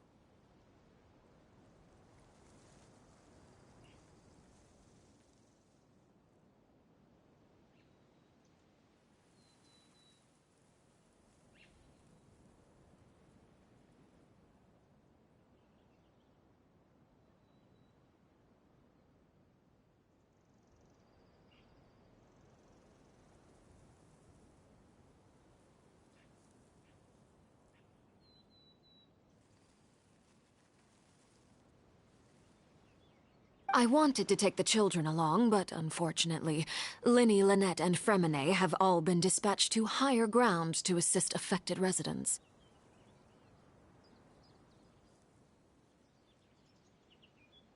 Linny told me that outside of the house, the person they trust most is you.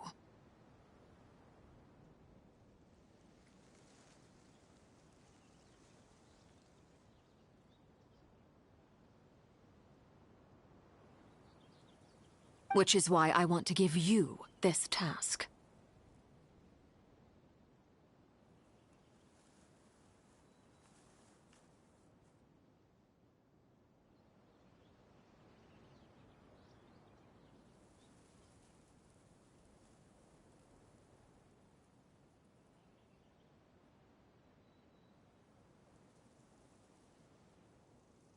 I'm gonna go and get me some supper from Cookout. I'll try and be back there. Yeah, sorry, I was like, I'm talking to someone real quick.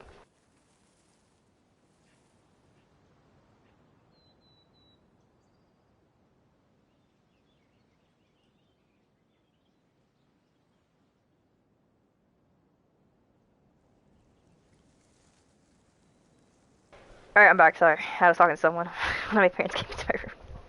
Are you sure this will be okay? Can you trust an outsider like me? The House of the Hearth's members see each other as family, but Linny, Lynette, and Fremine said that they also see you as such, even though you are not from the house. Oh, rip, you're gonna miss out. I'm sure you already understand how earnest they consider their friendship with you to be. By the way, if y'all don't have a Cookout near where y'all live, send the mayor a letter demanding them to put one there.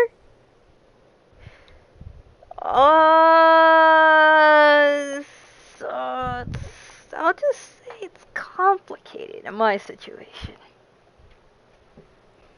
So no, Cookouts wouldn't provide. I mean, it depends. Maybe, maybe not. I don't really hear about it. Oh, that somehow makes Paimon feel kinda happy. The you must live in Antarctica. Fetch a high price. But Not really. Let's just say the mayor, quote unquote, where I live, has kind of like a very title relationship with the citizens of the town. Got it! So all we gotta do is go to some ruins, right? We can handle that. The reason why I say title is like the waves, because one moment it's good and the other it's kind of bad. Excuse me, but may I tag along? You wish to join? Santa Claus. But are you sure you're up to exploring some ruins? You need to rest. Well, I'm sad, yes. But I can't just go back and plop myself into a chair by the roadside and do nothing. Demand him for Cookout anyways. How much longer till the good part? Oh, that's true. There's no point in being depressed while we still have a disaster on our hands. As my father's successor, I must live up to the hopes he had in me. You also gotta make sure to live up to your hopes that you wish to strive for, Navia. Not just what another person thought. Besides, like 30 to I'm 40 also minutes. doing this for myself. I need something, a distraction, to keep my mind off Malus and Silver. I can make it because it gets good for the whole second half. Navia's strong, but she needs company right now. We can be that company if she goes to explore the ruins with us. Be right back. Since you put it that way, I have no objections. What do you say, traveler? We'll go to the ruins together. All right. The ruins are to the south of Poisson. Here's the map. Okay, the three of us will handle it. Come on, let's pack up and get going.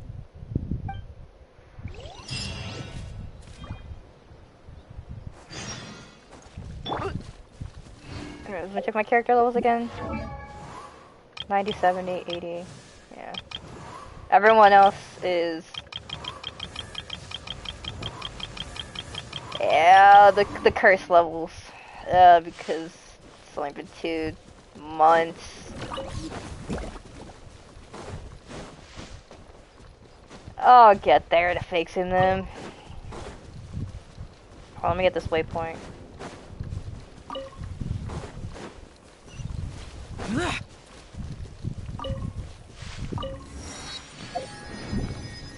Oh, what's this?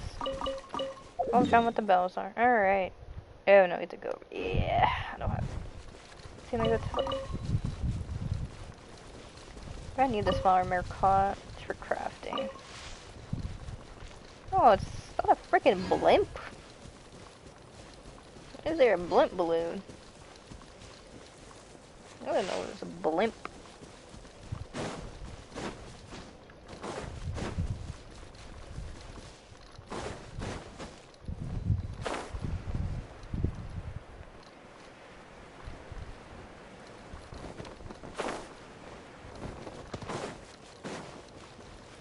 Yoink. Yoink.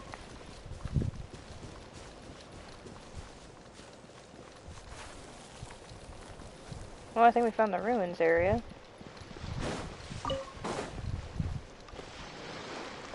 So, are these the ruins the knave was talking about? Whoa, talk about old. They For real. seem to be pretty ancient, all right. Let's go in and have a look. Just be careful. So, Cherry, you said you'll finish the whole quest today. Yeah.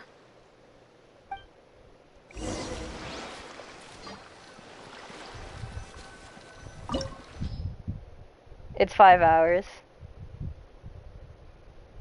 I can do it. Trust.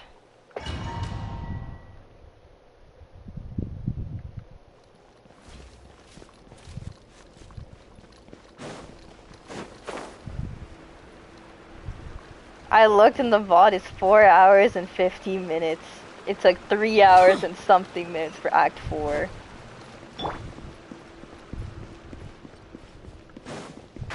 Can't see. What are you?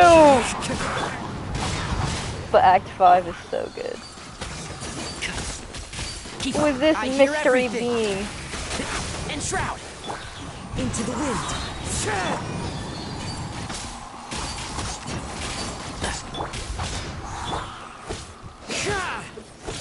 The wind knows me. Boring. One with the forest. Lament! Here! Worthless! Here!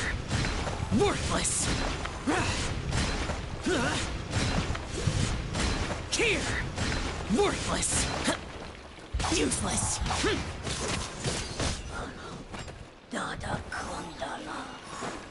No idea what he said.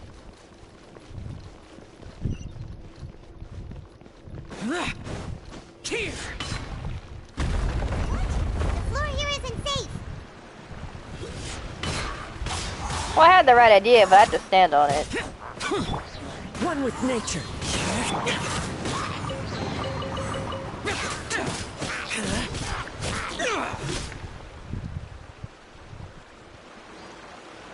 I think bro's dead.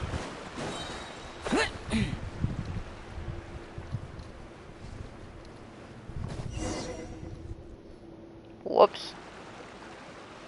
This place has also been contaminated by primordial seawater. Yeah.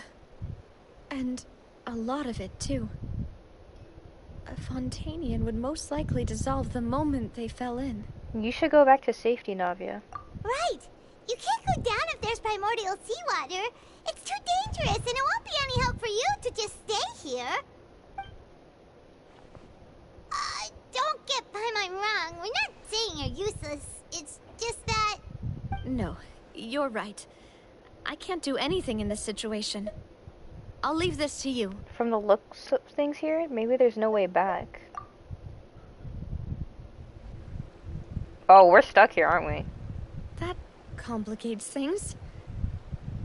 Maybe the only way left is forward. In that case, do you want to wait for us here? The water levels here are unstable, and there's a chance the water will rise. So, staying here wouldn't be safe either. I'll go together with you. Perhaps we'll find the exit just up ahead. Seems like there isn't any other option. All right.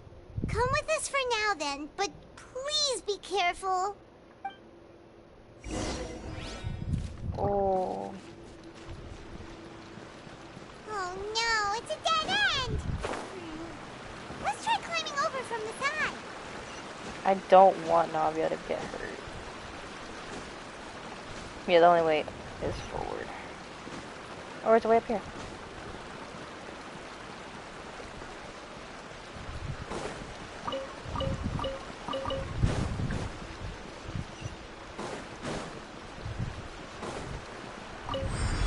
Behind curtain number 1 is correct.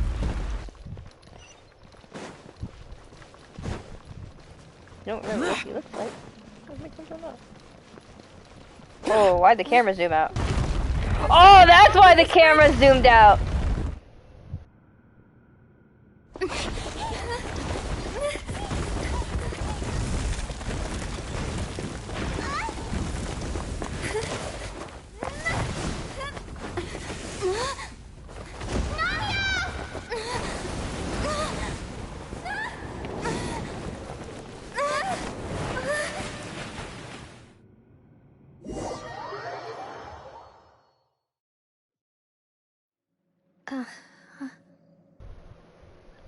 Is she okay?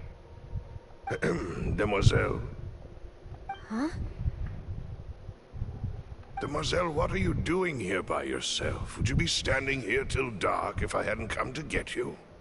Maybe she just wants some time to herself, Malus. Oh. Was I sleeping? Yes, it would appear so. I must be tired.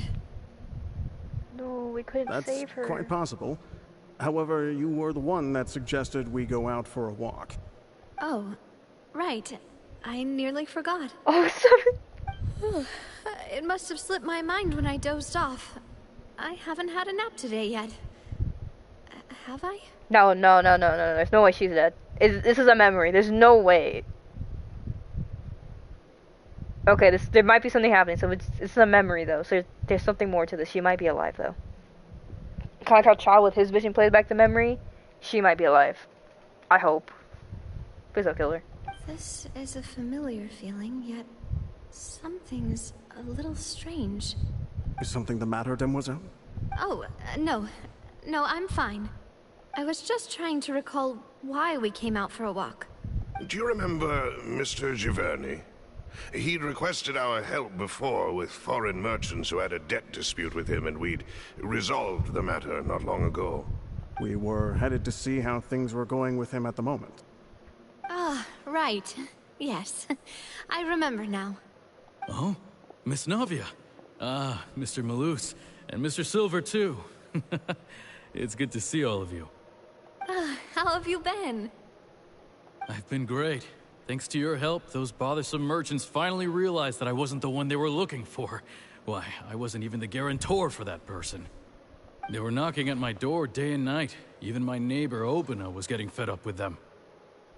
Sometimes force is required to calm someone down and get them to listen to what you have to say. Oh, so they have to fight them. That's right. Oh, by the way, Burnett, what was it that you wanted to give to Miss Navia again? Oh, yes. One moment, I have it right here. Miss Navia, these are some flower seeds that I prepared. Please take them. They're a very good variety, and they'll become very big and beautiful once they bloom. I don't know what we would have done without your help, so this is a little token of our appreciation. I hope you won't refuse. Ah, did you cultivate them yourself? Thank you so much. I'll certainly take them. Malus, we do still have some empty flower pots at home, right? Why, we can have as many pots as you'd like, demoiselle. Oh. Perfect. In that case, we'll swap out some of the decorative plants for some of Mrs. Burnett's flowers. Very well. Wait. Something seems to be off here. Excuse me, madam. If I'm not mistaken, your name is Burnett, correct? That's right. Is something wrong? Wait, wasn't she one of the people who... No, it's nothing. This is the first time we've ever met, but your name seemed familiar to me. I must have heard it when I was discussing things with your husband previously. She's the person she was labeling who got dissolved. I've heard this name before. Sometime recently, I'm sure of it. And why are there so few people around here? Where did everyone go? We must mind the time, demoiselle. We still have important things to attend to today. Huh? We do? Like what? Well, now, did you forget? Miss Navia, here you are. I've been looking for you. Please, come to the Opera House. Your trial is about to begin. Trial? My trial? Wait, why would I need to go to the Opera House? Yes, she's right, demoiselle. It's just about time now, so we should get going. Oh? All right then. Trial. Man, why is she have a... Look, it's Navia!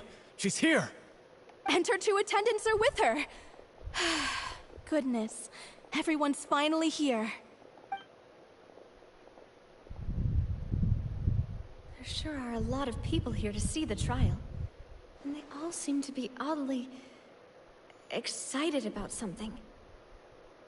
I even know some of these people.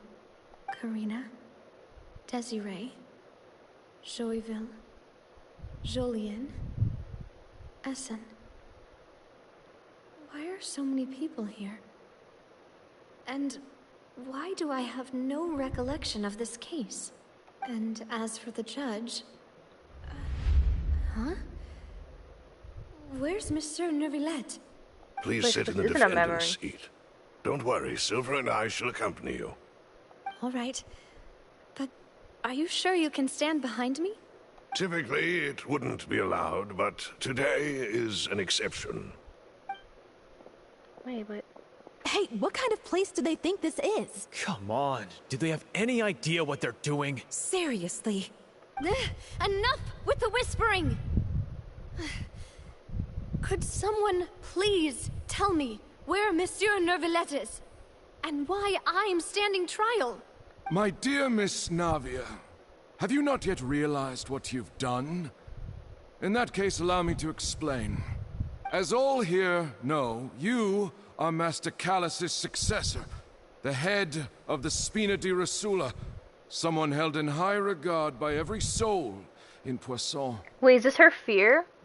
Like, is this like a nightmare? Like her worst fear? After you took over the Spina, you treated all of us just like the late Master Callus had. If anyone in need reached out to you for help, you responded. Not only you, but your butler, your subordinates, nearly everyone in the Spina di Rosula fought for the well-being of those in Poisson. Wait a moment. Aren't you just proving that I'm a good person? Yes, correct. Absolutely right. And that is why you stand accused. You have helped so many people get through so many difficulties. You are one with us. We are inseparable. We are one big family, all of us who are from Poisson, inextricably linked. And with you being so important, we couldn't possibly do without you. Therefore, this fair and honorable court shall declare you guilty, and you shall stay here. You will be together with us forever. What? Huh? What are you saying? Everything you have said is correct. I have indeed done a lot for my hometown, and I would be willing to be with you all, but what is the purpose of having me stand here like this? What is there to discuss? Ah, well, if that's what you think, then I have no further comments. How wonderful, Miss Navia!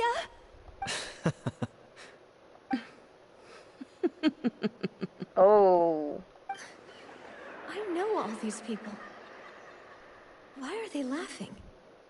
I seem to remember now. Yes, I get it. This trial is...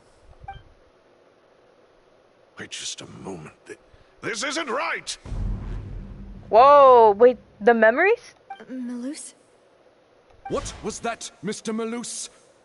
Our conclusion is very clear and unanimous. Let the court judge her now. She's guilty! Stay here, Navia! You're one of us! Demoiselle, don't admit guilt. This trial means to keep you here forever. I wish to exercise my right to defend Our Lady. Mr. Joinville, you only know of Navia's goodness, but nothing of her utterly independent mind. Wait, hold on, that's right with the Oceanid. I'm remembering now. When the Oceanid, when Vache killed, like, he dissolved those innocent women, their consciousness formed into, like, the Oceanid together. From the primordial seawater. So are they trying to make all their consciousness come together? Is that why they're trying to tell Navia to, like, join them? Like, she shall never leave? She was born a free and independent spirit. She has never been tied down by anything. Indeed, even the death of Master Callus couldn't stop her. Maybe. Because she fell into the water. That could be what's happening. Her actions cannot serve as proof that she identifies herself as part of any group. She merely acted as an individual, extending her hand to help others. Please do not mistake her actions as being otherwise. Really? As an individual, you say? Don't forget, we are all Fontainians here. This is the nation of justice, the nation of Hydro. Even if Miss Navia only voluntarily rendered her assistance, that doesn't change the fact that her beautiful soul must return to everyone. Water accepts all, blends with all. It will surely accept her kindness. Everything is measured here in the nation of Hydro. And in the end, everyone shall meld together. Thus, when a unanimous opinion emerges, that opinion represents justice. Now, I speak for everyone. Our opinion is consistent. Navia should stay. We and Navia are one. And you would call this justice? Preposterous. You are merely jealous that Demoiselle still has a chance to exist as an individual. Have you forgotten how much you all once longed to become individuals, to become independent? Do you mean to defy our justice? If your justice is flawed, then why should we acknowledge it? As you said, we can also have our own justice.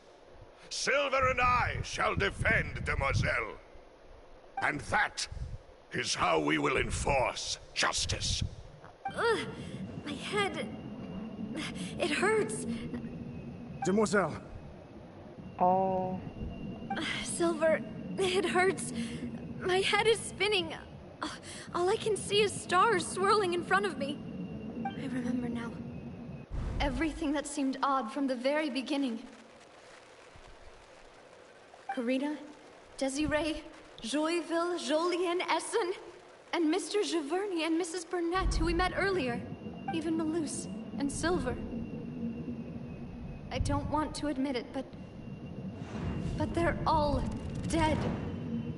Me up in the water. Don't be afraid. And don't admit guilt. We will protect you to the very end. Absurd! Who are you to say that she cannot be judged? We are the majority, and in the nation of trials, the majority is absolute justice. We are the will of all. No. You're not. Don't let them escape! We shall keep Navia here with us! Mr. Malus and Mr. Silver, must you be so stubborn? How could the two of you possibly hope to stand against the collective? Do not resist. This judgment is fair and just. Navia belongs to us. After all that happened, she should not be left alone in Poisson. What are you saying? No more excuses. Oh. He says we're jealous. Jealous? How could she possibly be an independent individual? What's with these people? Who's jealous of her? She belongs to us. Miss Navia, she... Silence. Is that... Neuvillette? That's...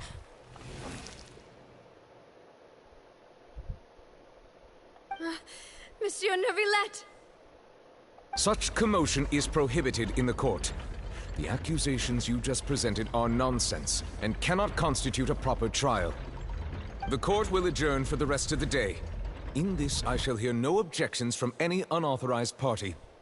Our thanks, Monsieur Neuvillette. Please leave with me, Miss Navia, while there is still time. But... Go on now, demoiselle. This is your only chance to leave this place. What, can't bear to leave us behind or something? Malus. My apologies. I couldn't resist making one little joke once I realized that this shall be our last goodbye. Oh, he came. Oh my god, dude. Neuvillette came to save Navia. But she's gonna... No. Malus. Silver. Quickly, you must come now.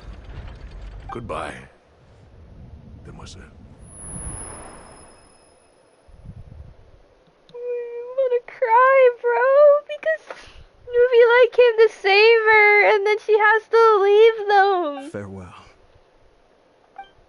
Because they were trying, because with the primordial water, it was like, it's okay, I cried too. No, wait! Just a second! Navia? How did Neuvillette You're save? awake. Good. Oh, he's here. I was about to say, how did he save her? I must have been dreaming. Malus and Silver were still alive, and they were defending me at some insane trial. I was gonna say it wasn't a dream. It looks like you're all right. Did all the sad feelings cause you to have a nightmare? Paimon could give you a hug. The ruins you were exploring suffered a cave-in. It was not when a dream. I arrived, I found you falling toward the water. You were just about to be dissolved within, but I... What did you do? What is it? I think I saw 2 Oceanids protecting you. It was only for a moment, perhaps even a fraction of a second, but they gave me the chance to retrieve you.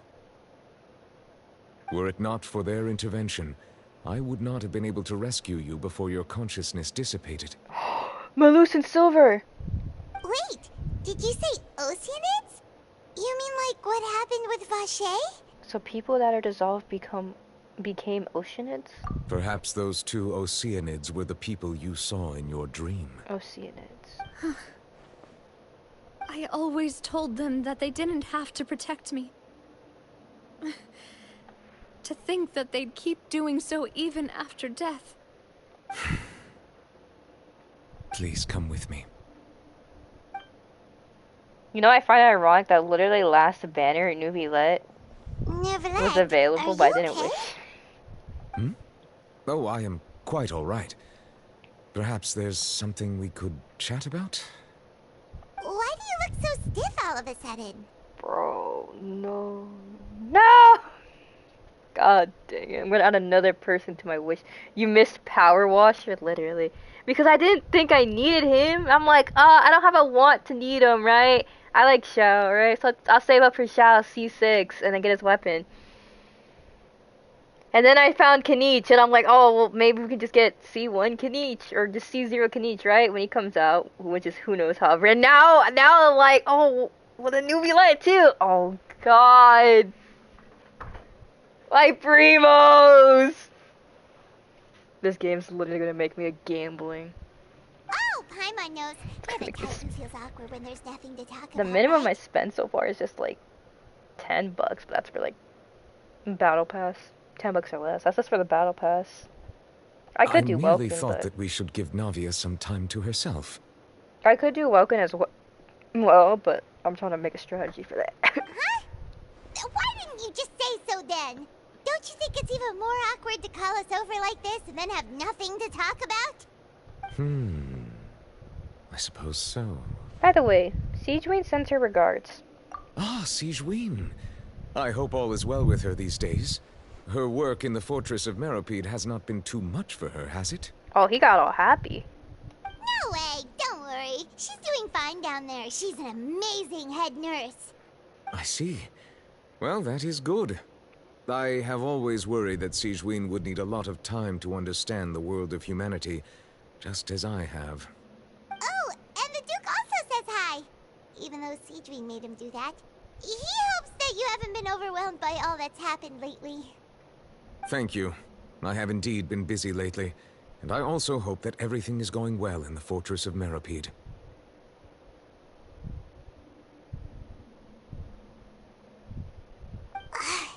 He still doesn't know what to talk about.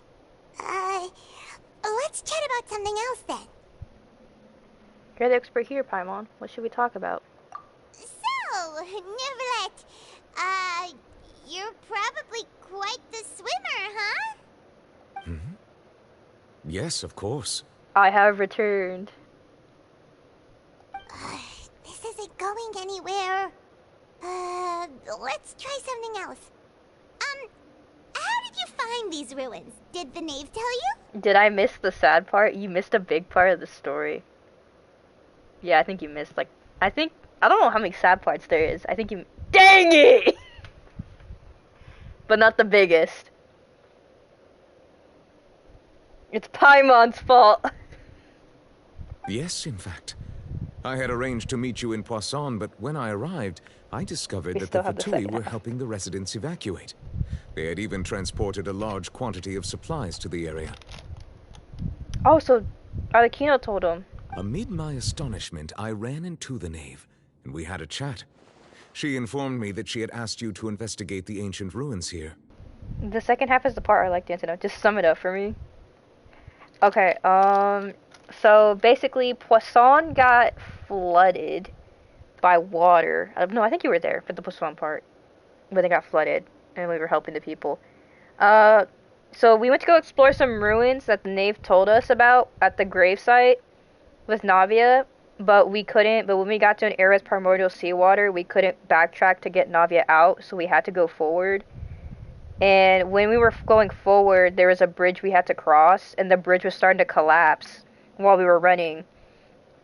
And so basically, we were farther than Navia, and when she tried to jump to catch up to us, she ended up still heading where the bridge was collapsing and ended up starting to fall into the primordial water. And I thought she dissolved, but she didn't. Because apparently, from what Nuvila told us, there's two Oceanids protecting her to prevent her consciousness from fading into the primordial water, from what she felt was a dream. It wasn't really a dream, it was more of like all the people who she listed off that got dissolved into the water all formed into one consciousness. And were trying to keep Navia in the water to make sure she would fully dissolve and become one with them and not really independent anymore. But Melus and Silver, who were the Oceanids who fused, managed to separate themselves from the formed consciousness to protect Navia. And so Nubilette came and managed to help her consciousness and helped her get out of what she would have probably lost herself or dissolved completely. And it was mostly thanks to Malus and Silver that they were able to keep her alive for a good amount of time when Nuvilet came to save her. So Navia's alive and she didn't dissolve in the primordial water. Yeah, we originally planned to meet up with you, but we thought you might still be busy with all those official documents. We didn't think exploring the ruins would take very long, and who would have thought you'd wrap things up so quickly? I see. I hope Navia can get back on her feet. Love is destructive achievement. I'm sorry to have kept you all waiting like that. I'm feeling much better now. I'm sure it was an emotional moment, though. It was. I guess we should get going again. Cherry, you were Will good you at come with explaining. us, Monsieur Neuvillette? Oh. Yes, Oh. if you wouldn't mind my company. All right! Another one joins the party! Let's get going then! Cherry cry, yeah. Aw. Thank you, Jen. That warms my heart. Even though I kind of struggle sometimes to explain. Let's dance! It was sad, bro. Fallen leaves. Because she didn't want to leave Malus and Silver. Because it was like a kind of like a final goodbye, I think. Evil conquering. Here. Here. Worthless. Here. God, I gotta really farm my just proper artifact sets and get him a good crit, get him more crit rate to his crit damage ratio. It's not the best. One with the forest. Yes, 9,000. Yes, I love my 9,000 damage to town beast spam.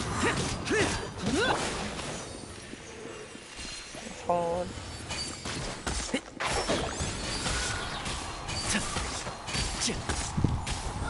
Yep. I'll let you guys know when to lock in. Oh, why is it zoomed out again? Oh no, another unstable path. Oh my god!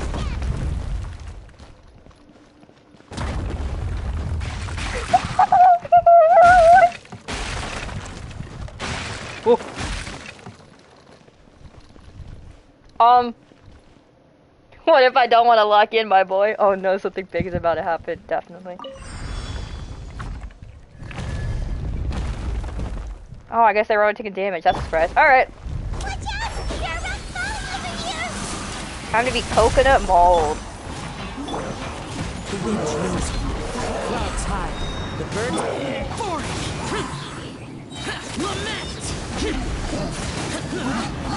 Worthless. He's getting coconut mauled. Yeah. Alright, we're back to the unstable pathway. No, I messed up. I messed up. Share this with all your friends to totally coconut maul them. W Mario Kart track. I thought Xiao's ability, because he's still at it, would work. Or can we get a bit of stam real quick?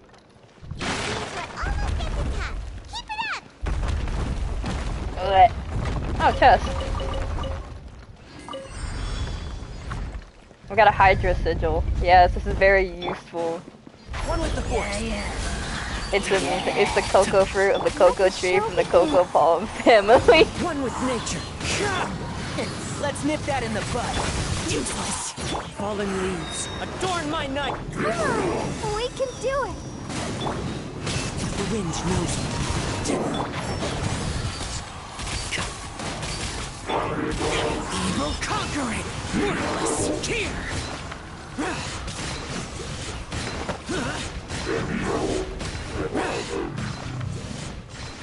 I don't know what these guys are. Oh, what? Can't see. An anima flying. How interesting. I'll uproot you. Time to go. Into the wind.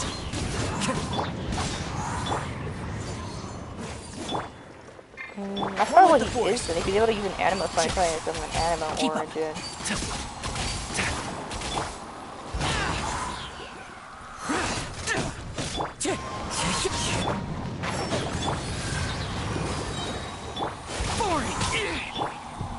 My shot's dying. Steady, go!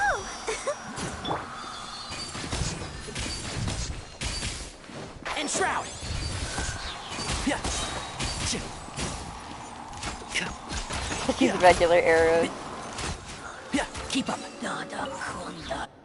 Dodokunda. Interesting. That's what he said. Dodokunda. Don't know what that means? Nope. Wait, what's that? It stood up above. It's a water ring. This. It's gonna shoot me. We travel like a water molecule.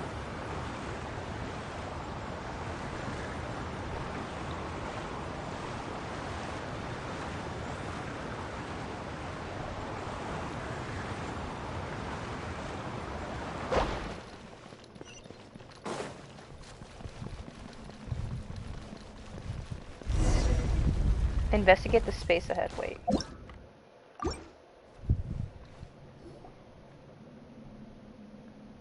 Looks like we've reached the end. Unfortunately. This is the place. There should not be any other hidden spaces in the vicinity. The path sure had some twists and turns, but it turns out that this place isn't actually that big. There seems to be something on the wall.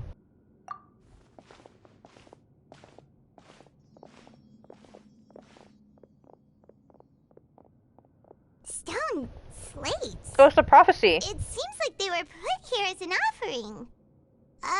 Could we take them down and have a look? You gotta lock in a bit here, it's important. Okay. Perhaps we should just leave them be for now. There are 4 locations in total, but only 3 stone slates. The slate that should be in the first empty spot is missing. The surrounding walls also show signs of damage. There's something written below. Let Paimon see. Reason dictates that this nation be destroyed. I shall record the history of its future here in its past. Say what? It feels like someone left these slates and these words here for a purpose. But does he mean that Fontaine should be destroyed? Why would it be destroyed? That would fit the circumstances dictated by the prophecy, yes. Indeed, the slate's contents correspond to it. Take the second slate, for example. There's a person kneeling here. She seems so dedicated. And there's a whole bunch of other people behind her doing the same. She's facing this... what is this? Some kind of island in the sky? I think it's referencing Celestia. And is that Lady Farina in the third image? Did the Hydro Archon fall into the water? And is that a ring of people around her? Paimon doesn't quite get it. Are they all in the water? I've got a bad feeling about this. The fourth image. I know this one. This exactly matches the content of the prophecy. The people will all be dissolved into the waters, and only the Hydro Archon will remain, weeping on her throne. Yes, they do seem to match.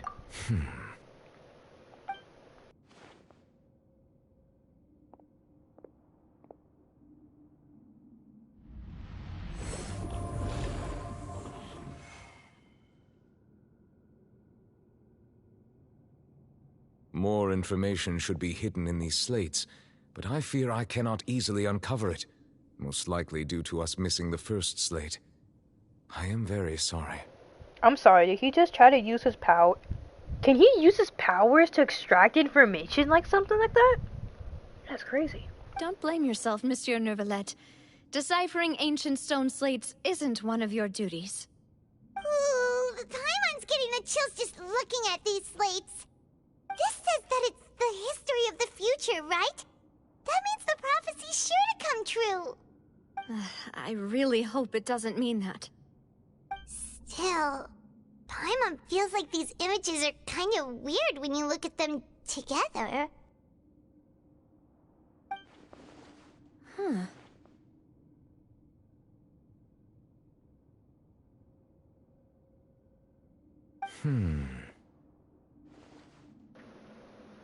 The issue is in the order of the third and fourth image, is right? That's right! If the images are in chronological order, shouldn't the fourth, the waters drowning Fontaine, come before the third, where the Hydro Archon herself falls into the water? And yet the order is reversed here. The second image is also quite concerning. What sins are the people in the images confessing to? If we go by timing, Lady Farina only emerges in the third image. That means that the person in the second image might be the previous Hydro Archon. Egeria, then. I had never met her, but her appearance here does match the records. The previous Archon kneeling before the floating island in the skies, as if confessing a sin. Did she herself commit that sin? And if not, why would she be in such a posture? Also, I'm still wondering why these ancient stone slates are here at all. Judging from their contents, could this place be the origin of the prophecy? Does that mean that someone, or some people, once saw these slates? Possibly. But who would have created these slates and left these words here? It seems that any further clues will have to come from Farina. I say it's good to question her. In that case, there's no time to lose. There's nothing else to be gained here, so let's head back first. Yeah, we'd better get somewhere safe for now. Farina, my beloved. Honestly, who created the slates doesn't matter now. The real question is whenever things will truly play out as the prophecy foretells or not.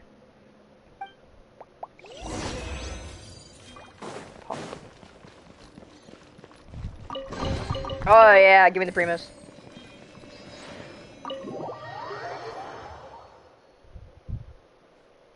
Let's split up here. I'm going to check on what's happening with the Spina. You know how it is. There's some things you just need to be there for yourself. You still have energy for that, Navia? Paimon's already beat. Just head back to the Fleuve Cendre and have a rest then. Thanks for keeping me company all this time. No problem. I'll depart as well. Thanks for your hard work today. Rest well, everyone. He's gonna question Navia. Not Navia. Farina, sorry. Traveler, I will go talk to Farina tomorrow morning to ask about the stone slates. I'm sure that you're concerned about this matter as well. If you have time, drop by my office. I will share the results of our discussion with you. Alright, see you tomorrow. Are you really gonna talk to her about this directly? Will that be a problem? Paimon's getting a little scared now that it's come to this. Tomorrow! Now we're finishing this quest today, it means in-game tomorrow. She has long been harboring secrets, and will not give them up easily.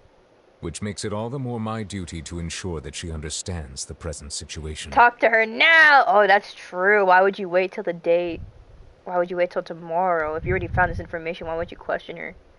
But it's also because it's late at night. Alright, we'll leave it in your hands then. But even then, You're probably the best person to talk to her anyway. if it's something urgent. I would be so mad if you ended now. I will be carefully considering my words tonight. Traveler, Paimon, our safe house at the Fleuve Cendre is always open to you. So as actually, ever. no, I'm not gonna do it. So please don't think you're in imposition. All right. This is I'll be on my way I would then. not be waiting, literally. If we are finally getting to the important. If it was Navia and Nubia both depart, you and Paimon head to the Spina de Zula at Fleuve Carte. We're finally back! Welcome back. We've got a special menu prepared for you two tonight. Huh? Yay! And there's good food too! Navia, no, the boss is the best. You did great as well, Paimon. Ooh, desserts! Nice, these are all Paimon's! Alright, in about 15 to 10 minutes, we locking in chat. Okay, so that means not much talking. Alright, got it. No, she didn't. I don't know what Paimon did. That's I don't know. And she said, "Oh, these are all mine." Wow, Paimon, you're gonna save one for me at least. Paimon's already You starting forgot to forget what happened today. Is that Mona? Oh, that voice. Is that who I think it is? Mona? Huh? What are you doing here? Oh yeah, I forgot Mona is here? It's you two. What are you doing in Fontaine? We should be asking, what are you doing in Fontaine? Good work, Paimon. What did she do?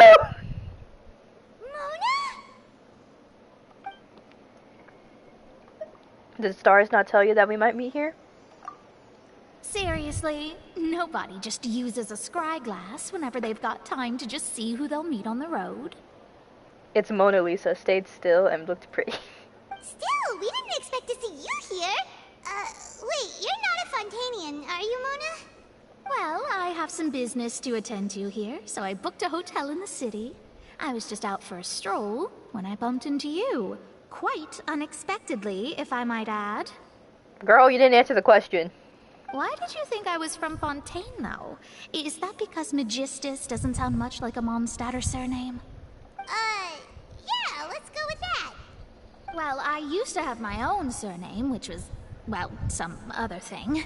Either way, the old hag told me when she took me as her disciple that the first step to being a great astrologist's pupil was to change that name. Oh wait, never mind. I forgot how long until then, so like more like 40 minutes. There was nothing for it, really. She really is amazing at astrology, so I changed my name to what it is now according to her wishes. Coco, to my surprise, however, Magistus is not the name of some ancient house or clan. Yeah, she used to have an old surname. It isn't? This part is just more filler. Oh, okay. Nope. Although it is used by us in place of surnames, it generally just means great. Jen, I'm not subbing now. Wow! Imagine including a book. No, please, my son! Are you gonna have to put that into your genealogy as well? I reckon so. In any case, I'd give my disciple a name like this as well, if I were to take Maniacal laughter from Danny. He's like, ah! Evil.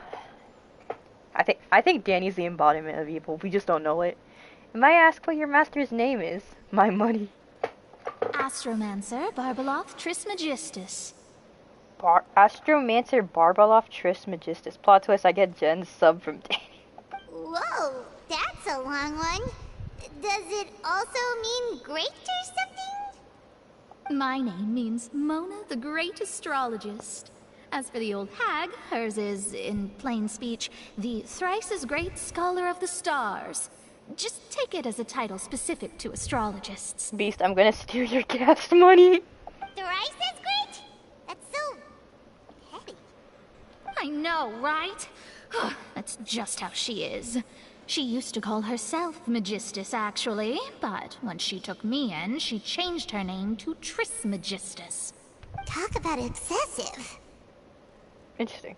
Magistus is thus the calling card of our school, so to speak, which makes it about the same as a surname.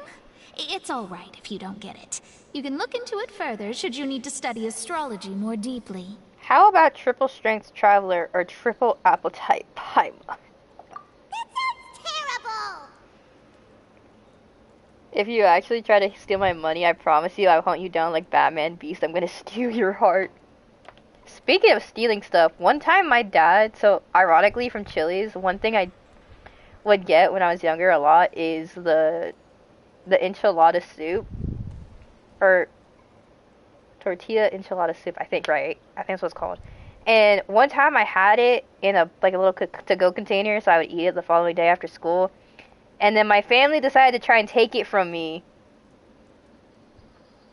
And I was like, where is it? And I ended up chasing them down, that my whole family got scared. I'm like, please! Google Batman for Kill with Justice League, that's gonna be me. But anyway, you're not I think I even chased my family outside too, and around the cars. Right? Well, I was born in Mondstadt, yes. My parents migrated to Dorman Port, and I traveled with the old hag for a while, after which I settled down in Mondstadt City. Oh, okay, so you're from Mondstadt. Oh, that's a good thing then. At least we know you won't be dissolved by Fontaine's waters. Oh my god, Paimon. Speaking of that, I'm sure you're aware that a bunch of things have happened here in Fontaine, right? I know you're not a local, but I'd avoid getting too close to any water that looks strange all the same. There's something ominous about it. Well, the water, I mean. Did you come to Fontaine because of the prophecy, Mona? That was the main reason, yes. Just a while back, the Steambird invited me to take part in a panel and speak about the circulation of the prophecy as an astrologist. The invitation was sent quite early on. I don't think anyone expected Fontaine to be in this much trouble. What do you make of that prophecy, Mona? Just tell us what you think as an astrologist. Your word would go a long way to make things more certain and less scary. What I can tell you is that I'm an astrologist, and that this prophecy concerns the fate of Fontaine, even that of all Tevat. Ascertaining this is akin to reading the fortune of the whole world. Oh, so it's that impactful. I'm afraid that this is not something that just anyone can do. If I could do it, you would no longer call me an astrologist, but a visionary.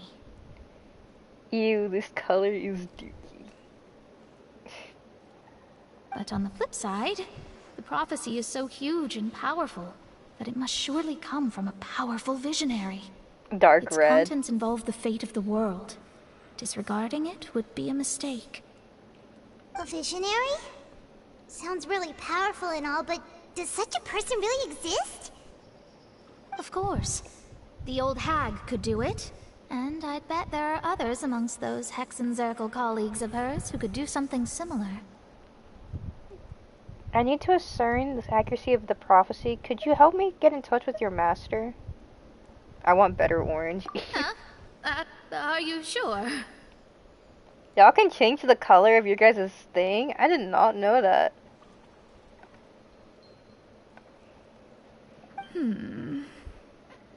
All right, I'll help you. It isn't often that I see you with such a serious look on your face. It's a command? I'll tell you once I hear back from her. Dang, you learn something new every day. I guess it's the only orange they have. Thanks, Mona. You're amazing as always. Yeah, it looks a bit brighter. Dot dot dot, a slash color. Oh, okay, so that's what it is, slash color. That's the command, okay. Oh, well, this is something only I can do after all. So yes, your praises are quite welcome. That's the greatest of astrologists for you! Of all the people we know, you know the star's the best! Indeed, indeed. That's the spirit. Green. Oh, sorry. I came to see what all the commotion was about. Oh. If there's anything you need, do not hesitate to inform the Spina di Rosula. Oh, whoops. Guess we were getting a little too carried away there. Well, I'll go tend to my own business now. If I receive any news, I'll be sure to come find you two again. Here's my ranking of the main 6 colors. Number 1, orange. 2, blue. 3, purple. 4, red. 5, green. 6, yellow. I think you just really like the color orange. I could be wrong. Actually, guys, I think he likes yellow. Quick as rushing water. And here we are with the Spina guy giving us suspicious looks. Well, we were making a ruckus. Try to keep it down next time, Paimon. If Paimon hadn't spoken for you, it'd be you getting all the weird looks. The things Paimon does for you. No. Alright. Thanks, Paimon. That's more like it. What are you so smug about, Paimon? You decided to get good night's sleep to replenish your energy after the conversation. Good morning. To be honest, Paimon's still feeling kind of sleepy. There is no rest for the wicked. Even though we kind of slept. What I mean is we need to head to Nuvalet's office.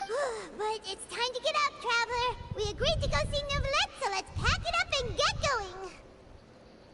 Bro, the animation ends so quickly. It looks so weird. She just stiffly kind of returns back.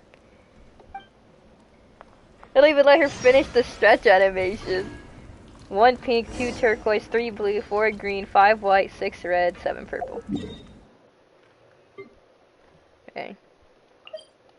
Now that I mention it, I do. When I type, it's probably going to give me a default of purple.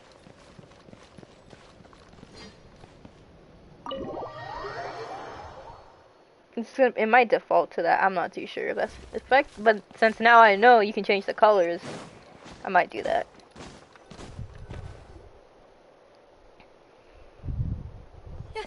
You're here, finally.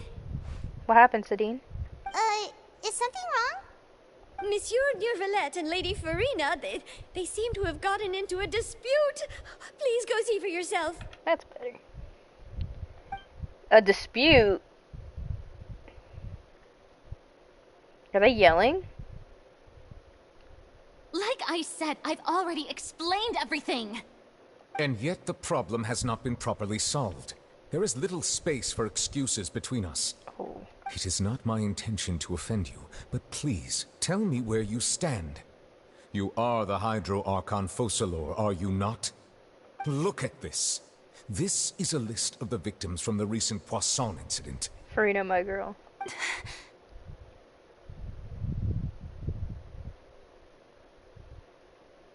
You mean... they're all... We did not arrive in time to avert this disaster. And I will not have it happen again. Oh. I will say this once more. You must tell me everything you know. Yesterday, I found 3 stone slates in some ancient ruins near Poisson. Do you know anything about those? Seriously? You're questioning me like this is a court case now. I don't know anything about that. But you found them in some ancient ruins, you say? That's correct, which is why I came to ask you some questions. There should have been 4 slates, but one of them was missing. The other 3 feature different images that seem to correlate to the prophecy. The prophecy? The second of these slates depicts the previous Hydro Archon Egeria kneeling before a floating island in the sky, as if confessing something. Do you know nothing of this either? I don't. I've never seen such slates. I'll ask you again. Do you really have no information regarding the previous Archon? My deciphering of the slates indicates that the Hydro Archon Egeria once had to confess to, or apologize for, a certain sin. If anyone would know about it, it should be you. Just take her there, you idiot. Okay, Danny. Oh, he is livid, I think. He's like it's time's ticking for Rena. All gods don't have the same secrets, you know. She was herself and I'm me. Is it really so strange that I know nothing? I understand your concerns, but I'm sorry. I just don't have anything to tell you. He's frustrated. Forgive me for saying this now, Lady Farina, but I have long known of your various secret investigations into certain matters. Danny, by the way, Farina is the god of water. There are several indications that you have been investigating the prophecy on the sly. This is not strange in itself, considering that you are the Hydro Archon. But it is strange that you should also claim to not know any of Egeria's secrets, as well as do nothing following your inquiries. Alright, Coco Jen, yeah, I know that part because Tally told me like 15 times. Well, of course he did. Oh, it zoomed in. And he's putting the pressure on now. You have never been as superficial as you have presented yourself to be, nor are you a fool. And yet, your behavior is very inconsistent.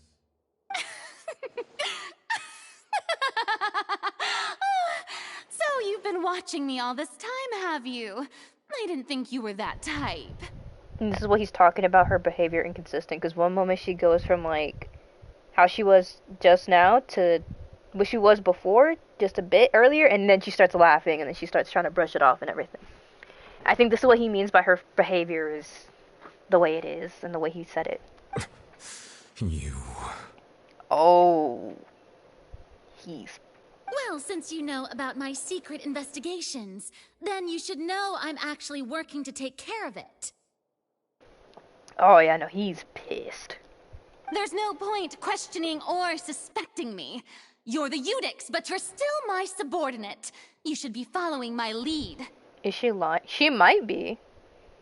Just trust in me. You're Archon, and do as I say. Never mind whether you can truly convince yourself to or not. It'll all turn out fine. That's all I have to say. We do not discuss this matter again. Oh, the opera's about to start. Toodles! And then she just immediately runs away and she tries to...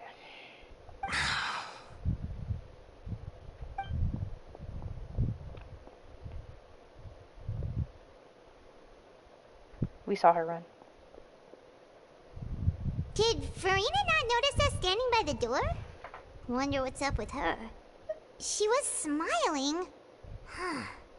She didn't seem in the mood to care if we were listening in or not. Me personally, I wouldn't let that slide. She seems to be deliberately hiding something.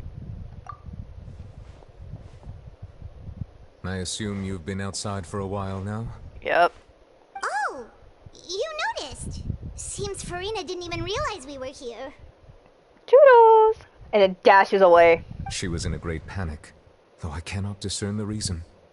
Our discussion reached impasses time and again, a state of affairs that we cannot allow to continue. Still, I do not understand. Dialogue is the basis for understanding, so why did she keep refusing to engage? Still love her. Dino heart. I'm afraid questions alone might not suffice. We need to make her understand how dire the situation actually is. Everyone in her inner circle has noticed that she is hiding some secret. The issue is her attitude. I fear that she will not reveal anything unless absolutely forced to. We may have to create a situation in which she will have no choice but to speak. I have an idea. Who's the one person she fears? Arlecchino. Oh? Like what? Normally, people will only reveal the truth when standing trial. Perhaps we must have the Hydro Archon experience just such a scenario. But Farina's seen so many trials, and she's really good at dodging questions. How do we make sure that she won't just slip away at the first chance she gets? We will need to consider this thoroughly, join forces with various parties, and then do what we can. If at all possible, I would prefer to recuse myself from this affair, but we must prevent the prophecy from coming to pass. Torture? No! This may be cruel to her, but all Fontaine is in crisis. The information a god possesses is too precious, and so we must take a chance on this. No, not Farina. Never. In that case, we will need help. But who will lend us their aid to do such a thing? Oh, I think I know who to call. Where's my money, Labroski? A few days later, on a boat somewhere in the quiet Poisson. Well, that's everyone, huh? Ghostbusters. Speaking of which, it was pretty smart of you to think of hiding here. Poisson was just involved in a disaster, so it's presently devoid of people. That naturally makes it the best choice. And here you are drinking tea like it's the most natural thing in the world, huh? That's what families should do. Sit and enjoy a leisurely time together. I think she also just missed drinking tea. It's nice to enjoy tea here, you know? Care for a cup? Lend me your ears, everyone. Or perhaps one of you might like to start us off. How about you, friend? Lynette seems like a normal name. Oh, Fremine, I think. Me? No. Emily. I don't think I can. Lynette seems like a normal name. Emily. Yeah, I think Fremine gets nervous. Then, how about you, good sir? Nubilette? I fear that I will cause the mood on this boat to become as somber as it is in court. Hello? What's he doing here? Hold on, guys. I'm gonna go use the restroom real quick. You guys can stare at Nubilette for a bit.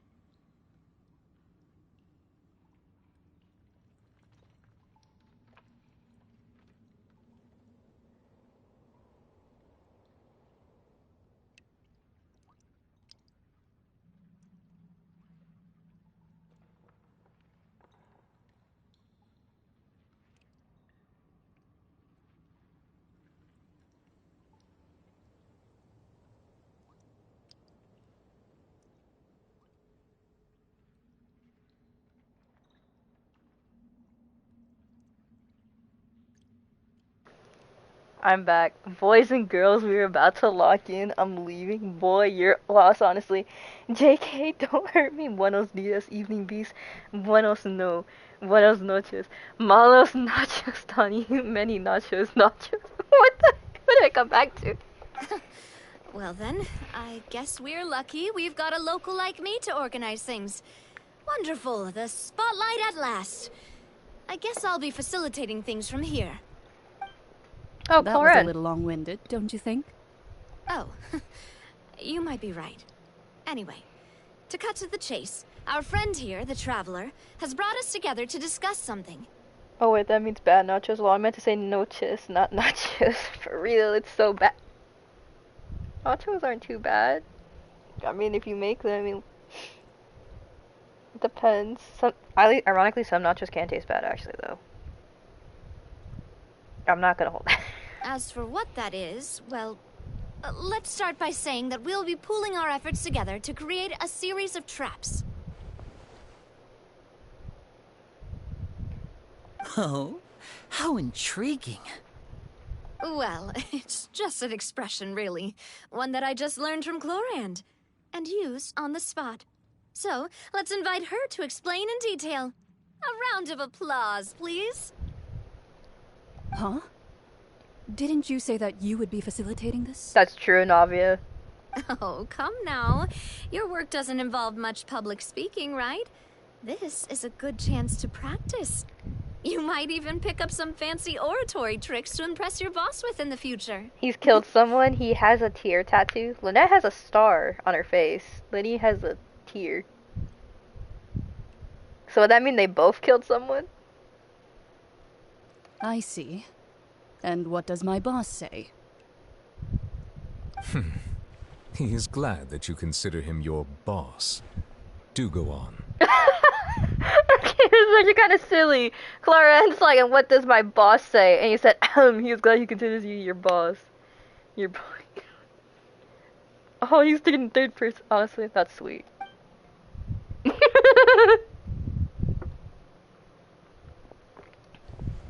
There's no tear tattoos mean they killed someone. Do any of you have experience hunting? Not that I recall. Fremine and I once used a wooden stick in a basket to catch wild rabbits when we were younger. As for Lynette, oh, right. You were sick that day, weren't you? I've also gone diving to catch some fish before. Does that count? I'm afraid not. You may or may not have heard, but Fontaine once played host to a group known as the Marechaussee Hunters. My burger is undercooked, GG. Nice knowing ya. Oh god, bro, Danny's gonna get killed from the burger. Oh, 7, my guy. Though that was their name, they did not hunt animals, but rather various monsters left behind by the ancient dynasty of King Remus. Today, Fontaine's monster population has already thinned greatly, so the hunters have blended back into society, taking up arms in other lines of work. They even left a unique methodology of hunting in their wake. A trap comprises of the following components: bait, a trigger, and a containment device. Sometimes a lethal implement will also be necessary to deal with the prey. So, if we were to build a trap together, right now, what would you choose to build it with? GG's game. For me, I would prefer something basket-shaped. Pigeons and rabbits will see the bait and naturally enter the snare. Our line of work requires a deft hand, and we're some of the best in the industry, so you can count on our techniques. You used some of those techniques while moving the people of Poisson, didn't you? My subordinates mentioned that you even performed some magic for the bawling children. Yes, and I even managed to gather some intelligence in the meantime. I'm quite the multitasker if I do say so myself. I'm afraid I can't claim that as my strong suit. I prefer more stable methods, like placing bait in the water and waiting for the fish to come within reach. That's the kind of method I would count on. He's a witch. Calm and steady. Exactly the kind of person who would catch loads of fish. And I can be their assistant. With discretion, I'm sure. I'd probably use some sort of mechanical animal. Papa once bought me some small clockwork squirrels, mice, and such. When placed in the forest, they can attract others of their kind. I remember that you liked those too, didn't you? I did. And that would be a good way to go about it. If they're realistic enough, animals of the same kind will follow them all the way to the trap. Paimon, I'm gonna throw you into the water as bait. What about you, Monsieur Neuvillette? I don't think Neuvillette actually knows. I fear I do not have any related experience. Yeah, seems about right. He doesn't leave his office. That makes sense. You usually solve problems directly, without the use of any such tricks. But I do have one more question for you, monsieur. If we were to create a trap now, how would you design it? I would like for it to be effective, but bring no harm to the prey. A more gentle trap would be ideal. Kind, as always. However, our intention doesn't necessarily change the containment device and the type of implement we need. If we wanted to kill the prey in one strike, we would need a powerful implement. However, that also goes for prey that must be captured and safely contained. Wait, why's that? Because it could get away if it's not. Only a hunter who's a true expert at subduing their prey can snare it without harming it. The line that divides life and death is often exceedingly thin. Okay, so legit question, are any of the characters in this entire game romantic partners with anyone? Not that I know of, but I think it's... Oh, officially? Like actual romantic partners? No. Not that I know of, I don't think so. But I think... I don't know. Me personally, from what I know, like officially, any romantic partners? No, not that I know of. I don't know if Jen knows of any, because mine's kind of limited. That's actually insane. So, are we going hunting together? No, but they is canon for fandom, but they are gay ships. Oh, that's true, yeah. So basically, the fandom of Genshin, even the apparently, depending like people's their interactions and all that, they will make ships and all that, and apparently it's canon in the fandom, but in the actual game it's not. Huh. We hadn't thought of seeing ourselves as hunters. It kinda works, but maybe it's still not the best metaphor. Sadly, it's only guys with guys and girls with girls, and I hate it. Yeah. That's the sad part. They don't really, it's mostly, yeah, as you say, it's mostly just guys with guys and girls with girls. I rarely see any other appearing in the fandom.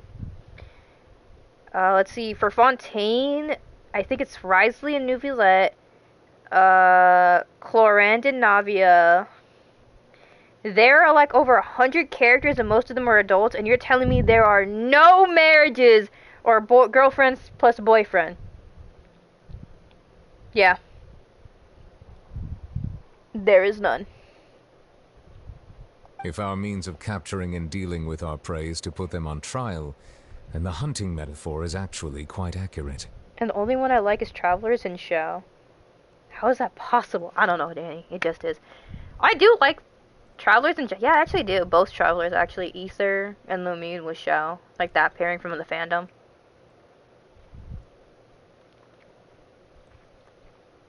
It's just not that type of game. Yeah.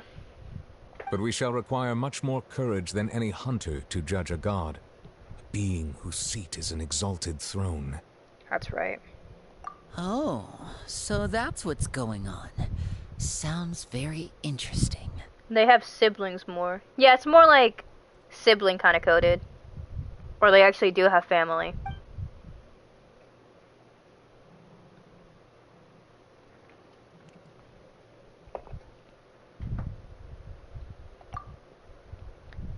Oh, that's right. But however, even though it's not, yeah, I get the game isn't made for that, but with this many characters, it's honestly extremely weird that there's 0 couples. So while there's no couples, there's hinted that some have some feelings, or the game tries to hint that these some characters have possible feelings. One of them is Diluc and Jean. That the game tries to show that, oh hey, these possible characters have feelings for each other. Especially like their interactions and all of that. So there's some that they hint at the possibility that there could be. And others they just don't.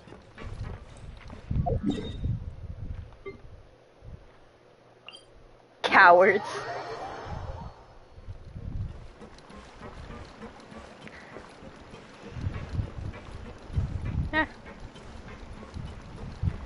Well, it is what it is.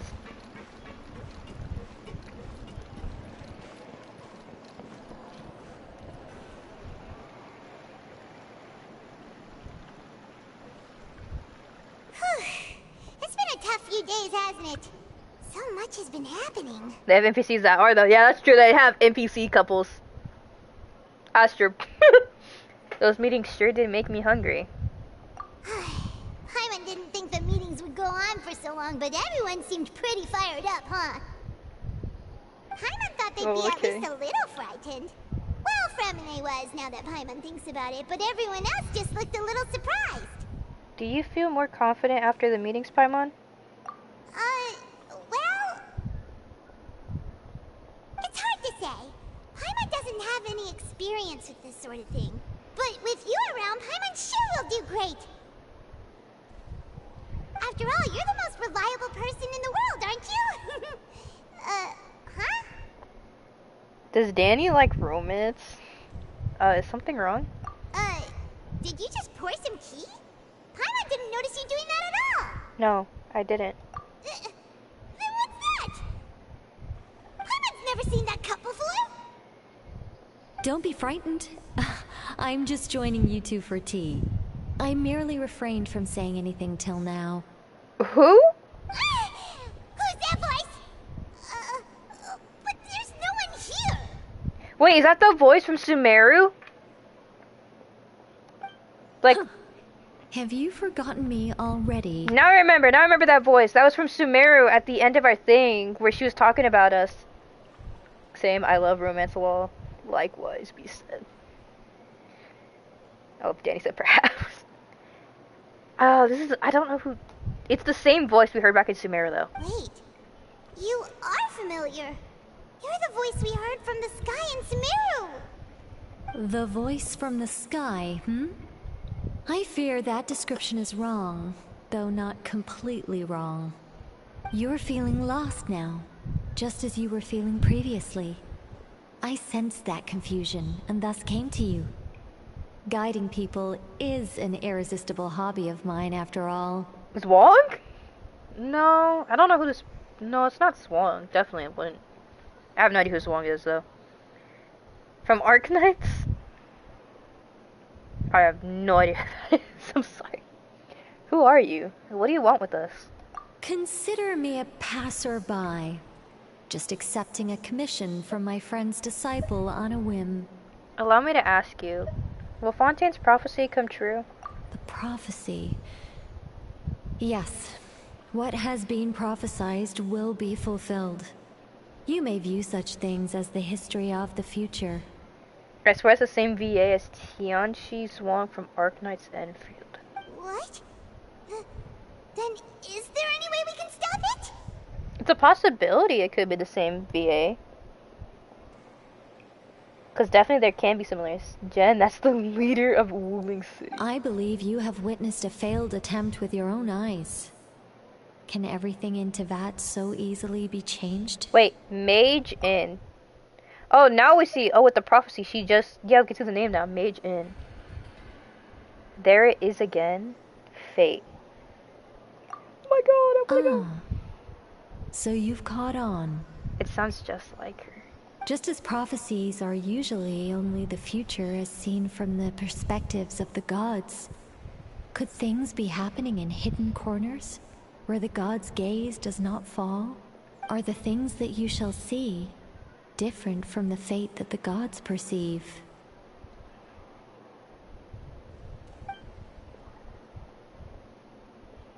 What is she talking about?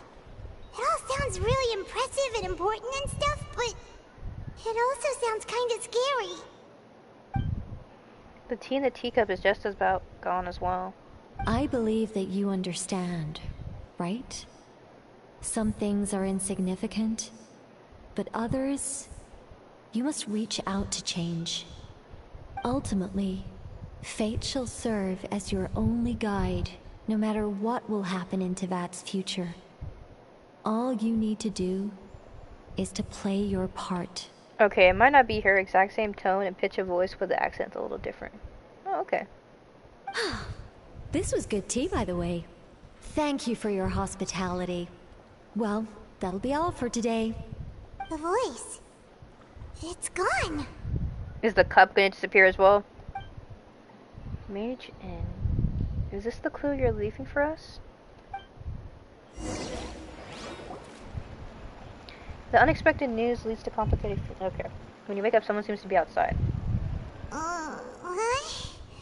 I want to hear someone talking. Alright, coming. You're getting more diligent, Paimon. Hey, it's you who's getting lazy, okay? Well, I see I've walked in on some lively banter. How have you been these past few days? Fine, just fine. I went to take part in that Steambird panel. It turned out to be more interesting than I expected. Not all Fontainians are pessimistic about this. One journalist mentioned that sitting around and waiting for the end to come would be wrong, and that they should make their own rescue preparations. I agreed, so we had a brief chat with her. Did she have pink hair by any chance? Why, yes. It was Charlotte. I assume you've heard of her, no? That daredevil journalist? Yep. I'm in full support of her view. Prophecies are very important, but how can people allow their lives to be commandeered by just a few words? That's right! Paimon's glad to hear something sensible for once. Ah, yes. About what we had discussed before. I did try, but I'm afraid I couldn't reach the old hag. I'll try again tonight, but I wouldn't get your hopes up. Actually, someone already came over. Huh? You tell Mona about your mysterious guest. Goodness gracious. Are you serious? I believe she came to pass a message to us. She said that even the god's gaze has blind spots. Pretty bold if you ask Paimon. Most people would believe the gods to be all-knowing, right? The Hexen Circle members are certainly anything but ordinary. As for the mage named N, the old hag has mentioned her a few times.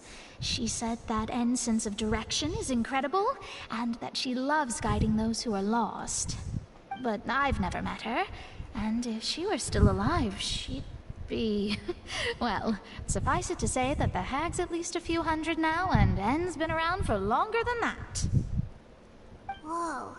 The Hexen Circle sounds like a scary group. But they must really stay in shape to live so long. All I gotta ask is, how is your master still alive? Their abilities alone are pretty terrifying. If she came to see you personally, then the problem you're facing must truly be of great importance. I see. Well, it's not like Paimon could understand anything she said. Yes, she was quite cryptic, but I suspect she means that there is still a way to turn things around. She didn't say when or what that would be, though, so perhaps it is something that you cannot know right now. Guys, super important. Auburn just swept Missouri by beating them in all 3 games in baseball to open up sec play. I know y'all know exactly what I mean too. Genuinely, I have no idea what you're talking about. I do not watch baseball.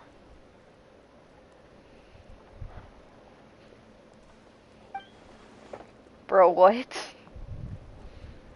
True, her words were meant as a helpful hint, but when we realized their value and meaning. Was that the best answer that my question could have gotten? War Eagle! I'm so confused. Paimon? Are you two alright? Oh, we're fine. We're just a little down right now. It kind of feels like the end is coming, you know? I see. I feel that same sense of desperation, too. I guess you could consider me someone who has often witnessed fate. So far as I have seen, it cannot be swayed. I see. But even so, I still hope for, and believe in, miracles.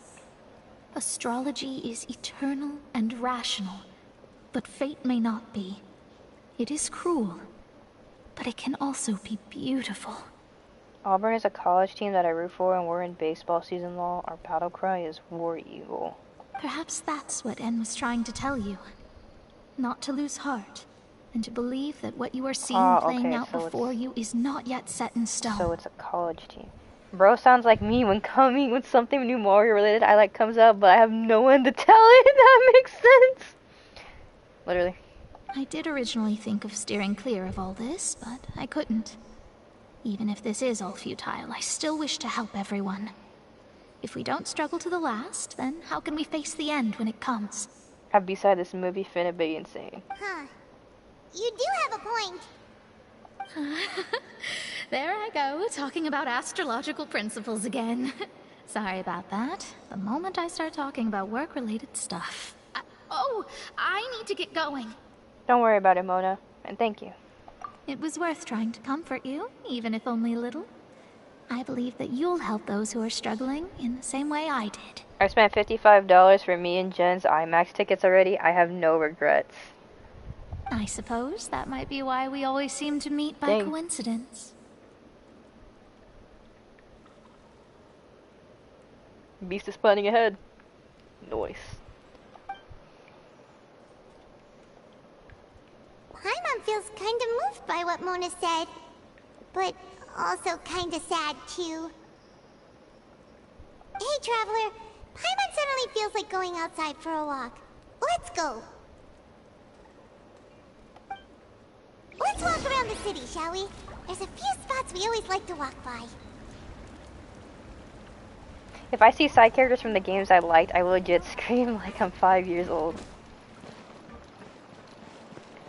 Oh wait. I think this was the closest.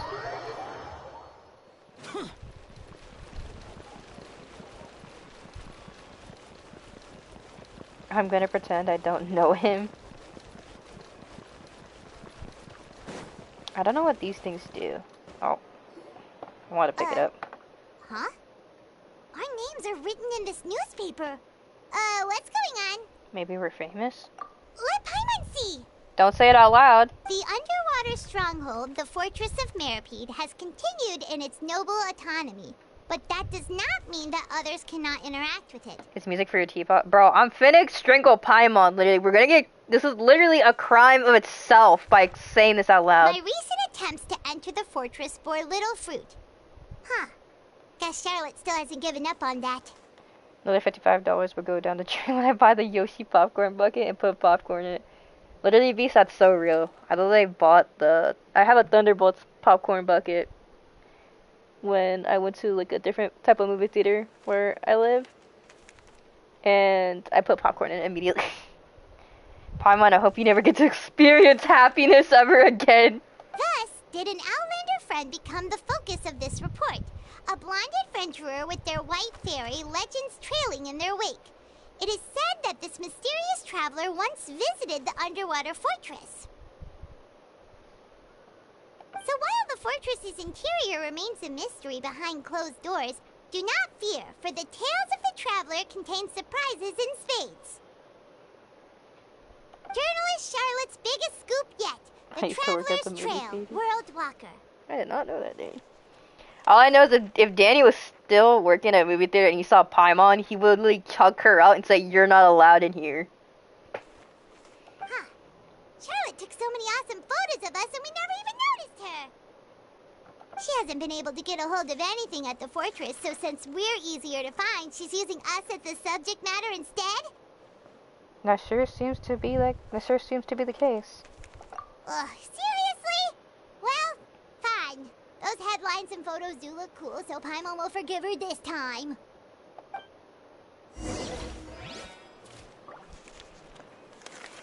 Continue moving forward. We're just going back where we... Okay.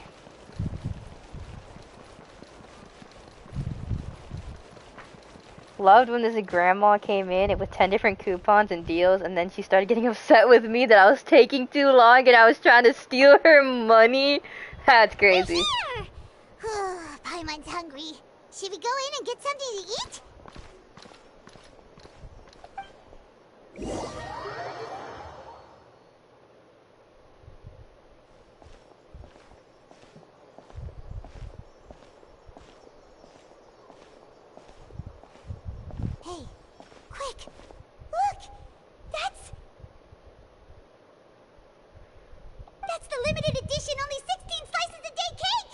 hasn't already sold out for the day? It was so delicious the last time we tried it. Despite the tense situation we were in, let's give it another go. I'm sure it'll be great. Bro, I want this filler to end. We can't let anyone get ahead of us. Speaking of which, why is One there... slice of cake, please. Someone showed up after all. Oh, wait, you're the one from the Palais Mermonia. Oh, are you here to buy cake too? It seems Monsieur Nervalette was right. You really can eat. Wait, did he really say something like that? Paimon, we are so close to locking in. Please! That's right. Even he has his own preferences when it comes to food. As for me, I love the cake and coffee here. Is my friend back on Genshin? Oh, yeah. Also, a couple went to the wrong theater and stared at the blank screen. Do you come here often? Blank screen for an entire hour, and they came to collate my manager. I sent them to the wrong theater, and when I didn't, and it says the theater number on their ticket. Oh, so they blamed you for sending them to the wrong theater when you literally said it's. And you said it's not. It's on your ticket. Usually every day. Every day?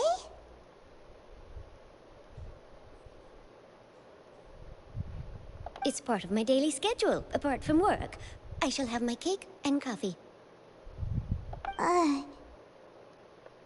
Then what if someone told you one day that this place would be closing soon, and you wouldn't get to eat cake here anymore? But why would it close? Well, Paimon doesn't know either, but maybe the waters will rise tomorrow. I totally forgot my like friend. in the So she's back on Genshin. Because she was telling me, like, I really want to get back on Genshin Sigma. When I told her about the stuff and everything, like how I'm on Genshin. And I'm just finding out she has Eula. Because she showed me Kaching, and I totally forgot she has more characters than me. I didn't even know she had a Eula. Oh, the prophecy. To be honest, I haven't paid much attention to that. No. Still, even if there'd be no more cake tomorrow, that wouldn't keep me from having some today. Get Llama. Eula! Okay, peace. No. It's the same for eating in general. You might not be able to eat tomorrow, but if you can do so today, then you should carry on. That's what people call living, you know. True. Huh. Why worry about the future when you can focus on the present? Don't be sad. Excuse me, could I have 2 more slices of cake to go? These 2 slices are for you. Sijuin said that this kind of expression you're making is what humans call being sad. Oh, you know Sijuin? I sure do. She was born before me, and she sometimes comes to the surface to teach us things about humans. Wait, born before you? She said that humans are creatures that are saddened easily, yes, and you can only lift their spirits by feeding them delicious food. So please try the cakes here. I've got something else to do, so I'll be going now. You two try to stay in a good mood after eating, all right? Bye. She's so nice. And there she goes. All right, let's dig in. I'm unsure this cake will be delicious. I must pet the rabbit. She is not a rabbit! She is a Melusine, and her name is Sidine.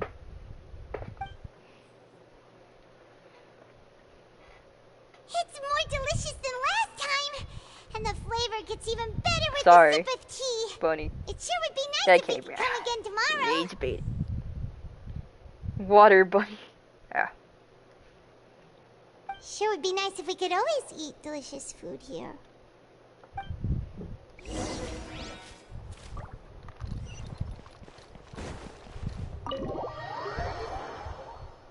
Oh, we're near Watermelon the butter office. bunny. Let's go look for Charlotte and have a chat.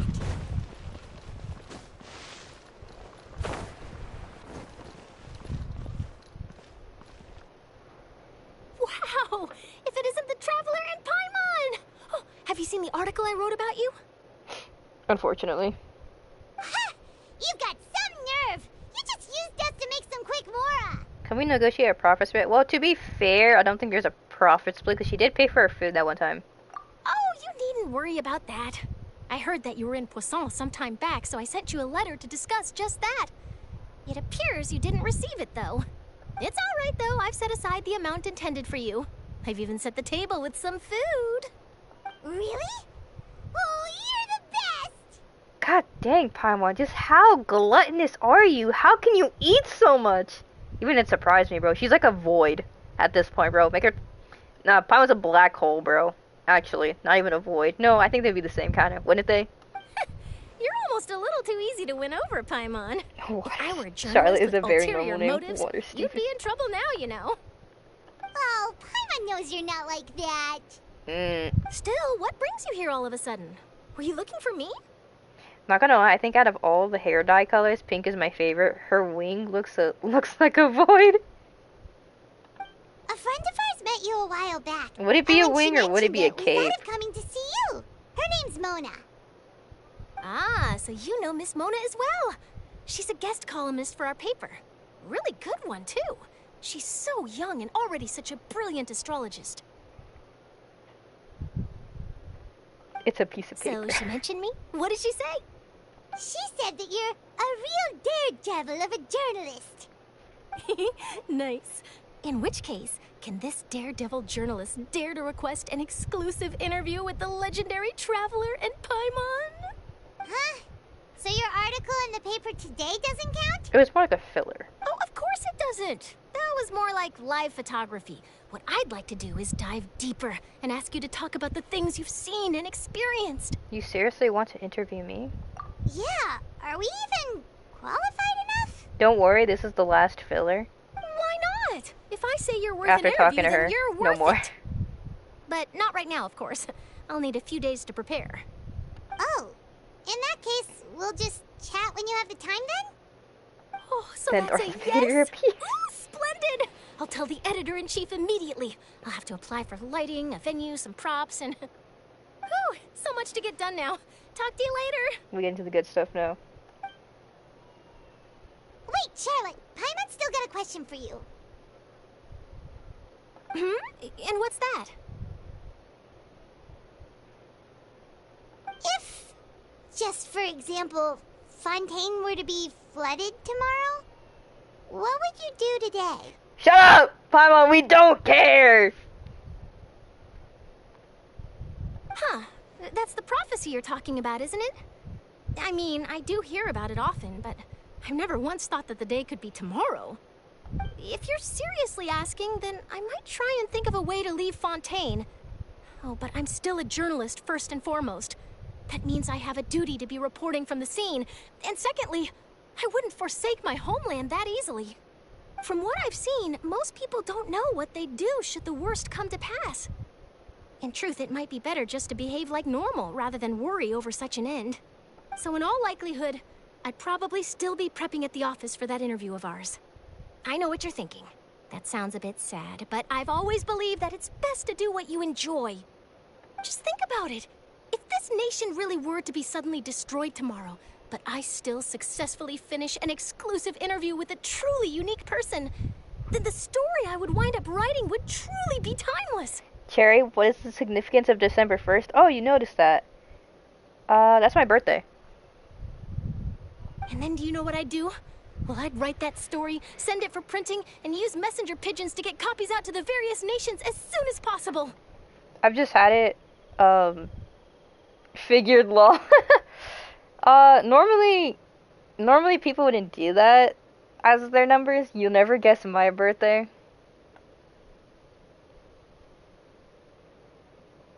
July 31st. Wait, no. No, that's when your thing was created. I don't think it's... No, that'd be crazy. November 13th. Oh. I'm not a dreamer, JK. nor am I a workaholic. But I do love my job. It's how And much I'd be Cherry proud of has in leaving her such an bank article account. behind. Negative $12.01. JK, I was born JK. to be a journalist. Coco Jen. How? Oh, Jen. Jen guessed it correctly. Wow, beast. Don't pray on my downfall, bro. I don't need to be in the negatives. But anyway, that's my answer. And on that note, I'll get back to my preparations. October 10th. I've just always had, like, ironically, some... So nice. All of a sudden, Paimon actually kinda envies her. Anyway, let's go and take a look at the sea, shall we? Oh yeah, Danny. Oh, it does say November 13th in Danny's name. Beast Sire. Oh, 923. Beast is February 29th. No. September 23rd. I think that would be it. Bruh, not me getting doxxed. The sea breeze and scenery can be a pretty soothing combo, huh? Cherry nose. Paimon's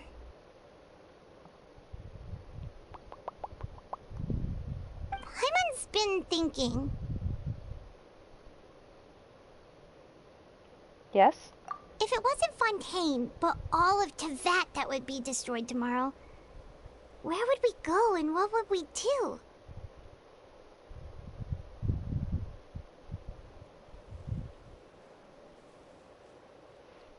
There's a 1 out of 1,461 chance to be born on February 29th. And my grandma's got that chance. No, Paimon should ask, if you could choose, what would you like to do?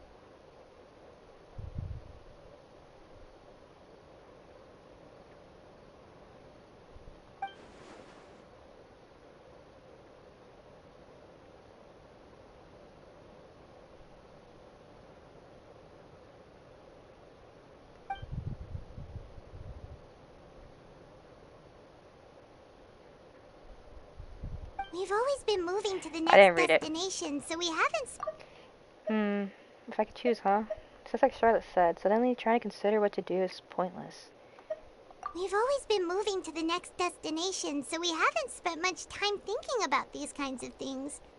We didn't have to either, with us always being on the road and whatnot. So what character was hinted of having a romantic interest with the Traveler? Honestly, I'm probably the worst person to ask about that. I think you have to ask Jen about that. There's only one quest with flirting. Isn't Hazo kind of also a bit in the Hangout quest?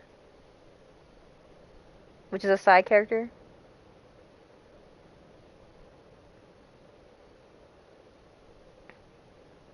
But like they were flirting. Oh, wait, hold on. Is it the perfume? No. Oh, is it the NPC, like the perfume person? No, I don't know. Like they were blushing and stuff. Until that moment comes, I think I'll keep journeying on. You mean no, not the still perfume. Traveling? Yes, cherishing every single moment that I have looked upon this world. And my arm is clipping through the railing. Huh. Wait, isn't that what we've always been doing? Well, I know 2 of them. The banter goes back and forth between the 2 of you as time slips by. As night falls, you return to your accommodations and ends this busy day. Mizuki. I have no idea who Mizuki is. Mizuki. Oh, wait, is it Mizuki like that one, Missouri? Mizuki has a bluish purple white palette, right? She's from Inazuma. I don't know. Navia, having finished her business, Poseidon even drops to take a photo with the 2 of you as well. All goes well. Mizuki and Ayaka, right? She wears a maid outfit.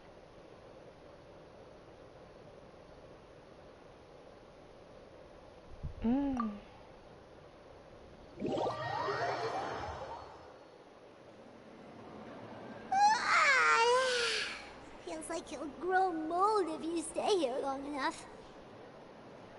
Oh yeah, Ayaka went on a date with us. Oh, the fireworks, right? With the dance. Of course, only relationship one of them wears a maid outfit. But it's still better than the Fortress of Meripede, that's for sure. It's not only damp there, but salty too.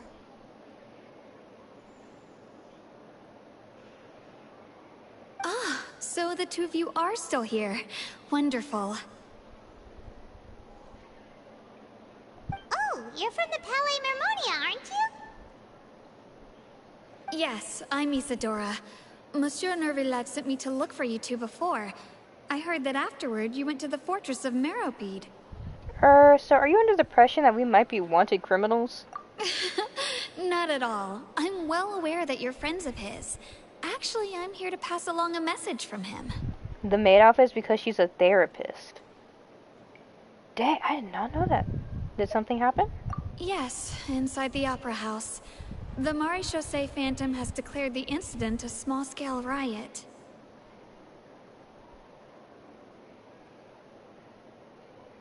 That makes sense. That makes no sense. He works spa. A riot? Even less sense. Well, that said, I don't personally think it was that serious. Lady Farina was watching a performance at the Opera House, and while she was resting during an intermission, some other audience members suddenly started harassing her. She works at a spa and does treatment. Loudly accusing her of doing nothing about the prophecy crisis. And before she could respond, others started to join in.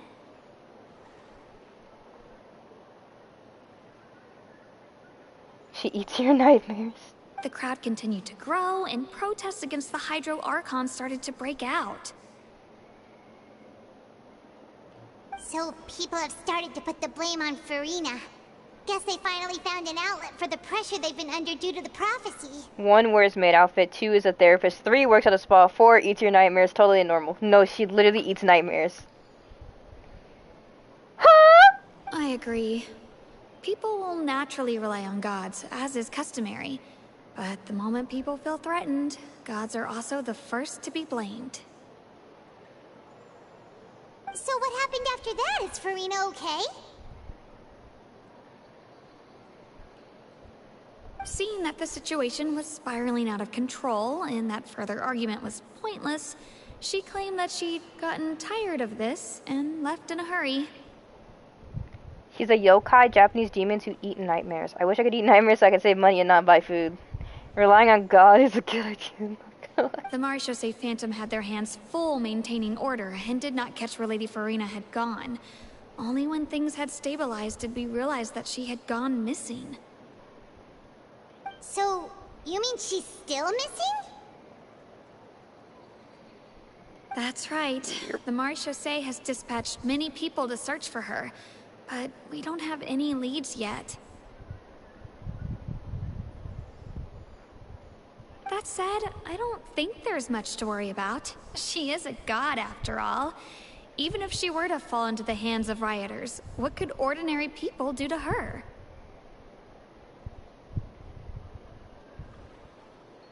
Good. Massachusetts, I haven't had a nightmare in a very long time. I low-key want to have one again. Massachusetts, question mark? I never got a nightmare. It's more fears than nightmares.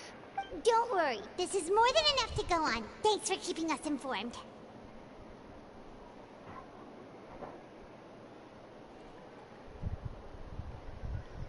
Ah, is that so? Well, all right then. In that case, you two take care. I'll be heading back to the Palais now.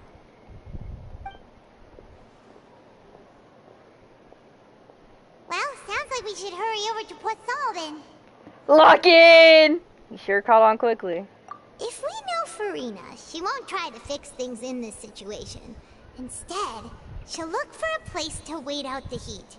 The only bad dreams I have are the ones that are repetitive and boring and that make the night go very by slowly. Finally, lock in time! Dancing dinosaur. And, as we also know, she may be loud and dramatic, but she doesn't have a heart of stone. When Nervalet was talking to her in the Palais Mermonia, and she heard about Poisson, she couldn't hide her sadness and remorse. It would be hard for her to ignore being accused by the public today.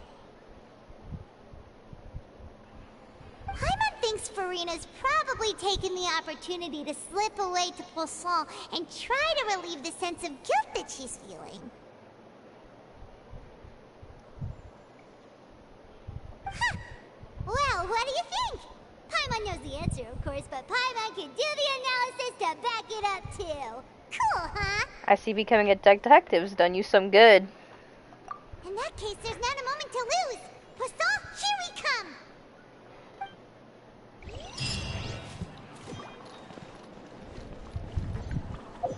I want to check, how many heroes wit do I have real quick?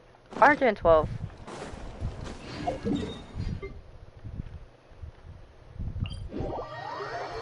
This place looks deserted. Guess all the survivors must have evacuated already. All that's left here are signs of devastation. Find Farina Could and Farina Questa. really be here? Let's try to find her as soon as possible.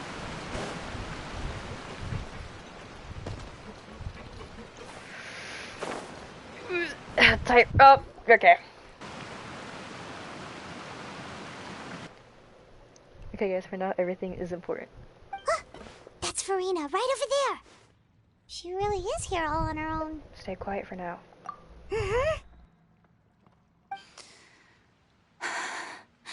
Should I just give up? This is all meaningless. What was meant to happen did happen after all. Everyone's dead. I'm sorry. I am so sorry.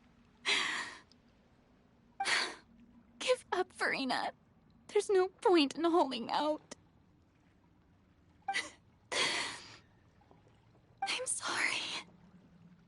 But what can I even do other than to repeat meaningless apologies over and over?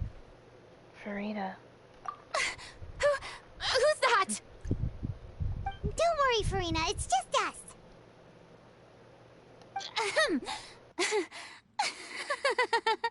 So it is you, blonde traveler from another land.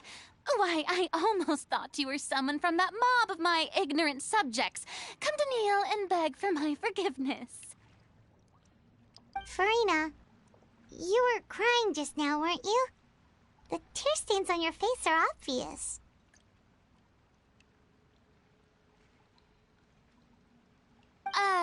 What do you mean, tear stains? Oh, I remember. The show at the Opera House earlier this morning was so moving. I'm still trying to process it. Who did that uncivilized rabble think they were, disturbing my enjoyment of the arts? They even dare to tout their Archon. I must teach them a lesson. I can just imagine their twisted and frustrated faces once they realize that I'm nowhere to be found. If I turned around after crying and see Paimon in my face, I would whip out the blicky and just mag thump her. No. Dang, that's crazy. Oh, and I'm sure Nouvellette and those people from the Maréchaussée Phantom are freaking out right next to them, too. Stop trying to act tough, Farina. You're actually beyond devastated right now, aren't you? Of course not. Hey, there she is! The Hydro Archon's over there! I'm actually crying laughing after typing that wall. Quick, after her!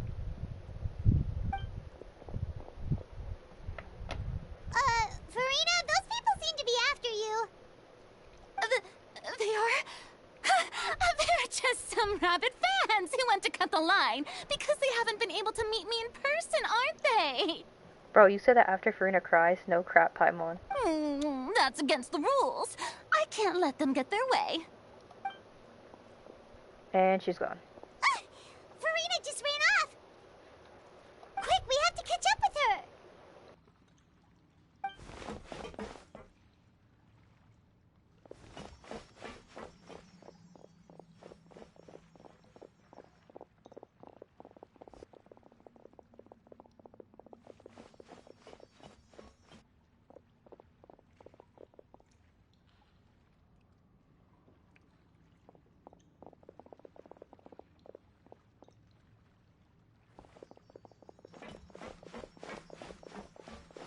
This should be the place, right?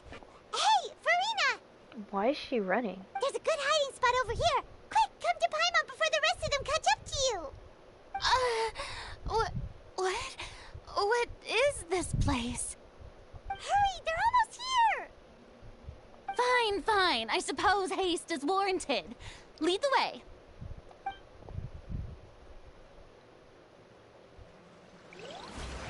You know, it'd be crazy if this was all performance.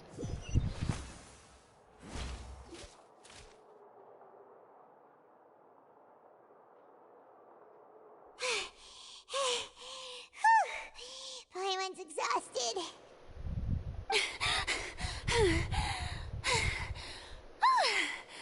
I tired. I totally thought they had caught me. But why were they chasing her is the real question. No, I mean, I merely gave in to the sheer enthusiasm they displayed. This place is not what I called soundproof. You might want to lower your voice to stay hidden. You're right. Yep, that's a good girl.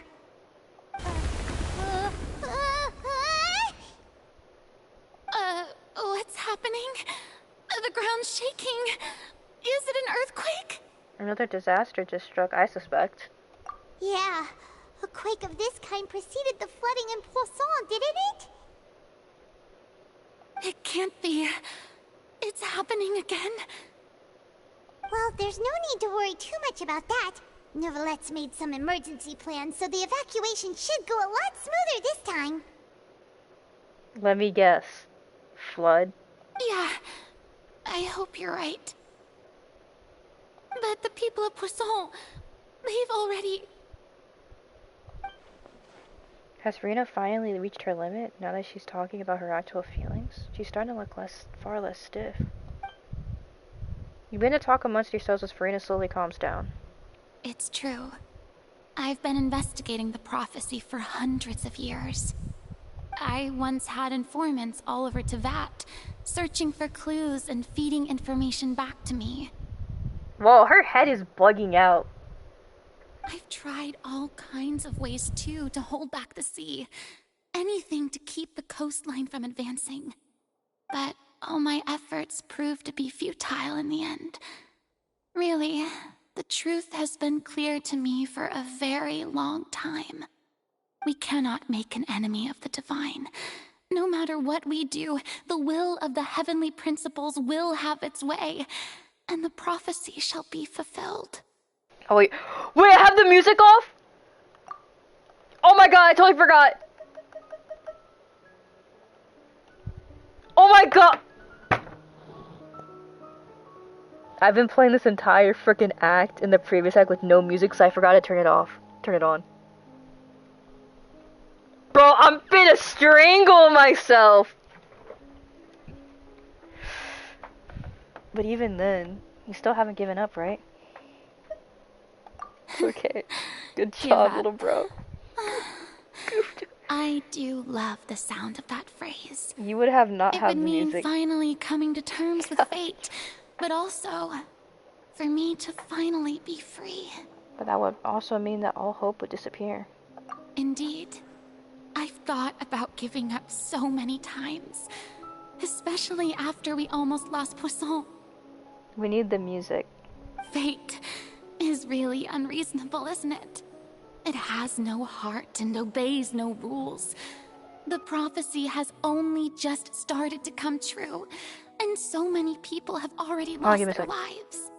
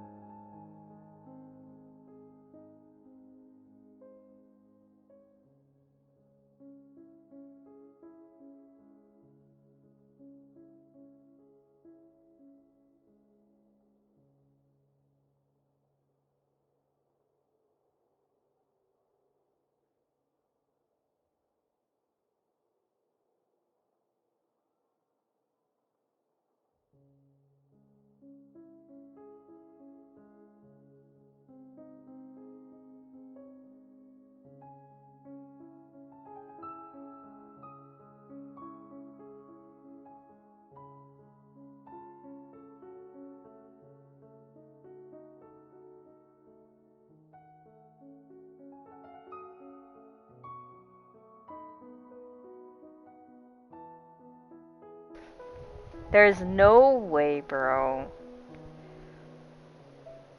Oh, you guys are gonna hate me for this. Oh, dude. I literally don't have I have to pause like in 10 minutes I have to pause stream and everything before I can continue it. I was hoping to do all this in one stream, but I have to make it into 2 parts before restarting it up again. We'll just continue what we have here. But just now, it all became clear to me.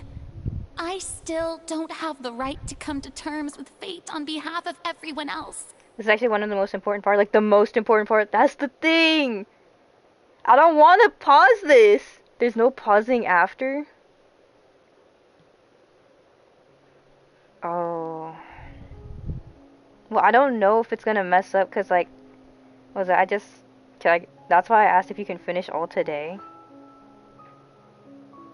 We can. Will it force the stream to cut? I'm hoping it doesn't, because something I'm gonna do, I'm hoping it doesn't mess up anything that I have set up or like that. I can just hope that everything will go smoothly still, but we'll see. As long as the final moment hasn't come, it's still not too late. So, we'll see in like 10 minutes, because something's gonna happen. What could your family need at you at 10 p.m.? Let's just say they got mad at me, and they said, you need to pause your game and all that, or you need to find a stopping point, because the thing is, my TV needs a mount, and the thing is, they did manage to help me find one, but the problem is, they said, they ended up getting mad at me when I said I can. They said, oh, wait, and then they just got really mad at me and everything. So, something super important is about to happen. Don't worry. I will keep hope alive for everyone until the very end. Bruh. Yeah. Mad over a TV mount? So, I have a TV, so the thing is, I used to have a monitor, but my monitor broke, so I had a TV in my room, and the thing is, it's to make it so I don't have it constantly at an angle, and I can just have it at a better positioning, my TV. But they're getting mad that I don't want to mount it right away. Essentially.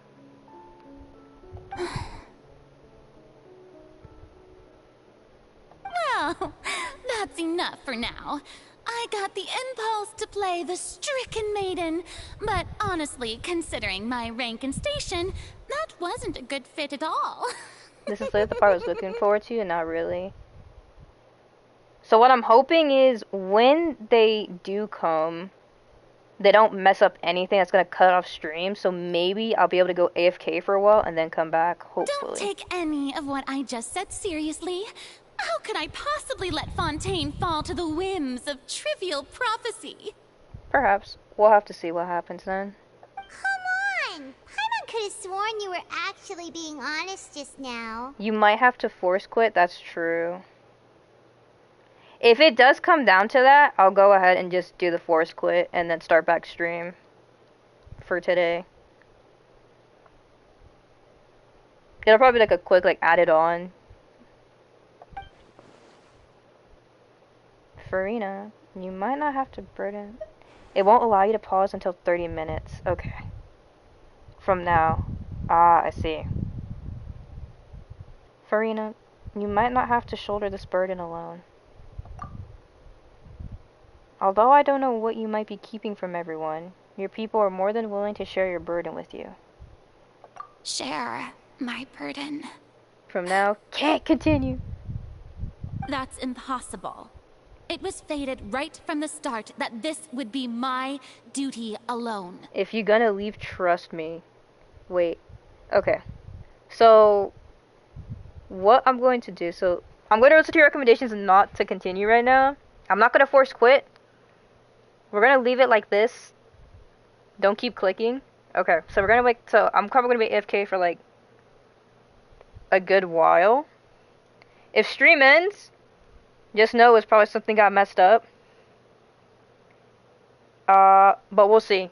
So hopefully, we'll leave it on this screen. We're going to be quiet for a while. If stream ends, I'll go ahead and restart it back up and then everything. So let's just hope nothing goes wrong. So we'll be AFK for a while. If you guys want to take a break and everything, you guys can. How long? They're about to be here. So I would say like maybe like 8 minutes, maybe 10. Hope it doesn't take too long. Alright. okay for a while. Jen, when it comes to parents, it's always longer than it should be. Hopefully it's because I don't know why, but parents don't stop talking. Hopefully it doesn't take longer than it needs to be.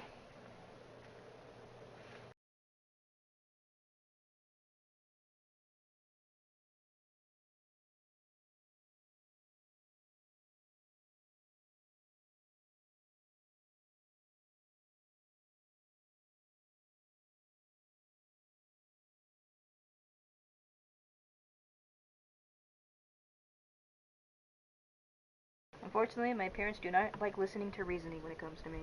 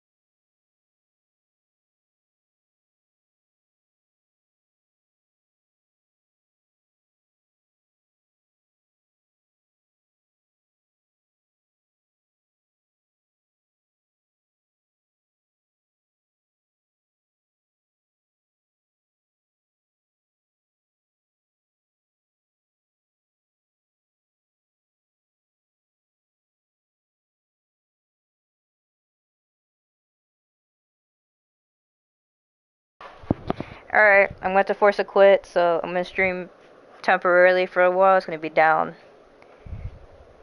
But I will hopefully be back.